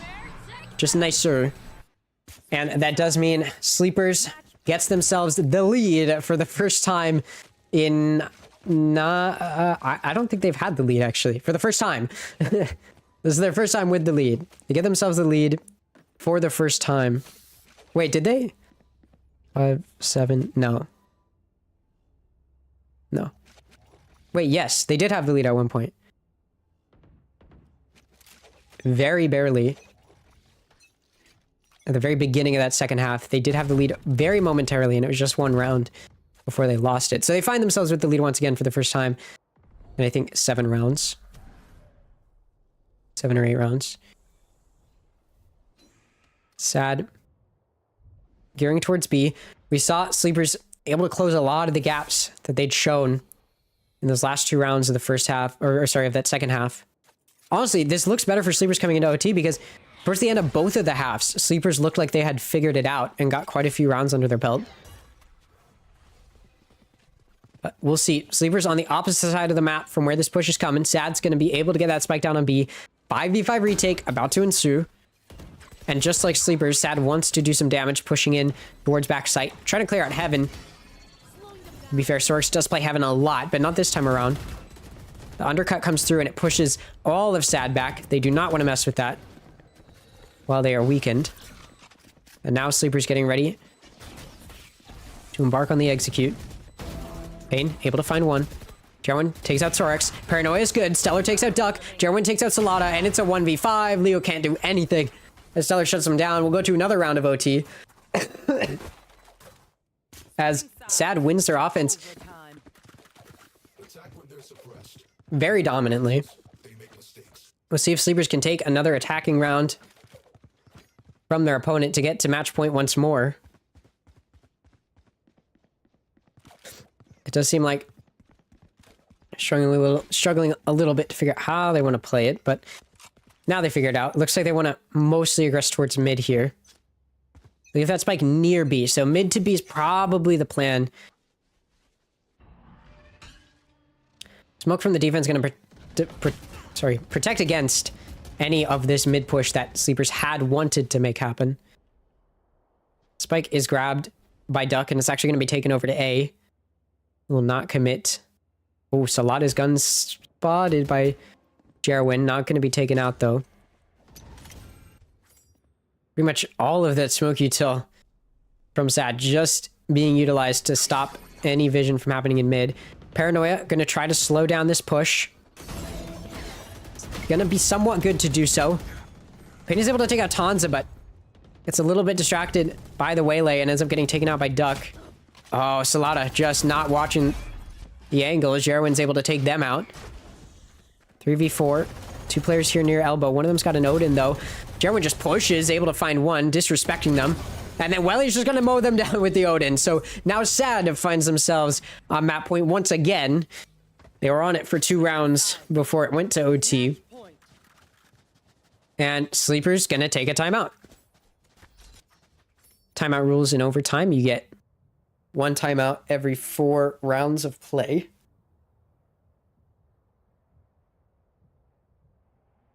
And they do not stack.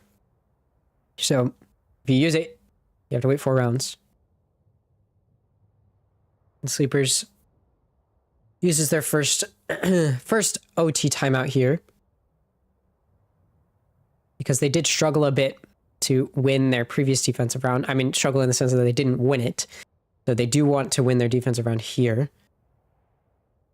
Both teams struggled more on their offense, and we saw here that Sleepers were able to take some of their offensive rounds previously, and then they lost it in the previous round. So SaD, similar situation. Or sorry, defensive rounds, and then lost it. I don't know what I'm saying. Sorry, I'm sick. I'm still recovering. Probably got to get the spike. It looks like SaD wants to take this over towards B, which Sleepers are somewhat prepared for. For the first time, they're actually putting 2 people on B to start. They really, really did not like leaving anybody alone on A. But it's going to happen this time. In fact, A is pretty open. Close smoke going to be used to stall any potential mid push. Of course, those smokes do not last that long at all.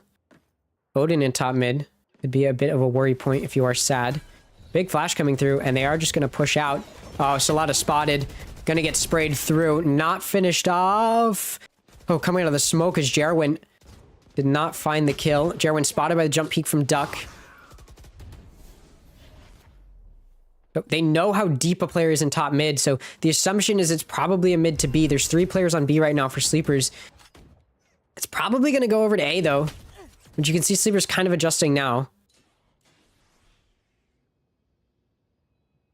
A is pretty open, though. They're going to play retake, so what Sleepers had been trying to avoid, just playing retake on A, is going to have to occur. Probably going to have 2 players coming from potentially A link here for Sleepers. Or not. They might... Yeah, it looks like they're going to go for CT. So, probably going to be a full 5-player retake from CT here for Sleepers. Which, we'll see how that goes. Spike is down. Plenty of time here. Jerwin able to take out Leo, but then goes to try to double dash and is taken out in the process. SaD able to take out Zaj to trade back Tanza, so it's a 3v3.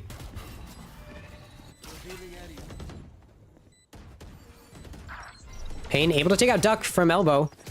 And now they're worried. Tapping the spike. Shorty comes out. SaD punishes, finds one, is able to ult now. Spike's now going to be held. Oh, Payne manages to sneak past. And even though SaD takes out Payne, it doesn't matter. Stellar's able to take out SaD, and that is a 15-13 victory for SaD as Sleepers fall just barely not able to take it over the finish line. That's got to be disappointing if you are Sleepers. I mean, they had just barely could have had that round, but they could not take it. So we're going to go to map 2, and we're going to see that on the map pick from SaD. They are up a map, and that does not bode well for Sleepers. Again, I will remind you, SaD against Winthrop won 14-12 on Abyss, which was Winthrop's map pick, and then they went to Bind, which was SaD's map pick, and SaD won 13-4. They completely denied them, particularly on that second half. So for Sleepers, they're going into Split, so it's a different map. Not entirely sure what the bans were, but I wouldn't be surprised if Sleepers did ban Bind, given the dominance that SaD displayed. But Split's been chosen. So if we look at Split for Sleepers, most recently, they played Split against Evictix over the weekend during Back to Basics 13. They won 13-5. Evictix is a Challengers team. They also won 13-2 on Split in that tournament as well. They did play Split once against Shopify Rebellion, and they lost 7-13. That is a bit worrying. Against a good team, they did lose. Not that the teams they faced in Funhaver weren't good, but they were not Challengers teams, except for Evictix, which they did win. So there's that. Let's go ahead and take a look at the comp that we can probably expect from Sleepers. We do have Salada on Clove. I'm shocked. Oh, it is the same comp as Corrode, except instead of a Fade, it's a Sky. So double duelist, double controller, exactly the same as Corrode, but instead of a Fade, it's a Sky. Not super surprising, but you know, knowing what we know about sleepers, but definitely going to be interesting to see how that plays out. Whereas for SaD, let's go find split for them. They got 13-11 win right there, 13-4 in Funhaver. Yeah, they don't play a lot of split. When they do, it typically looks pretty good. Their first Challengers match was against Azure Dragon Gaming. They went 13-11 on split, which is their map pick. And there, they went for probably more traditional double controller, Omen, Viper, and then double duelist, Raze, Yoru. Definitely more traditional than the double duelist, Waylay, ISO that Sleepers is probably going to go for. So we can probably expect a pretty traditional composition from SaD. I did not see this match, so I don't know exactly how it went. I'm going to assume that it was like decently dominant, or sorry, decently close given the 13-11 scoreline. Actually, SaD won 9 rounds in the first half and then only won 4 in the second half. So their attacking half is a lot stronger, it looks like. So that's good to note. So because they picked the map, it depends on where they'll start. If they start on defense, we could definitely see Sleepers look good. And Sleepers do like offense. They do like attacking a lot. So I would not be surprised if that's the case. Over in Core versus M80. Core took map 1? Am I insane, or is M80 supposed to be good? Like, is this not the longest Challengers team? I guess that's the reason they've only ever been in Challengers, huh? Sorry. Yeah, they got Derek, Paint, Goemond, Alvin Boy. Like, this is a stacked roster. What happened? My God. Oh, past matches 2-0 against Alliance Guardians. Wait, that's my team.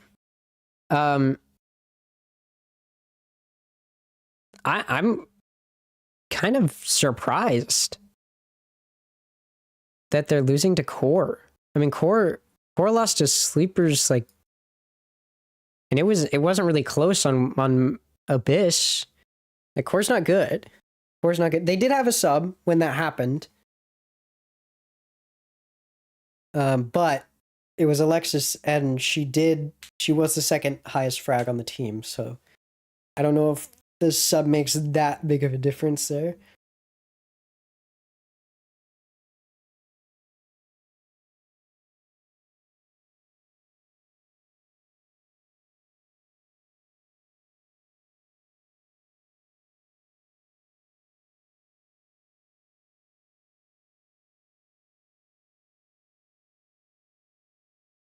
I mean, Jesus, they're like destroying them. What the heck? I'd not have expected that. Yeah, this matchup, I think map 1 was just about as close as I kind of expected it to be. I did expect Sleepers to, well, yeah, I kind of expected Sleepers to win it. I really thought it was going to be a 3-map series. I'm really worried about map 2. Again, just given the fact that, like, what we've seen from SaD is a team that goes to OT, but then destroys them on their map pick. You know what I mean? And that's, we just saw it go to OT, and now I'm a little worried that it's not going to be as close this second time around. But, you know, Sleepers are Sleepers, right? Like, this is a team that's clearly very versatile, very adaptive. The reason that they can go for the same comp on multiple different types of maps is just because of their playstyle, where they're so good at playing together, that you can kind of, like, they're going to be playing grouped up together no matter which side they're on and no matter which map they're on. So their team comp doesn't really matter as much as long as it's a comp that lends its hand to that playstyle. And a Clove, you have to be fast and aggressive with it, definitely lends its hand to that kind of playstyle. Same with ISO, right? With the shield that's temporary, you got to be quick. And then Waylay, obviously, with the double dash, right? The only thing that's, like, you know, more like, I guess, meta is like when they go for Viper, and then, like, we're going to see Sky on split probably. Give me 1 second.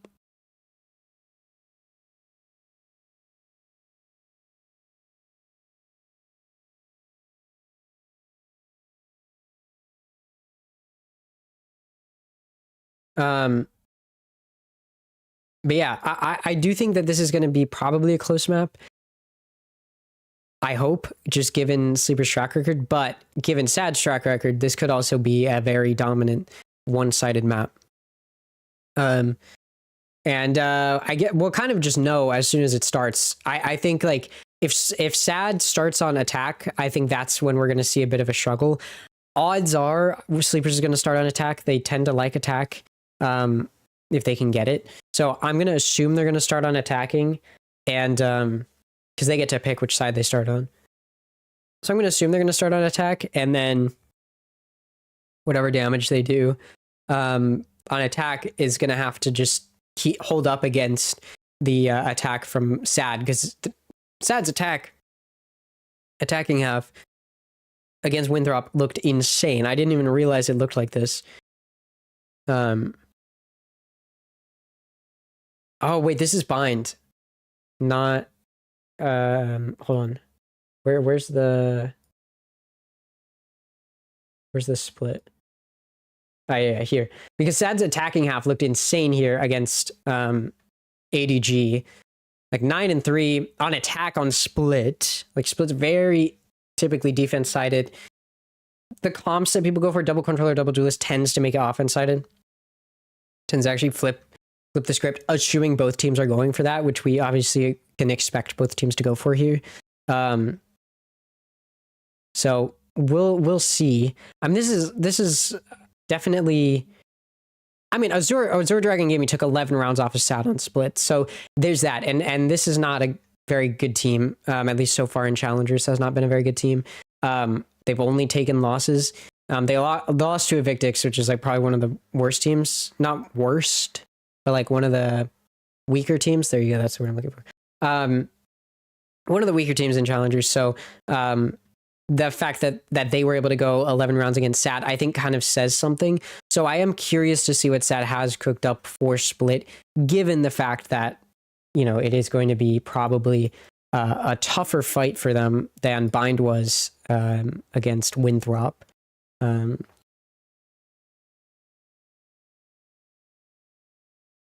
going to quickly use the bathroom before the match starts, and then I will be right back.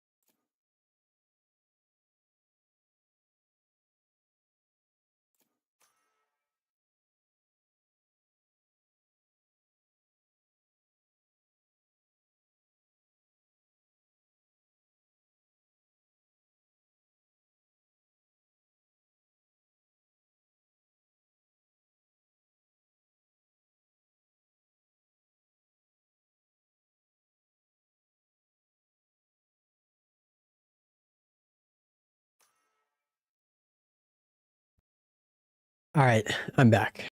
Apologize. But we're back. We've got the team comps, and it's about what we'd expect if we go back to their more recent matchup. It is, yeah, it's exactly what we expect. Same exact comps for both teams as they've had in the past. No surprise there. And as I mentioned, Sleepers like starting on attack, and that's exactly what they do here. This is really good because SaD's attack was really strong, and so for Sleepers, getting a bunch of rounds here can potentially put a blow in the mental for SaD. Not that that's a team that you can probably impact too much mentally, especially when they're already up a map. But my point is, like, if you can get some momentum built on your attacking half, you might be able to slow down their attacking half, because we know SaD's attack is probably going to be pretty strong. Just given the history. Also, notice how SaD's not matching their banners. Like, that's... They do have their... Some of them had their tagline as ZZZ. I wonder if that's Sleepers specific or not. But we do have Sleepers and SaD getting ready to start here. Some would say not matching banners is kind of sad.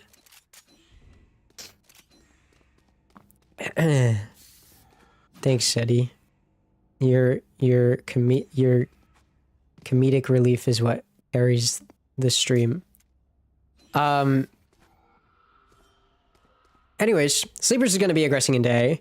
It looks like the Observer's AFK once more to start off the game, which kind of sucks. But is what it is. And my donations.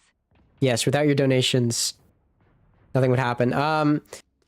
So far, it's a 4v3 now, after the engagement in A. Leo is able to take out SaD as well, so there's just one more player near A that they have to deal with, and it's Jerwin, and Duck does. So now it's a 2v3. Again, the Observer is asleep at the wheel to start off the map. That's a good paranoia.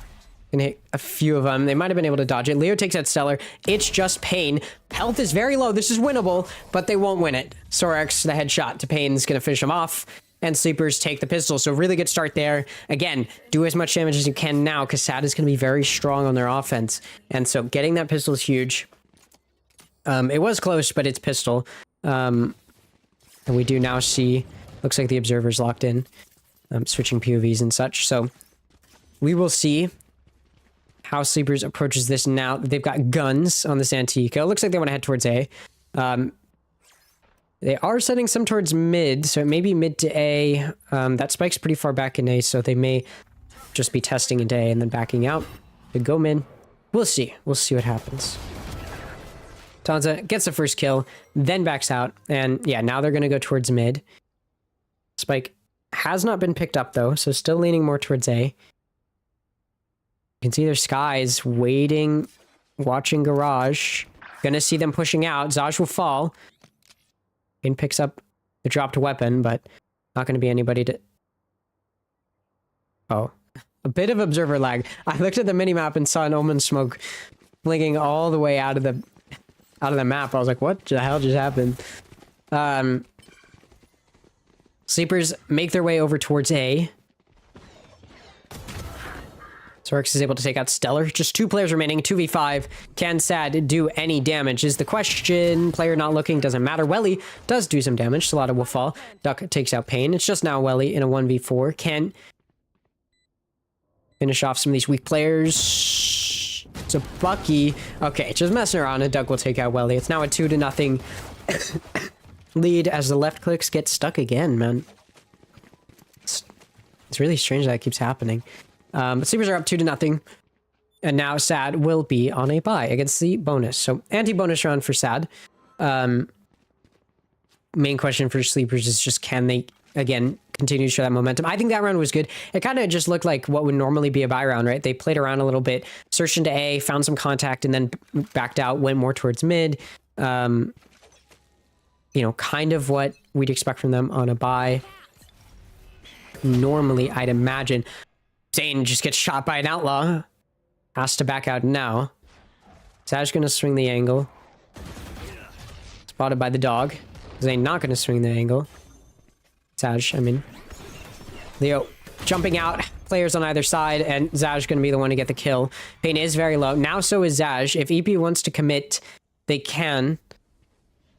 But Sleepers does not look like that's what they want to do. A bit of Observer lag, unfortunately. Tons is now just holding this angle. As we do see Sleepers making their way up mid.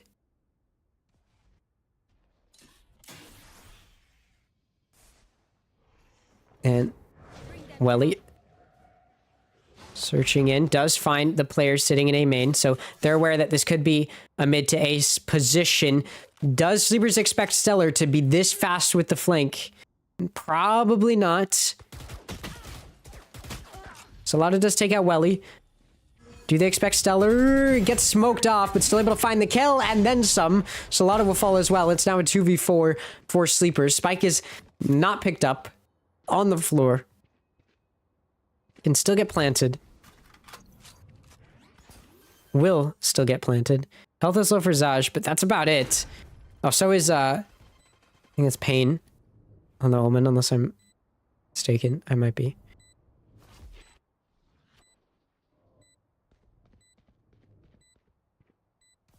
Just playing at the time.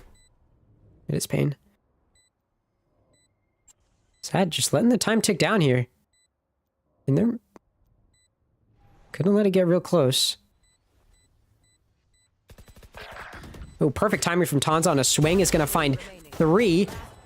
Just down to Sorix. Found some shots. Can't finish it, though. But the time has ticked it down, so the bonus for Sleepers is converted. And that does mean Sleepers off to a 3-0 start. And I was worried about how SaD would start this. It looks like Sleeper's the one you need to be worried about. So far, pretty dominant. The round's not so much. I mean, that round in particular, not so much. But the bye was weaker for Sleepers. So, you know, you would have expected SaD to win that. Not, let alone only get out with 1 player alive. So they have to take an eco. They do have the hero rifle and the Phantom. Of course, that Jarwin was able to keep from the previous round. And he's going to buy up. Going to commit to it. So there's potential here for SaD, but Sleepers just have better money right now, and they can play a little bit more aggressive if they want to. It looks like they want to head towards A. There. Doubled up on the angle. Hansa as an outlaw. Welly, nice headshot with the Marshall. Is going to shut down that push. Salada will be able to take out Zaj, and the smoke stops Welly, but then he just sprays through the smoke and hits Salada in the head with a Marshall. Spike can go down. 3v4 post plant. I mean, what was that? Seekers come out from Sleepers as well, so positions are noted. Sorix playing from main. Being patiently waiting for the flank to come through. Sorix able to take out Welly, flanking now. Leo gonna take out Jarwin. Duck takes out Pain. Just 1 player remaining in screen. Stellar with a classic will take out Leo, but will fall to Duck's hands. And a 4th round in a row converted by Sleepers. A massive start to what is their opponent's map pick. SaD started Corrode 4-0. And then they won the map. So Sleepers in a good spot here. Question is, now that their opponent's on a bye, and it's equal, full bye from both sides, can Sleepers continue the magic? They're split up here just a bit, letting their Viper lurk up mid. Similar to before. Zaj on a bit of an aggressive angle here on box. Dimensional Drift going to come out, though. Player spotted and noted. Zaj gets out of there. Pain does not. Now does. TP's out. Sorix able to take out Jarwin. Salada going to take out Stellar. Stellar is able to take out Tanza before falling. Leo's going to take out Zaj. Welly and Pain each find 1. It's a 2v2. Sorix is late. Oh, Duck able to find the kill into Pain. Just better aim. And it's down to 1. 2v1 for Sleepers. Welly has an opportunity if you can find this kill, and they do. It's a 1v1. Nightfall comes out. It's going to be good. Catches Sorix. Now, the defuse can't be heard. And Sorix swings anyway. Welly's gonna fall. It was an attempt, but Welly stuck it just a bit too long. Couldn't get off in time and get shot in the head. 5-0 for Sleepers, and SaD has to take another eco round. I mean, what on earth is this map? I mean, you know, SaD won 13-11, their most recent time on this map. That's not dominant. Right? Clearly, defense was going to be the struggle point, as highlighted. They went 9-3 on their offense, and then only got 4 on their defense. the last time they played split, but I did not expect them to let a 5-0 start through their fingertips. Still no timeout called as well, something to note. SaD, very much so defaulting. You're expecting maybe an aggressive play would come through, so just in case, they're looking for it. But one is not coming. Spike's leaning over towards A, so that's probably where the map's gonna end, or the round's gonna end, sorry. Over towards A.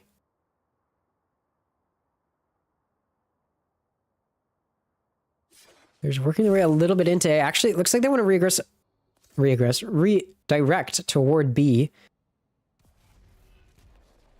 What comes out? SaD has read this without any info. SaD has read that it's going to be a B hit.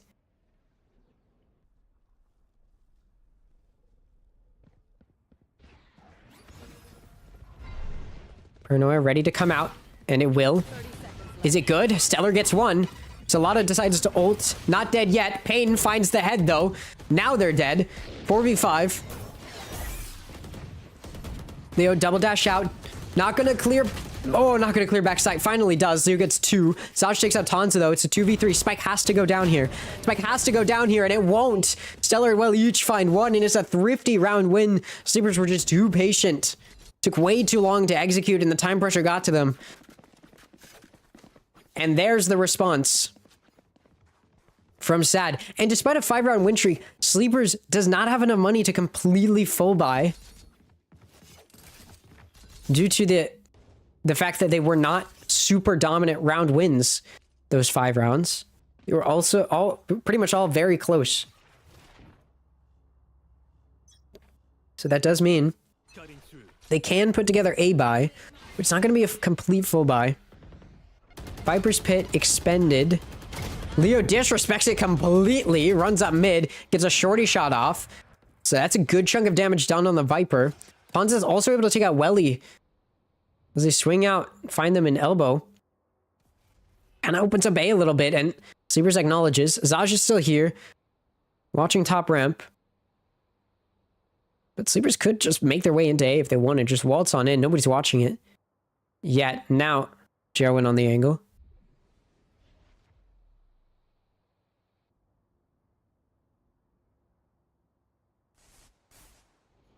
There are 4 ults in the hands of SaD, so even if they give up the spike plant, the retake should still be good. Zaj, able to take advantage of the whiff, rare whiff from Salada. Leo's going to take out Zaj and Jarwin to follow it up, though. 2 for 1 makes it a 4v2. Spike can go down now. They don't know that. Stellar decides to abandon their post in mid. Seekers come out. They know where these players are. And if you are SaD, I think you save here. Health just too low for Stellar to try much. And that's exactly what's going to happen. They're going to save. So Sleeper's now going to find a 6th round. And this time, they have quite a few players remaining. The Sleepers worked really effectively at just moving together and picking everybody off one by one. And when they did lose a player, immediately it's traded back and then some. Because Sleepers is playing together, able to take advantage of the gaps in their opponent's defense.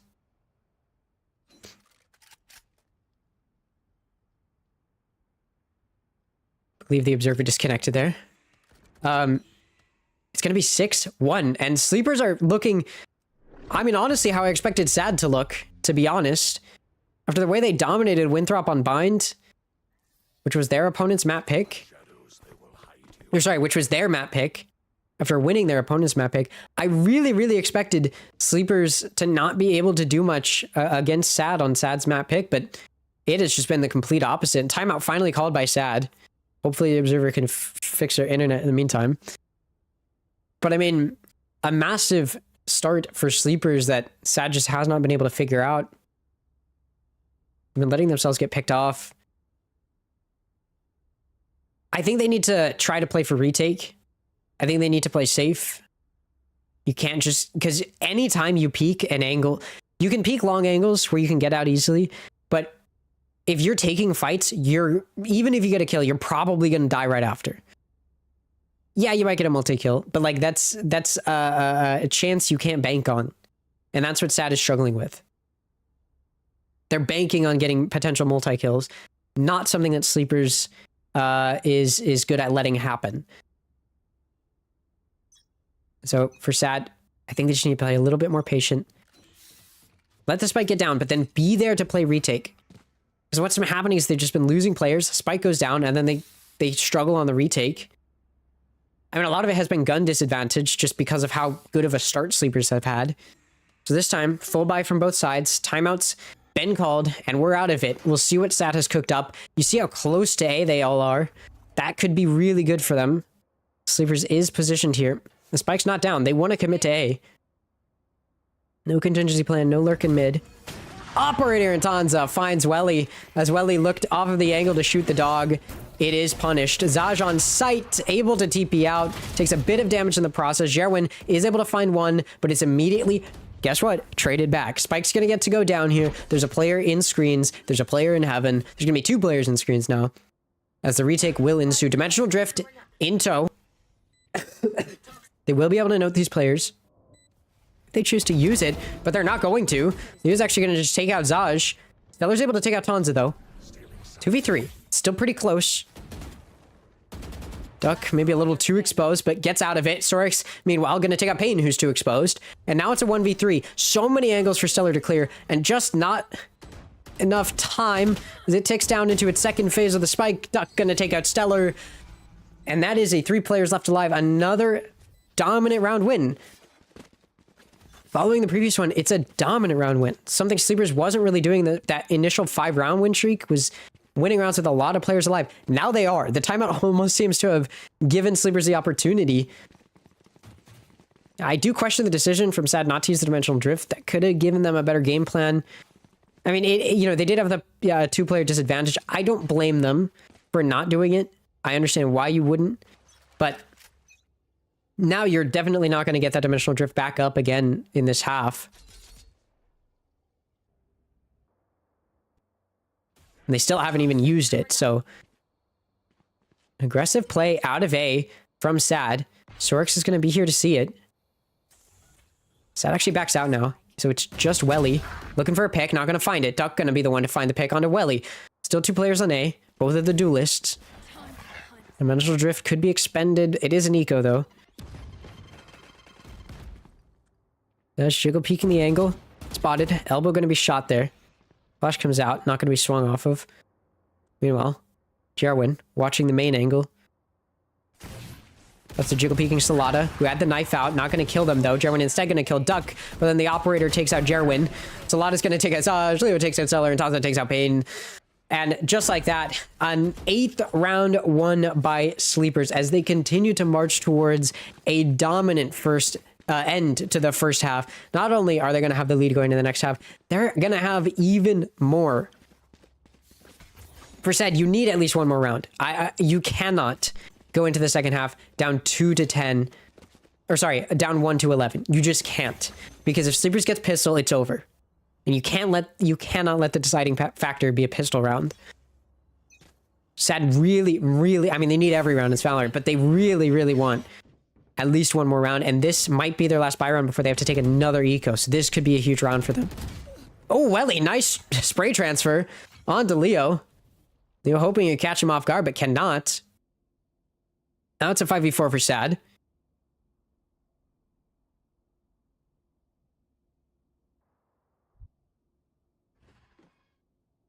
Sleepers is very aggressively positioned here in A. It's noted, though. Haunt spots Salada. Operator on Jerwin misses. Salada is able to punish. It's a 4v4 now. Speaking of Operator, Tanza's got one. Welly picked up the one that was dropped. A is completely open right now. Sleepers have no idea. Time to jump. TP'd onto site. Site's going to be cleared. Spike can go down. Yada, yada, yada. Now a 4v4 post plant ensues. SaD's going to have to retake. They have the Dimensional Drift, and I imagine now is the time to use it. Seekers are utilized, so positions are going to be noted. Dimensional Drift has been expended. Oh, Sorix barely saw the top of the head of the Omen in vents, in sewers, I mean. Takes advantage. Sorix also going to find another following it on the Yoru, and Welly is out of there. Does not care. He is gone. And that means a 9th round going to be won by Sleepers, and it's a huge round. SaD doesn't have money. They don't have money for another buy, I don't think. They might. Just barely. But again, a 9th round won. And again, SaD needs at least one more round. They really, really need it in this half. Because again, if you switch sides and it's all on a pistol round, that is a very bad position to be in.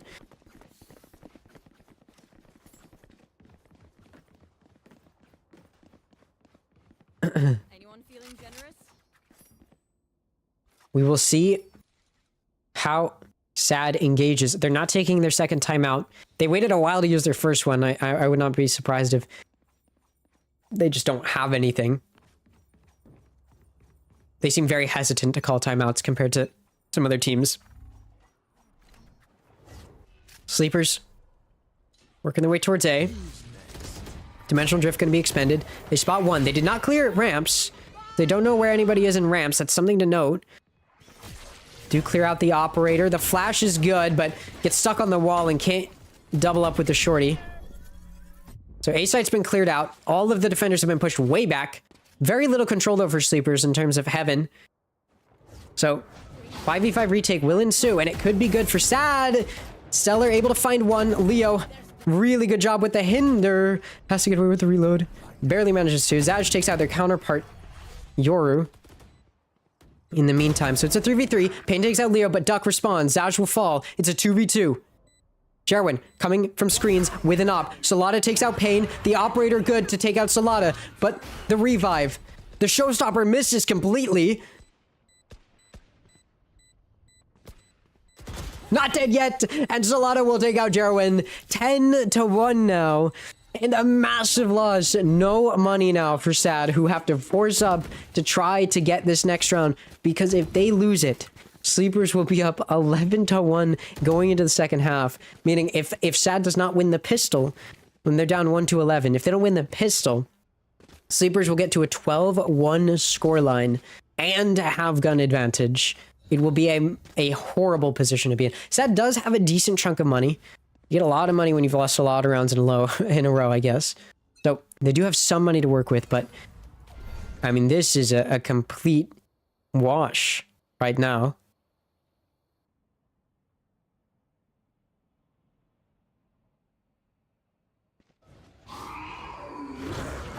Danza pushed off of the angle in garage. Did not shoot the operator, did not want to give away the position.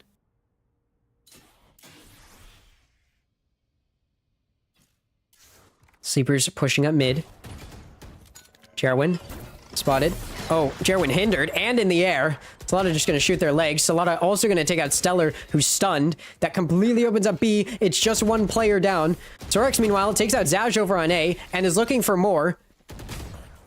Pain is there. I mean, if Sorix won it, you could try to get that final kill, but instead they back off. It's just Pain. Spike's on the other side of the map. It's the last round of the half, and they're not going to win it. And Sleepers is walking through SaD Esports. I mean, this is almost exactly what SaD did to Winthrop. It was a tough first map. The only difference is that Sleepers didn't win the first map. SaD won the first map, which apparently is really good for them now. Because just like SaD against Winthrop, that first map went to OT, and then the second map's just been completely dominant. Except instead of being dominant for SaD this time, it's dominant for Sleepers. I mean, this is, you know... Hey, talk about needing... looking for potential good maps to pick in the future in case Corrode gets banned. And after losing on Corrode today, you know, maybe you want a map you can be confident in. Clearly, Sleepers has figured something out. Pistol round 8 comes down to this. SaD loses this, they almost certainly lose the map. They need this win. Welly, who's aggressing over near A, dies. It's a 5v4 now. But for SaD, good news, they're over on B, where most of Sleepers is not. There are 2 players here, though. Jarwin wanting to aggress into CT. Sorix is there. Zork's not going to get the kill. Manages to get away and get to a heal.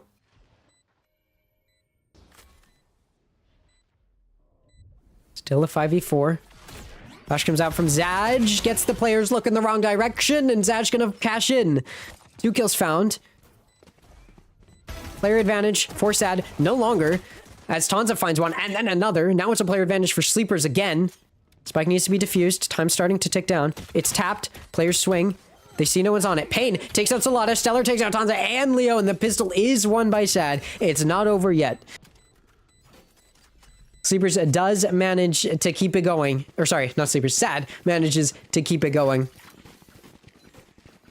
And if you're going to make what will need to be one of the biggest comebacks in Challengers history, you do need to start it with a pistol round win. As I mentioned, had they lost that, they would have the gun disadvantage going into this round, and Sleepers would be on match point, which would be huge for Sleepers, horrible for SaD. But here, SaD did get the pistol. They've got gun advantage. They can start to build some momentum. We saw them very dominant on offense their last time on Split against Azure Dragon Gaming. So there's an opportunity here for them to get into this. We know that they like this offensive half.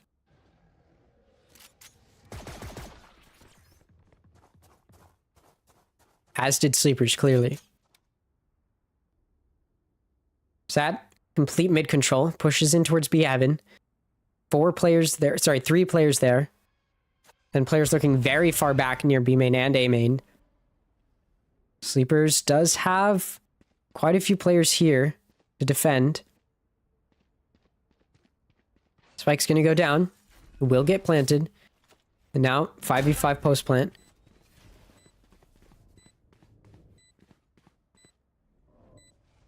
Retake's gonna come through. Waylay's still all the way over on the other side of the map. Leo was waiting for a potential lurk up on A, even after they knew the spike was going down. Now they join their team. It looks like Sleepers is just gonna go for dying to the spike and watching exits.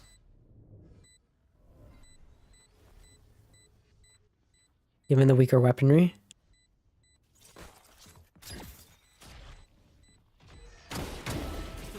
Okay, watching exits. Tanza finds one. Duck finds another. All right, pretty decent. Everyone else is in garage. You're not going to find anything else. Instead, it's time to die to Spike. And that's exactly what's going to happen. So Sleepers, all 5 of them died to Spike. That's probably best case scenario other than winning, which wasn't going to happen given the giving up B site completely. But Sleepers can spare that. They're up by quite a bit, in case you haven't noticed. And now they've got to buy against a bonus. And SaD is making sure that everyone has at least a decent gun. And when you're down 3-11, you do not want to, you know, potentially risk losing a round. So it's a pretty equal buy. SaD is still weaker, which could mean that Sleepers has an easier time walking towards match point. So we'll see. Duck is the only one watching A main right now. SaD walks up ramp. Haunt going to be expended, so Sleepers knows. Duck uses the dog. Zaj nearly TPs and gets the kill, but just barely can't. Leo with the fast flank could end up looking very good. Able to find one, nothing else though. And Zaj takes out Duck and Leo, so it's actually a 2-for-1 that puts SaD on top. Not anymore though, Solana gonna take out Zaj. It's 3v3. Started to look either off of that whiff. Spike planted.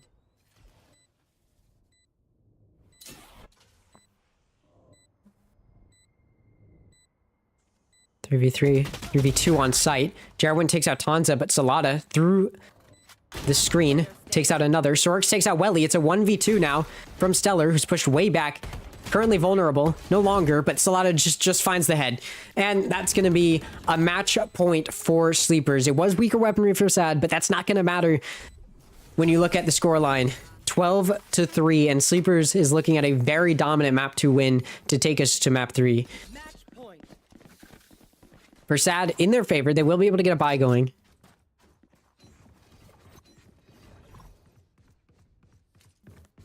But this is going to have to be the best offense on Split anybody's ever seen, given that it's split we're talking about. In SaD's favor, Sleepers is not going for a complete full buy.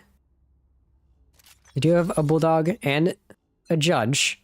So, slightly weak weaponry. And SaD did pick the correct site if we're just talking weak weaponry. It's only Duck here, and all that he has is a Bulldog. So, site completely given up. Tons is here now. So is Leo. The whole gang's here, really. Sleepers can start to go for a retake. Leo, the double dash reveals so many players sitting in that main. In fact, there's 4 of them. Duck held by a Siege, trying to get away with their life, but can't. Jerwin will take him out. Zaj will take out Tanza. Salada sitting in a smoke, a bit unwise, taken out, as well as Leo by Zaj. And it's just Sorex, so beautiful site take there. I mean, it didn't even have to be beautiful. They just kind of walked on site, and Sleepers couldn't do much else. So flawless round win by Sleepers. Or sorry, by SaD. And that was an expensive round by Sleepers. So they're going to have to go for an eco. I mean, that was just kind of a rundown. SaD didn't even really have to do anything. They just walked in, got the spike planted, and then killed them. I guess playing from main was Sleeper's kryptonite.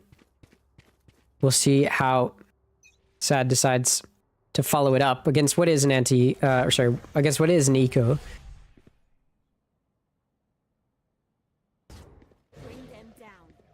Bit of testing into B. Spike is in market, so leaning more towards B side.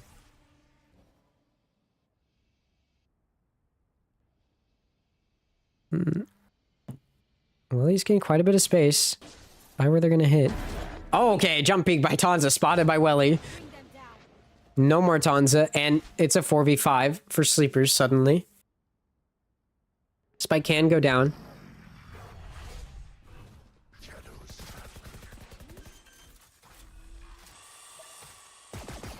Spike planted.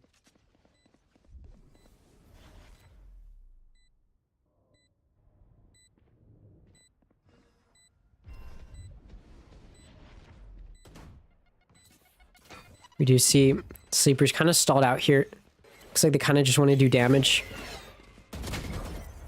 given the lower time frame.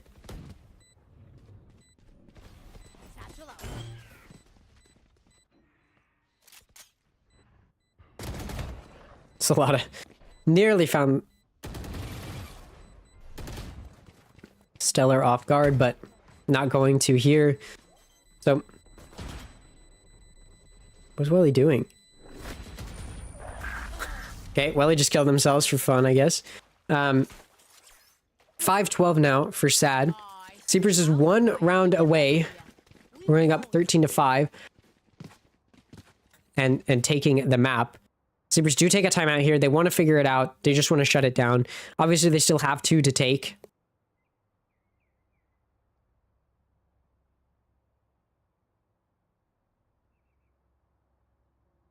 Figure out their defense. Because their last buy round, they did just let SaD walk into A. And that's obviously not ideal when we're talking about, you know, trying to win. So, it's probably something Sleepers do need to figure out how they want to play a little bit more aggressively on A. They really like, again, they really like playing together and being able to bunch up. And the way that you can do that on defense is by, you know, playing angles where it's a quick rotate to one another, right? So that's why you only have one player playing from heaven, because then people can rotate to you very quickly and you can rotate out of sight to wherever you're needed very quickly. But because you lack players deep, it just gives sites up for free if they get past your one angle that you're holding. So probably some of the discussion there. B site looks like the target of SaD this round, though. So, not going to walk into A again. Instead, might try to walk into B.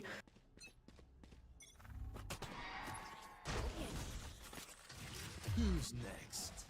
Dimensional Drift going to be expended by SaD. They clear out some of those players in mid. And they're going to see Tanza backside holding with an op.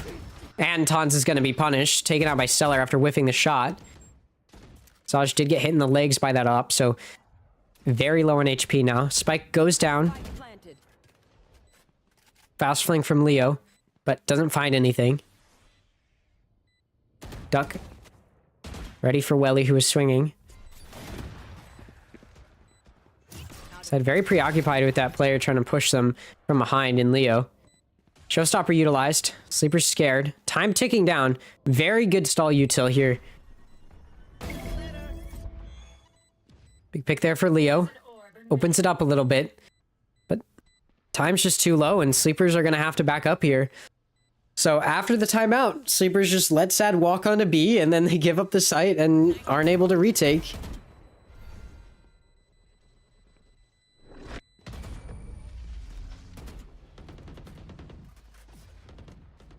So kind of a misplay there from Sleepers, but they do keep their guns. Only one player died, so the only thing they lost was an operator, which, like, you obviously don't want to lose an operator, but better than nothing, I suppose. Or, yeah, I mean, definitely better than nothing. Not having an operator is better than not having anything. So, SaD, once again, let's just go B. Let's see what we can do. They do have their Viper lurking over towards A, just in case. It is once again going to be Tons on B to meet them here. No dimensional drift to aid in the site take of B this time, though.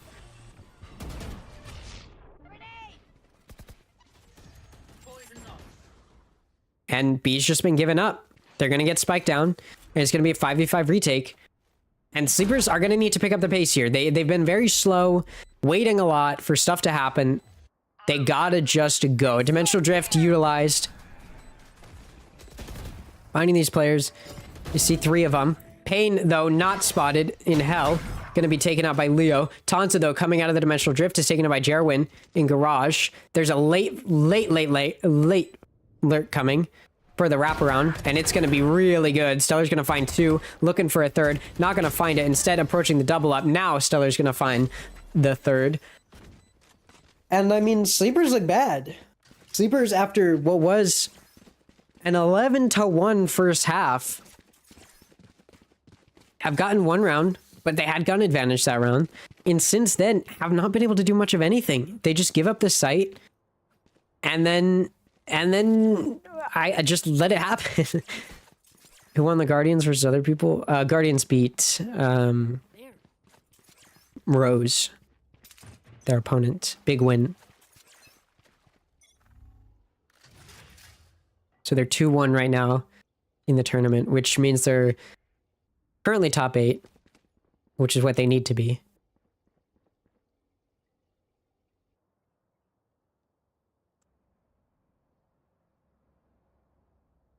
All right, Sleepers. Do need to lock in here. They're on an eco. Most of them have Buckies.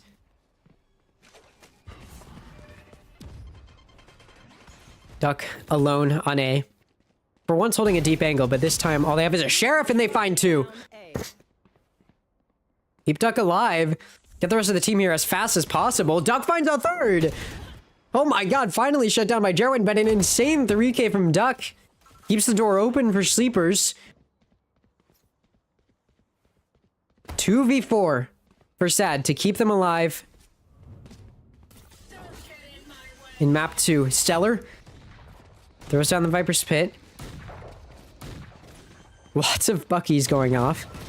Jerwin able to take out Solada. Solada decides to ult. Stellar takes out Tanza. Leo able to take out Jerwin. It's a 1v3, but the Viper's Pit is down. Stellar finds 1, but Sorg's picked up a Vandal and takes out Stellar, and Sleepers takes it to map 3. It got way closer than it needed to after being up 11-1 after the first map.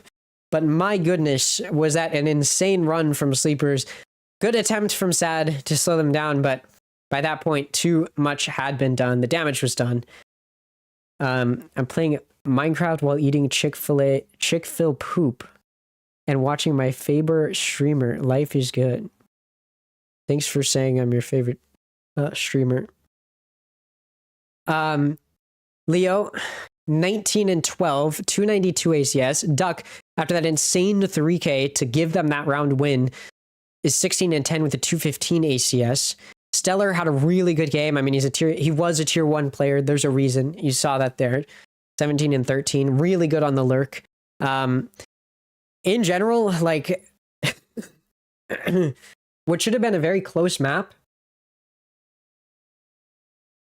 I mean, just completely decimated by Sleepers on offense. I thought they were going to start on offense because they're kind of an attack-sided team in general. I thought that they were going to keep it close, but I really believed, since that was the map pick from SaD, that I was going to end up SaD, and that they were going to dominate Sleepers there. But no, Sleepers just a complete upset there. And we will go ahead and take a look at that recap of Split. 13 to 10 for Sleepers. Again, Leo MVP, 292 ACS, 19 and 12. I mean, if you look at Corrode, right? Think of who's on top here for Sleepers. It's Salada, it's Sorex, it's Duck. Who's on top on Split? It's Leo, it's Duck, it's Sorex. Like, Duck and Sorex are also in the top 3 again, but Salada's not, right? It's now Leo. Like, that's the thing with Sleepers. They're all aimers. They can all take their duels. That's the mark of a good team. They can perform when they need to. If somebody's not performing well, the other one will step up. And that's what we're seeing, right? I mean, so far, Salada on Corrode went insane. 33 kills is really hard to beat. Split, not so much, only 13. So not going to get the single series kill record or anything like that. But, I mean, in general, just an insane map 2 for Sleepers. I mean, 11 to 1, 5 unanswered rounds, and then 6 more after that. Unbelievable from Sleepers. And the only thing that really stood between SaD and getting 13 or Sleepers in that 13 to 1 is the fact that SaD won pistol. If Sleepers won pistol, if it just went a little bit different, timeline shifts just a little bit, Sleepers probably wins the round after that just because of gun advantage, and it's a 13 to 1. So really the only reason SaD even got to make, I wouldn't even call it a fake comeback, but the start of what could have been a comeback happened is because they won pistol. Had that not happened, it would have been over way earlier, and it ended early anyway, and kind of fittingly, it ended because of an insane pistol 3K by Duck. So a big win there. And now we're heading into Haven. Let's go ahead and take a look at these 2 teams on Haven. Most recently, Sleepers beat Focused on Gaming 13 to 6 on Haven in the grand finals of Funhaver GG of the weekend. So that's kind of a big win. Shows kind of their prowess there. They did lose on Haven earlier on in the tournament, but they did win every other time that they played it in the tournament. In Challengers so far, they have yet to play Haven. And just before Challengers started, they had lost to Blue Water. But their most recent match on Haven, they did win, and they went for a Yoru ISO comp. This is not actually too crazy. Like, as off-meta as their comps are, this one's actually not that off-meta. I've seen a pretty similar comp, like even with a Clove on Haven before, because I've talked about this before, but sometimes playing into the sidedness of a map is effective, right? So if it's defense sided, playing into the defense sidedness of the map is good. If it's offense sided, playing into the offense sidedness of the map is good. And the reason that those are effective is because when you play into the sidedness of a map, it means that your opponent has a really hard time beating you. Now, Split is not attack sided. Sleepers is just attack sided, and that's what we saw there. Like, when we're talking about Haven, which is an attack-sided map, Sleepers should look pretty good, right? There's a reason they looked good here, and it's because, again, they're playing a very aggressive comp because they're going with the agents that they're comfortable with. I've talked about this before, right? The ISO, the Yoru, and the Clove are all very fast-acting, aggressive agents. Chambers, more of a duelist Sentinel hybrid, right? You're playing to be aggressive, right? You've got a pure recon initiator in Sova, which works really well in Haven, right? their comp basically is just for quick aggression, let's play together. That's every comp that they choose. And there's a reason it worked really well here, and allowed them to win Back to Basics 13. But not just Back to Basics 13. There's a reason that this comp in general works for them, right? We saw them on Split go for, guess what? They had a Clove. It wasn't an ISO, but it was a double duelist with a Waylay Yoru, right? They're going double duelist with a Clove. You're playing to be aggressive. Same thing on Corrode, where they did go with an ISO Waylay. They're playing to be aggressive. That's what they do. They play to be aggressive. They play to be quick and fast executing, and it works out for them. A lot of the time here in Challengers, in fact, all of the time here in Challengers so far it has, in this series anyway. We'll see if it pays off in the long run. When we look at SaD, and let's take a look at any recent matches on Haven. They did beat Azure Dragon Gaming on Haven most recently. They also lost to Pigeons on Haven in Funhaver, which is, you know, that's saying something. You know, when we're talking about just Challengers, they played against Azure Dragon Gaming on Haven. So the same series we were just looking at to look at their split comp, we'll go ahead and look at their Haven comp. Oh my God. 10-2 first half, all on defense, is very impressive. On Haven especially, Zaj went 32-11. That's insane. They're going for a very meta comp, right? Double controller with Viper Omen, and then Killjoy, Sova, and then, you know, you can go Neon, you can go Jet, you can go whatever you want. That's not entirely surprising, right? This comp is the meta comp. I mean, it's double controller, and I talked about when I was watching Alliance Guardians earlier, when we were doing Alliance Guardians, I talked about how much I don't like double controller in Haven, just because of, especially when you switch that defense, retakes are really, really, really hard when you're not running double initiator or double duelist, and you're just running double controller. You're banking on preventing your opponent from getting the spike down. There's a reason that on their defense, only 2 of these rounds are defusals. It's because all the other times, the reason they were winning is they were preventing ADG from getting onto site. They may not be able to do that with Sleepers. We know how powerful Sleepers is on offense, and with their team comp on top of that, which is an offense-sided team comp, on an offense-sided map, we know how much SaD's going to struggle keeping Sleepers off site, and so they're going to have to play retake. And again, when they don't have retake util and initiating and duelists, you're gonna run into a problem where you have to slow Sleepers down, but you can't, and now you can't play retake either because you're running double controller. So it's going to have to be a lot of working the map. On offense, I'm not as worried about them. Sleepers, of course, running a very attack-sided comp, so their defense is going to struggle a little bit. So for SaD, when they're attacking, I do think they're going to have a bit of an easier time. They so far have shown how well they work maps and can lurk around and play around their opponent, get info. That's something they're very good at doing. They've shown. So I'm not too worried for SaD in terms of figuring out everyone else, everything else. It's just that defense half that I'm really worried about for them. So we'll see which side they start on. I mean, it's really going to matter. If Sleepers start on attack, I think it's Sleepers map win. Genuinely, I think it depends on who starts on which side, because I think if SaD starts on defense, they're gonna have a really hard time playing against the offensive Sleepers. Whereas if Sleepers starts on offense, right, they can be very, very aggressive. If SaD starts on offense, I think they've got a better chance of winning the map. I think it's going to be hard regardless for SaD, just because, again, Sleepers attack is going to be really, really good. I think you need to get, like, let's say, I think against Sleepers attack, SaD's going to need at least 4 rounds if Sleeper starts on attacking. If they start on defense, right, SaD needs to put up as many rounds as they can on their attacking half before it switches sides, if that's the side that they start on. But we do know now, Sleepers is starting on attack. So I think this is going to be very, very difficult for the side of SaD here. Because again, double controller comp struggles a lot with retakes, and Sleepers only are like, their main thing is being aggressive, being attacking, and pushing into sight. And I think that they're going to find it very easy to play post plant once that spike is down against this SaD composition, which is not going to really be made for retaking. I think for SaD, they really needed to 2-0 Sleepers here, and they just got absolutely decimated on split. in a way I could not have predicted at all. And so they were in a position to do so, but they did not. Haven's probably going to be a good map for sleepers. Again, you know, if we're looking at oops, wrong thing.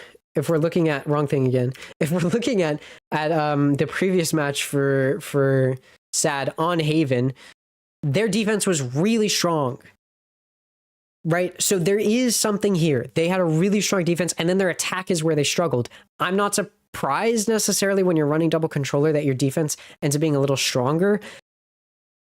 But that's really not going to work against sleepers. You cannot just bank on having a strong defense.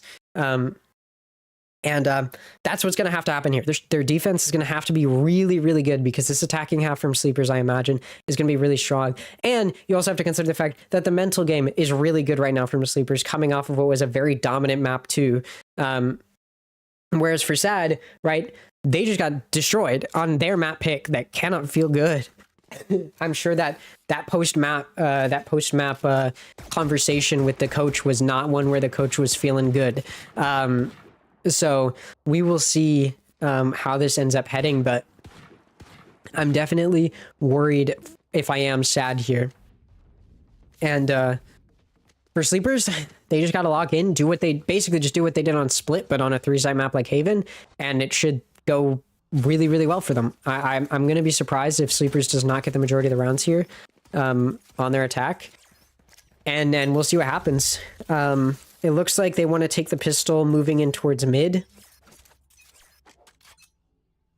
Perhaps a C garage split situation. Stellar is there. Payne waiting with a paranoia. This is a really good read. Oh, but the paranoia is late. The paranoia is way late for Payne, and that hurts Stellar. Stellar can't cash in, so Lada is able to kill him instead before dying to Payne, but Payne dies anyway. Leo takes that Zaj. It's a 4v2. That could have been a really good trap play, but just got distracted. Spike's gone down. Jerwin doesn't clear back sight properly, and then Leo will be able to take out Welly as well. So 3 kills for Leo on the pistol, and Sleeper's already off to a good start. After a bit of a misplay there from SaD, that trap play would have worked. I'm almost certain would have worked to get that pistol in the hands of SaD, but a bit of a misstep. And that's all it took, was a small misstep. So for sleepers, good way to start it. Again, this is a half I think is going to be very dominant for them. So to start it off with the pistol already is not good for SaD. That would be one of the rounds that would be easier to get if you are SaD.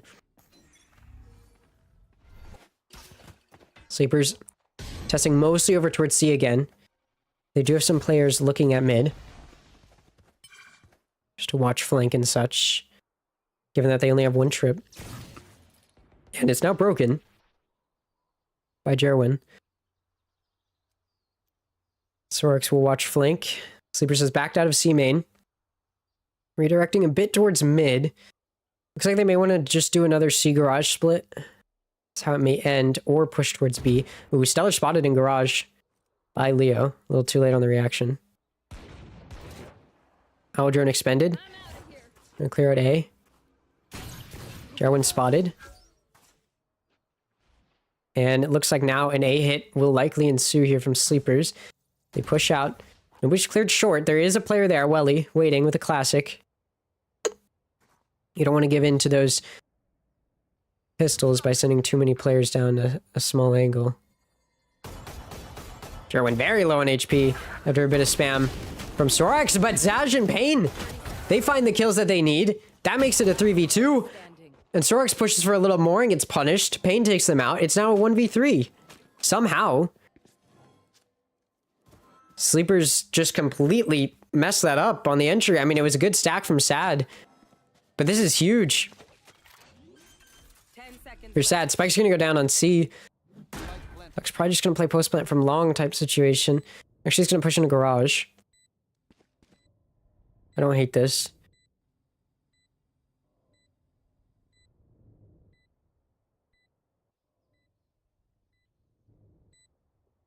Holding, making sure no one's coming from behind, and now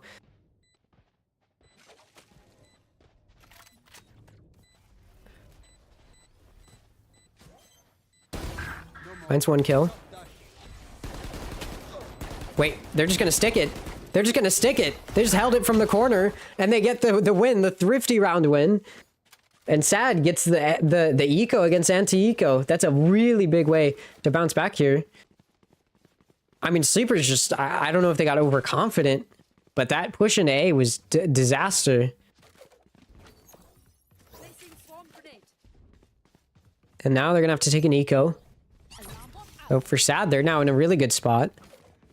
Huge eco bonus off of that round as well.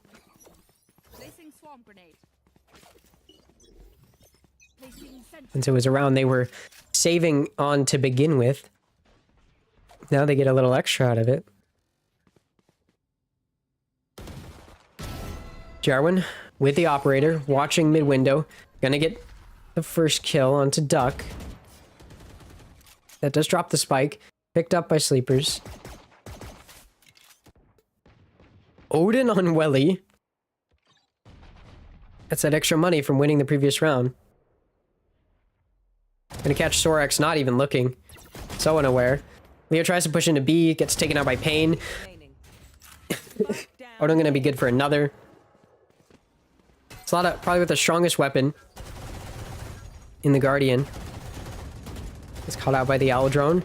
SaD able to find one. It's not gonna be a flawless round, but they are eventually taken out by Stellar. So now it's a 2-1 lead for SaD. After losing Pistol, looked like Sleepers was marching right towards that dominant first half I was talking about, but now it's SaD with the lead. So for Sleepers, now that they're on a bye, now's the chance for them to show what I was thinking we were going to see, which is a very dominant attacking half. It does seem SaD has better ideas on this defense than I thought. Remember what I said. The point is, for SaD running double controller, you prevent that spike from going down because you do not want to have to play retake with that comp. And they've done a good job of preventing that spike from going down. Their holds have been really good, especially against that anti-eco, obviously. They couldn't even get out onto A. That's a big part of why they won, because they did not let them get that spike down, get them out onto site. That's Sleeper's goal. Just get out on site and get that spike down, because SaD's not going to be able to retake effectively without double duelist or double initiate or util. So for Sleepers, ooh, Jarwin for SaD, able to take out Sorex. SaD's going to take out Salada. Huge first two picks here. SaD's going to take out Leo, and Tanza falls as well. So again, no damage done by Sleepers. A dominant round from SaD. If I'm the Sleepers coach right now, I'm banging the desk, throwing my monitor. Looks like Duck's gonna save, maybe. Might even try to get the spike down. So a very fast switch up from what we saw in Split. Now SaD continuing kind of some of that momentum they built up towards that second half of Split. Continuing into Haven now, as their defense just looks unbeatable. To be fair, Sleepers is playing very unlike Sleepers. They're playing split up. Because it's such a big map, they want to get good map control. They're splitting themselves up, and then they're getting punished for that. Or they're trying to push through walls, but they're doing it one by one, and then they get punished for that. And for SaD, there's always like multiple people watching each angle, which is really good for them, obviously, as it allows them to take out Sleepers who are normally pushing together. But when they're not pushing as together as they normally do, like right now, it's even better for them. Who gonna call a timeout? No questions asked. I understand why. They do have a kill contract available, but they're going into an eco, so it's probably not going to be expended.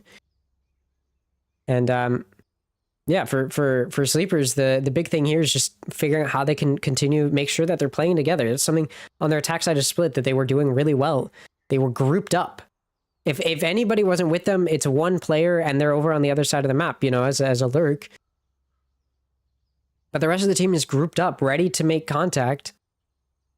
And if that's not the case, it's because you're defaulting and you're playing back, you know, waiting for potential aggressive play by the defense, which is not happening here.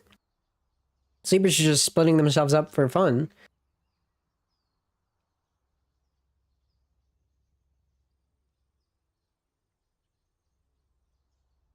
So we'll see how the coach respond responded to that round. Definitely a lot to talk about. But eco round for Sleepers, so not much damage going to be done here. Duck does have a Vandal off of the previous round, not dying. Able to save it. So, hero rifle in the hands of Duck, and we'll see what kind of damage can be done. Sleepers just running it down towards A. There's an operator on the angle. Good for a kill onto Tanza. Jerwin backs out. Stuns come through. Leo's able to take out Jerwin, somehow avoiding the shield. But the Odin too much for Leo and his shield to handle. Just sprays through it. Ooh, good headshot with the headhunter from Sorex. Good paranoia though, and that allows Pain to take out Salada. As Stellar takes out Sorex. And that's a pistol round lost for Sleepers. Or an eco round lost, I should say. For Sleepers, as SaD will take their 4th round. Starting to look like basically as Sleepers did on Split. For Sleepers though, their defense is gonna, struggle a little bit most likely. Given the 3-site map. So they really need to go into the next half with the lead. And the more rounds that pass, the less of a chance they have to do that. Now they've got a buy. Full buy from both sides. If Sleepers doesn't win this round, I mean, that could be the end of the series. I mean, maybe not that dramatic, but this round is really important, not just for stabilizing their economy and getting back in the game, but also proving that, their strategy of just being aggressive can work. It's going to be a push into B. There's Killjoy util and Pain back site. Actually, now Sleepers back up. They break the alarm bot and then back out. A little bit of damage done to Tanza, but not enough to matter at the moment. And now Sleepers want to go towards A. Take a bit of mid control. Force SaD to watch it with their eyes. And now they're walking up towards A. Killjoy's walking into short. There's an operator in the form of the Tour de Force waiting. Meanwhile, Welly able to take out Salada with the Hunter's Fury. Oh, big miss op shot from Sorex, and it allows Stellar to find an opening. Tanza takes out Pain. Spike went down for once. So now, we'll see if the retake can ensue, but player advantage, and it should be able to.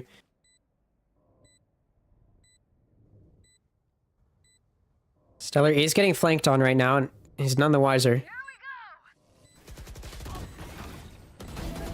Leo able to take out Jarwin, who tried to stun and jump out of heaven onto the site, but punished. Zaj is able to take out Duck, but immediately traded by Leo. It's a 1v2 now. Jumping down with the Odin is Welly, but Leo shuts that down very quickly. 3 kills for Leo. And I'm not surprised. The retake didn't go well. That's what I've been saying. SaD does not have a good comp for retakes. They're trying to just prevent you from getting that spike down. Your goal, get that spike down. After that point, even with a player disadvantage, they're able to take it. Because SaD cannot play aggressive on a retake. Double controller, you are trying to prevent them from getting onto the site in the first place. And SaD has done a really good job of that. It's just in that round in particular, Sleepers did a really good job of getting rid of info in mid by taking out that alarm bot, forcing them to leave Pain there, and then they could back out and go over towards A, which ended up being a bit of a weaker site. And it was a bit of a struggle anyway to get there, but when they did, the spike went down. And then they just had to play a good post plant. So, again, just watching, paying attention. Sleepers taking advantage of open space. A's been left completely open. They're going to just play retake on A. They hear the owl drone now. They're moving. But, oh, it's a lot of caught in the smoke tablet. But able to... here with their life. Duck takes a bit of damage planting the spike, but gets it down, and now retake has to ensue. Talked a lot about this. We'll see if SaD has an answer. Angle being watched by Sorex, but he whiffs, and the Hunter's Fury came out at the same time. So although Duck does take out Stellar, it's a bit of a miscue, and SaD's up a player. Welly able to take out Leo. Jarwin takes out Salada. Although Salada can go ahead and ult, can they get the kill in the process? The operator on Tanza is going to have to be dropped. Salada did not get anything out of their ult, and now it's a 5-2 lead. So They did retake effectively there. SaD did. It did take a bit of a misplay from Sleepers in that A lobby. Maybe not a misplay, but good timing, I suppose. So I got a bit lucky with the timing. And some whiffs from Sleepers, so that's a round where they get the defuse off. Big for SaD. Now the question is, does Sleepers have an answer? They should have guns. How do they use them? They want to go for A. Viper's Pit used on C. Big recon dart. That's a lot of them. Ooh, whiff op shot from Jerwin on the jump peak from Tanza. And they decide, let's not go short. There's 3 players here on A that'll have to be dealt with by Sleepers. Tanza TP's in, immediately gets taken out. Sorix will die to Jerwin. Welly will take a Leo. And now it's just a 2v5.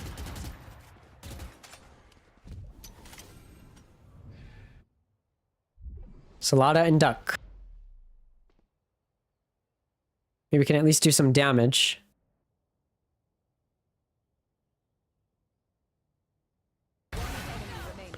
Duck jiggle peek the angle first. Didn't quite jiggle peek far out enough.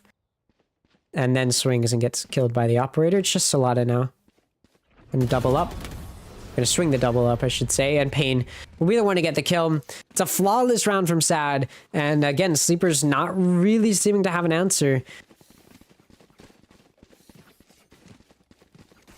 And off of that, a second timeout used by Sleepers. Very early. 8 rounds in. I mean, I do get it. I do get why. I'm almost certain what happened is the coach is not seeing what they said that they were supposed to be doing. Or what they said they were supposed to be doing did not end up working out. One of the two. So we'll see.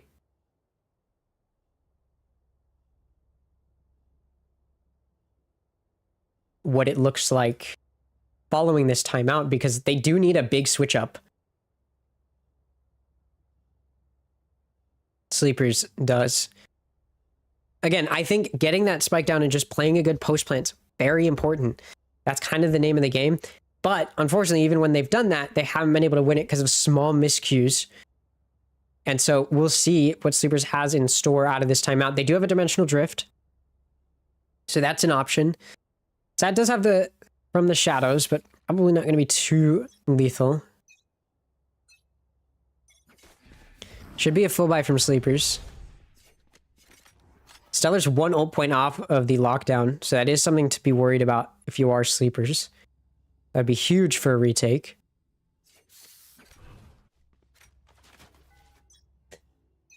Or just as a zoning ult. Sleepers send both of their duelists out of A, making quite a bit of noise. Hoping that SaD will take the bait, and SaD do to an extent. They start to back out, moving over towards A. Who's next? Dimensional drift used, and then immediately TPs over to C. Do a bit of angle clearing here. I don't think they cleared back platform. Doesn't matter. Tons is gonna be able to swing it. Zaj will fall. Salada just ran into backside. The one player who purchased a gun the previous round. And as I mentioned, that lockdown was just 1 ult point away, and it is now up. So it's been expended, and that spike never went down. So it's a 3v3. With 50 seconds left, that's still a decent amount of time. 4 Sleepers to utilize here. Duck gonna be leading the charge here into B. Pain is here. Gonna have to be cleared out. Tanza's gonna see him. Fake clear though. Seconds left. Looks away. Wrong time. Pain's able to kill them. Duck does trade it back though. 2v2. Smoke and C-Link will fall. So now it's a post plant being played from main. And where's Sorix looking? And now it's a 1v2. Huge misplay by Sleepers. And Duck got caught out by the recon dart. I mean, that wasn't even like necessarily because the retake was good. Sleepers just looked bad there. Those were just huge mistakes. And now they're getting taunted. You fail. Now flee. Massive mistakes from Sleepers that you just should not be making. You cannot be making against a team like SaD. but you absolutely should not be making if you are sleepers, given the reputation you now have. A lot of expectations for this team. So to come in and mess up that bad, especially in that particular moment, I don't feel good. If I'm the coach, I'm again throwing my monitor.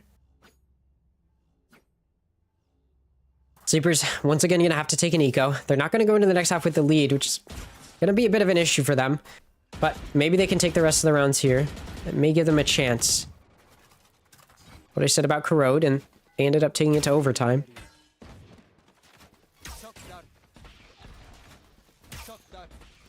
Welly with these shock darts, very impactful a lot of the time. Leo, down to 1 HP. All these players in the sleepers that inserted themselves in short try to get away and nearly do. Leo gets shot through the wall by the operator. That'll stop that. Now sleepers redirecting towards B. Pushing out here. SaD, Stinger, good to take out Pain. Sorix through the smoke. Headhunter gonna kill Welly. Jerwin uses the op to take out Tanza and then pulls out the overdrive. Stellar's able to use the shorty. It's a 1v1. Point is, it's a 1v1. And SaD just completely knife out. Goes the wrong direction. Good round from sleepers in terms of damage for an eco, but again, you do need to lock in here. They need to get at least one more round, preferably the last two if you're... I mean, obviously. Hey, they're saying whoever gets 13 rounds wins this game. But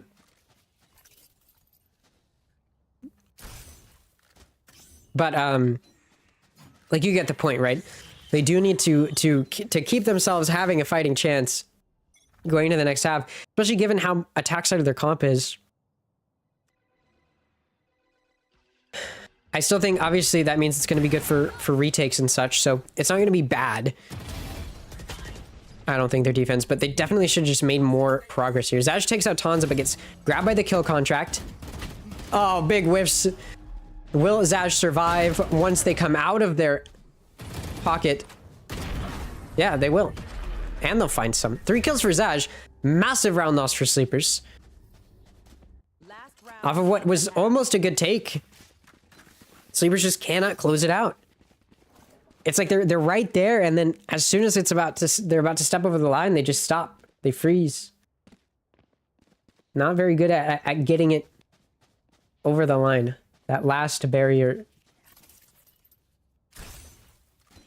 You're gonna have to make a massive comeback on the defense, which SaD is running, you know, double controller, which will struggle more on offense naturally.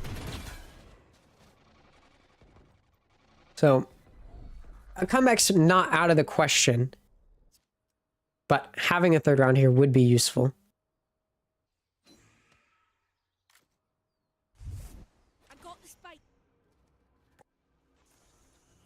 Still there with a judge, waiting in garage. SaD caught out by the owl drone. Hunter's Fury expended, trying to cash in. Does tag SaD once. Nothing else though. Jerwin up in a lobby. Spotted by the owl drone. There's 2 players here. Do they expect Pain? Probably not. Pain is able to take out SaD. SaD goes ahead and ults. They're able to take out SaD again. So it's a 4v5 now. Hansa's made a lot of progress up C main. We can just take advantage. Tanza takes out Stellar, who's holding in a corner with a judge. Backside though is Zaj, finally taken out by Tanza, but only after finding 2 kills. So that does mean sleepers are down a player. Oh, Sorix though, gonna even it out, taking out Jerwin. 2v2 now. Spike goes down, planted for backside. Well planted. Welly gonna expend the darts. Dimensional drift in tow. I mean, Tanza knows if it's a fake or not. All the way over on the other side of the map, though. Doesn't matter. Well, he tries to stick, and Sorix is able to find the kill. So 9-3 SaD as we move into the next half. Although Sleepers gets that last round of the half, it's still going to be a pretty big battle to get back into this one. They do have you know, a much more aggressive comp. So they can play retake more. They can go for set plays on defense.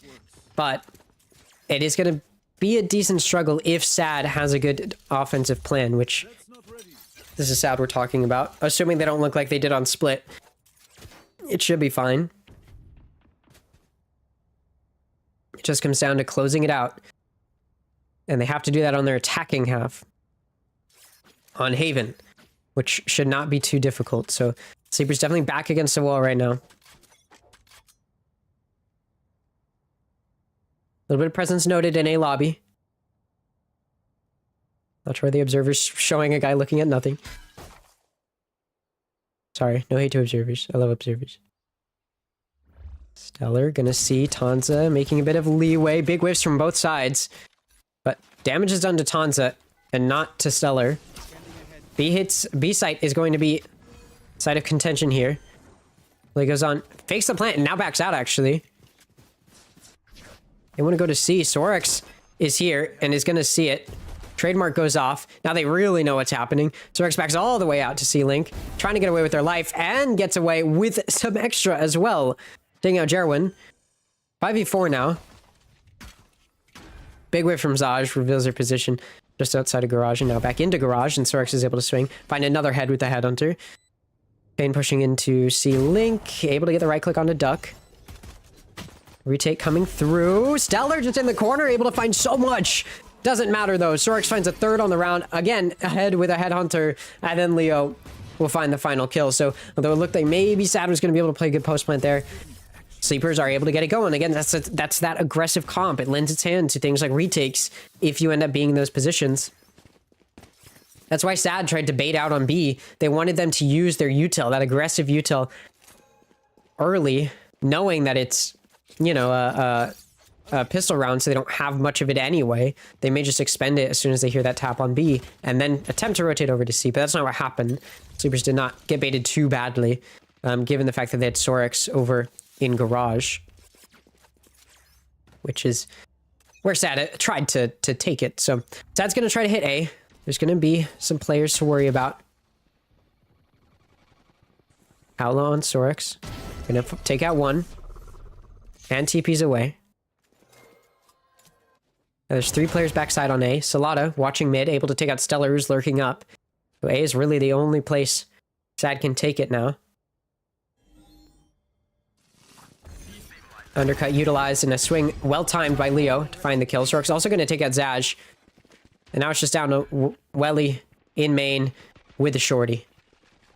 Can you at least find one is the question. It's the one with the double tap that swings first, and you whiff the shot completely anyway. Sorex will take Welly out. 3 kills for Sorex. And a flawless anti-eco. That's exactly how you want to do it if you're going to start to make a comeback happen. Do good damage. Look good while doing it.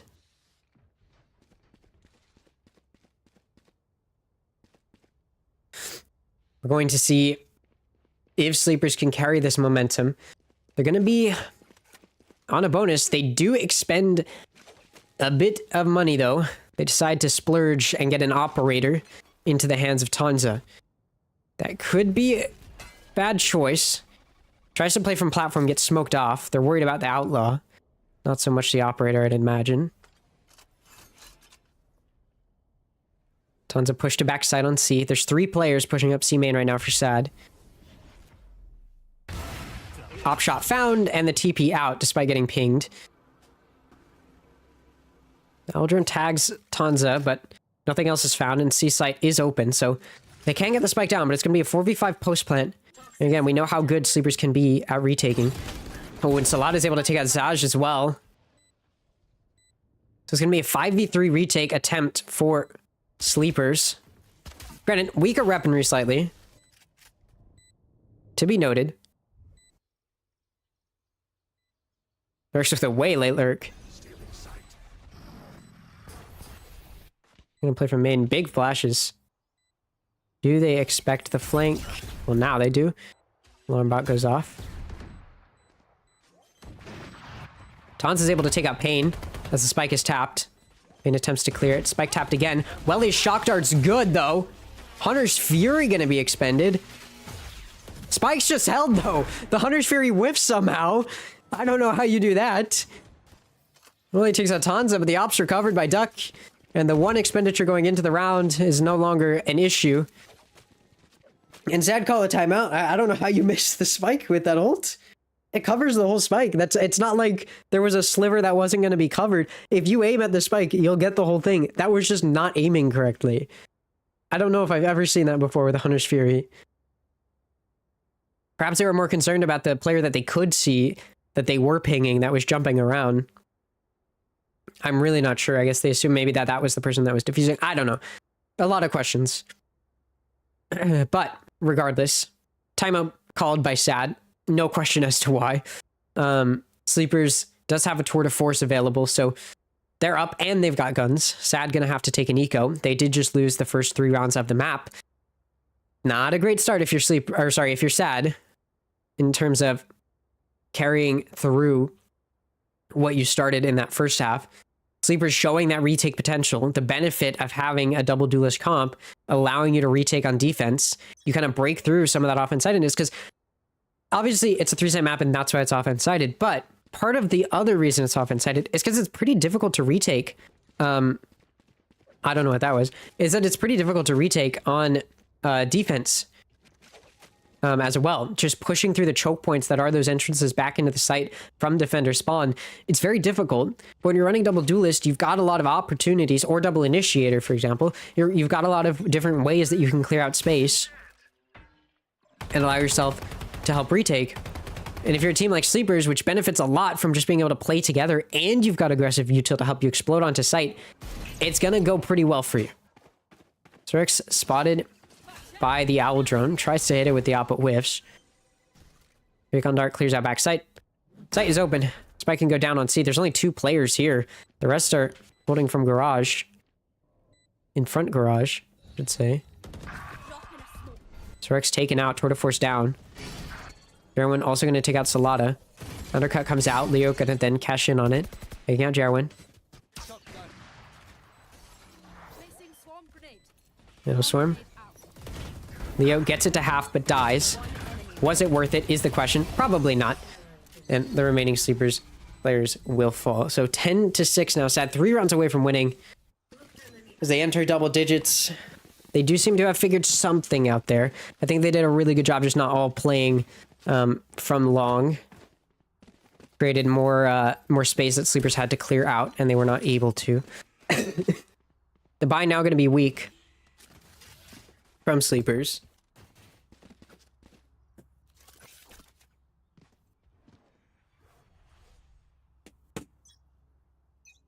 Alright, my dog wanted to get in my room.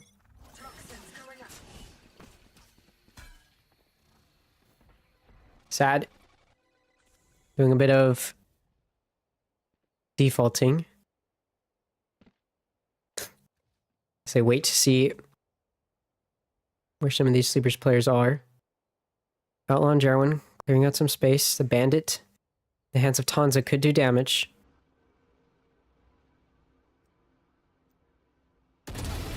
Ooh, Salado with a Vandal, able to take out Jarwin before falling to Zaj. That's going to be able to be recovered as well, so still going to be guns, or some guns, in the hands of Sleepers. Luckily for SaD, though, they were not banking on A. They're going to go towards B. Spike's going to get to go down. And then on the C-Link side, pretty standard.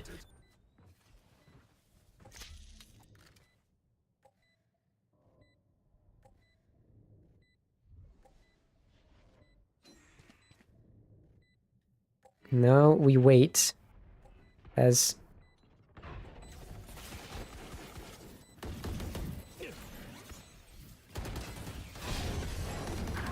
Welly is able to take out Sorex. Now it's a 4v3 for SaD. I'm gonna just see a stick from Leo. Gets it to half, but not gonna do much else as the smoke does fade. And that does mean that SaD takes their 11th round now. No, Sleepers was on an eco. They weren't necessarily expected to win that. But they had a chance there to do some more damage. And they did. And of course, now they're going to have to win at least 6 more rounds before the end of this half.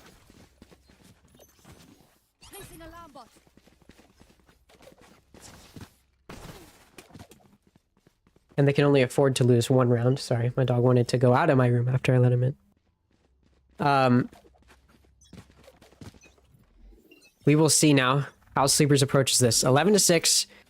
SaD 1 point away from match point, from series point, to go up 3-0 in NAChallengers 2026.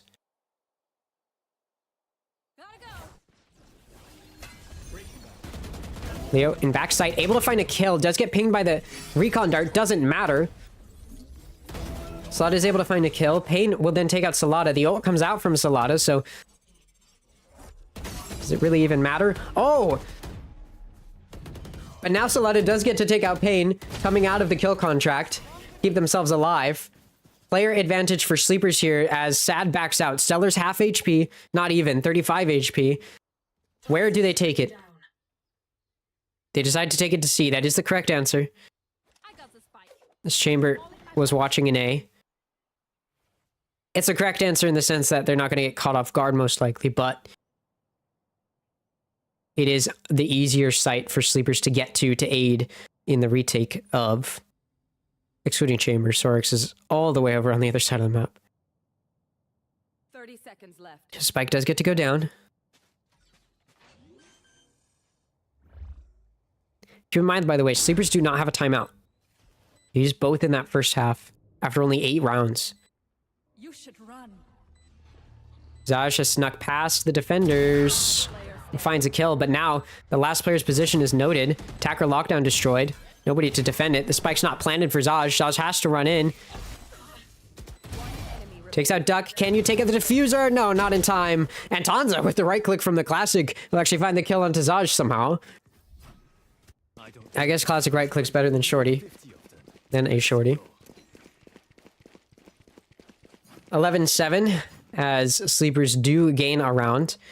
And they start to build up some momentum a little bit. They have enough eco to buy Tanza an Operator, but that does mean 2 of their players are on a Spectre.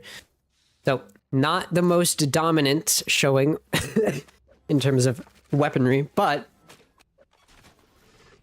we did still see Sleepers show a decent amount of what they need to in order to adapt.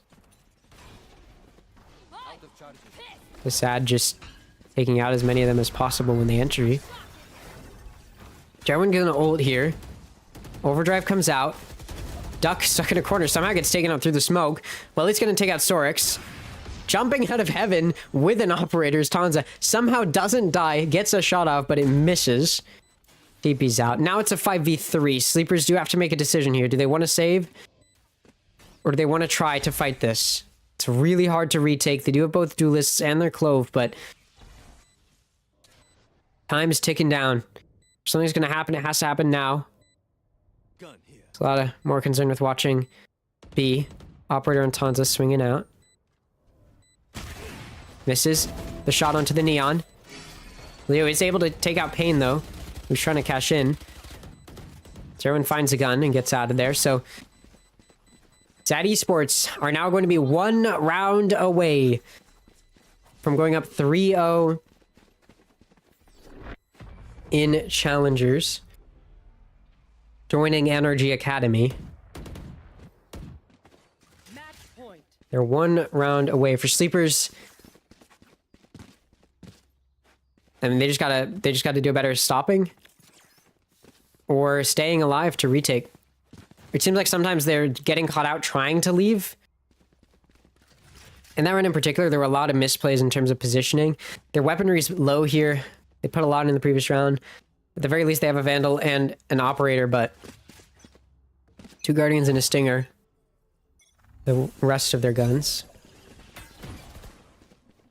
Undercut into a lobby assisted by the Recon Dart to show the presence. This is in short here, looking for a kill. Can't find it! Big whiff! That's one of the guns that Sleepers had down. Not usable. Not going to be recovered either. A lot of being very risky here, pushing up in mid-window. Playing very aggressive. I'm going to try to go for a fast flank here, but there is an alarm bot in the way. Sorix decides to back up a little bit. C-Site's going to be given up. SaLaDa does manage to get a kill on the fast flank, but carelessly decides to throw away their gun and pull out a knife. trying to switch to the better gun and just got too greedy. Big misplay, and that's a misplay that could cost them the series. Everyone takes out Leo. Pain takes out Duck. It's just Sorex, a Stinger, and a Headhunter to keep the map alive in a 1v4. You need a miracle. First kill given up. Gun picked up. Okay. Is just not expecting Zaj on the box. And that is going to be a 2-1 win for SaD. Sleepers tried their hardest. They put up a fight. They showed just how powerful they can be on split, but they did not come away with a win. It was a nice try for Sleepers. Not good enough, unfortunately. I mean, that first half, had it gone better in favor of Sleepers, had they been able to do more damage, had they gotten more rounds, that definitely could have been a different story, but their first half was just too weak, I think, despite being an attack-sided team, attack-sided map on attack to start it off. They just could not get enough rounds to make it worthwhile. And then SaD shut them down. So that's going to be it for now.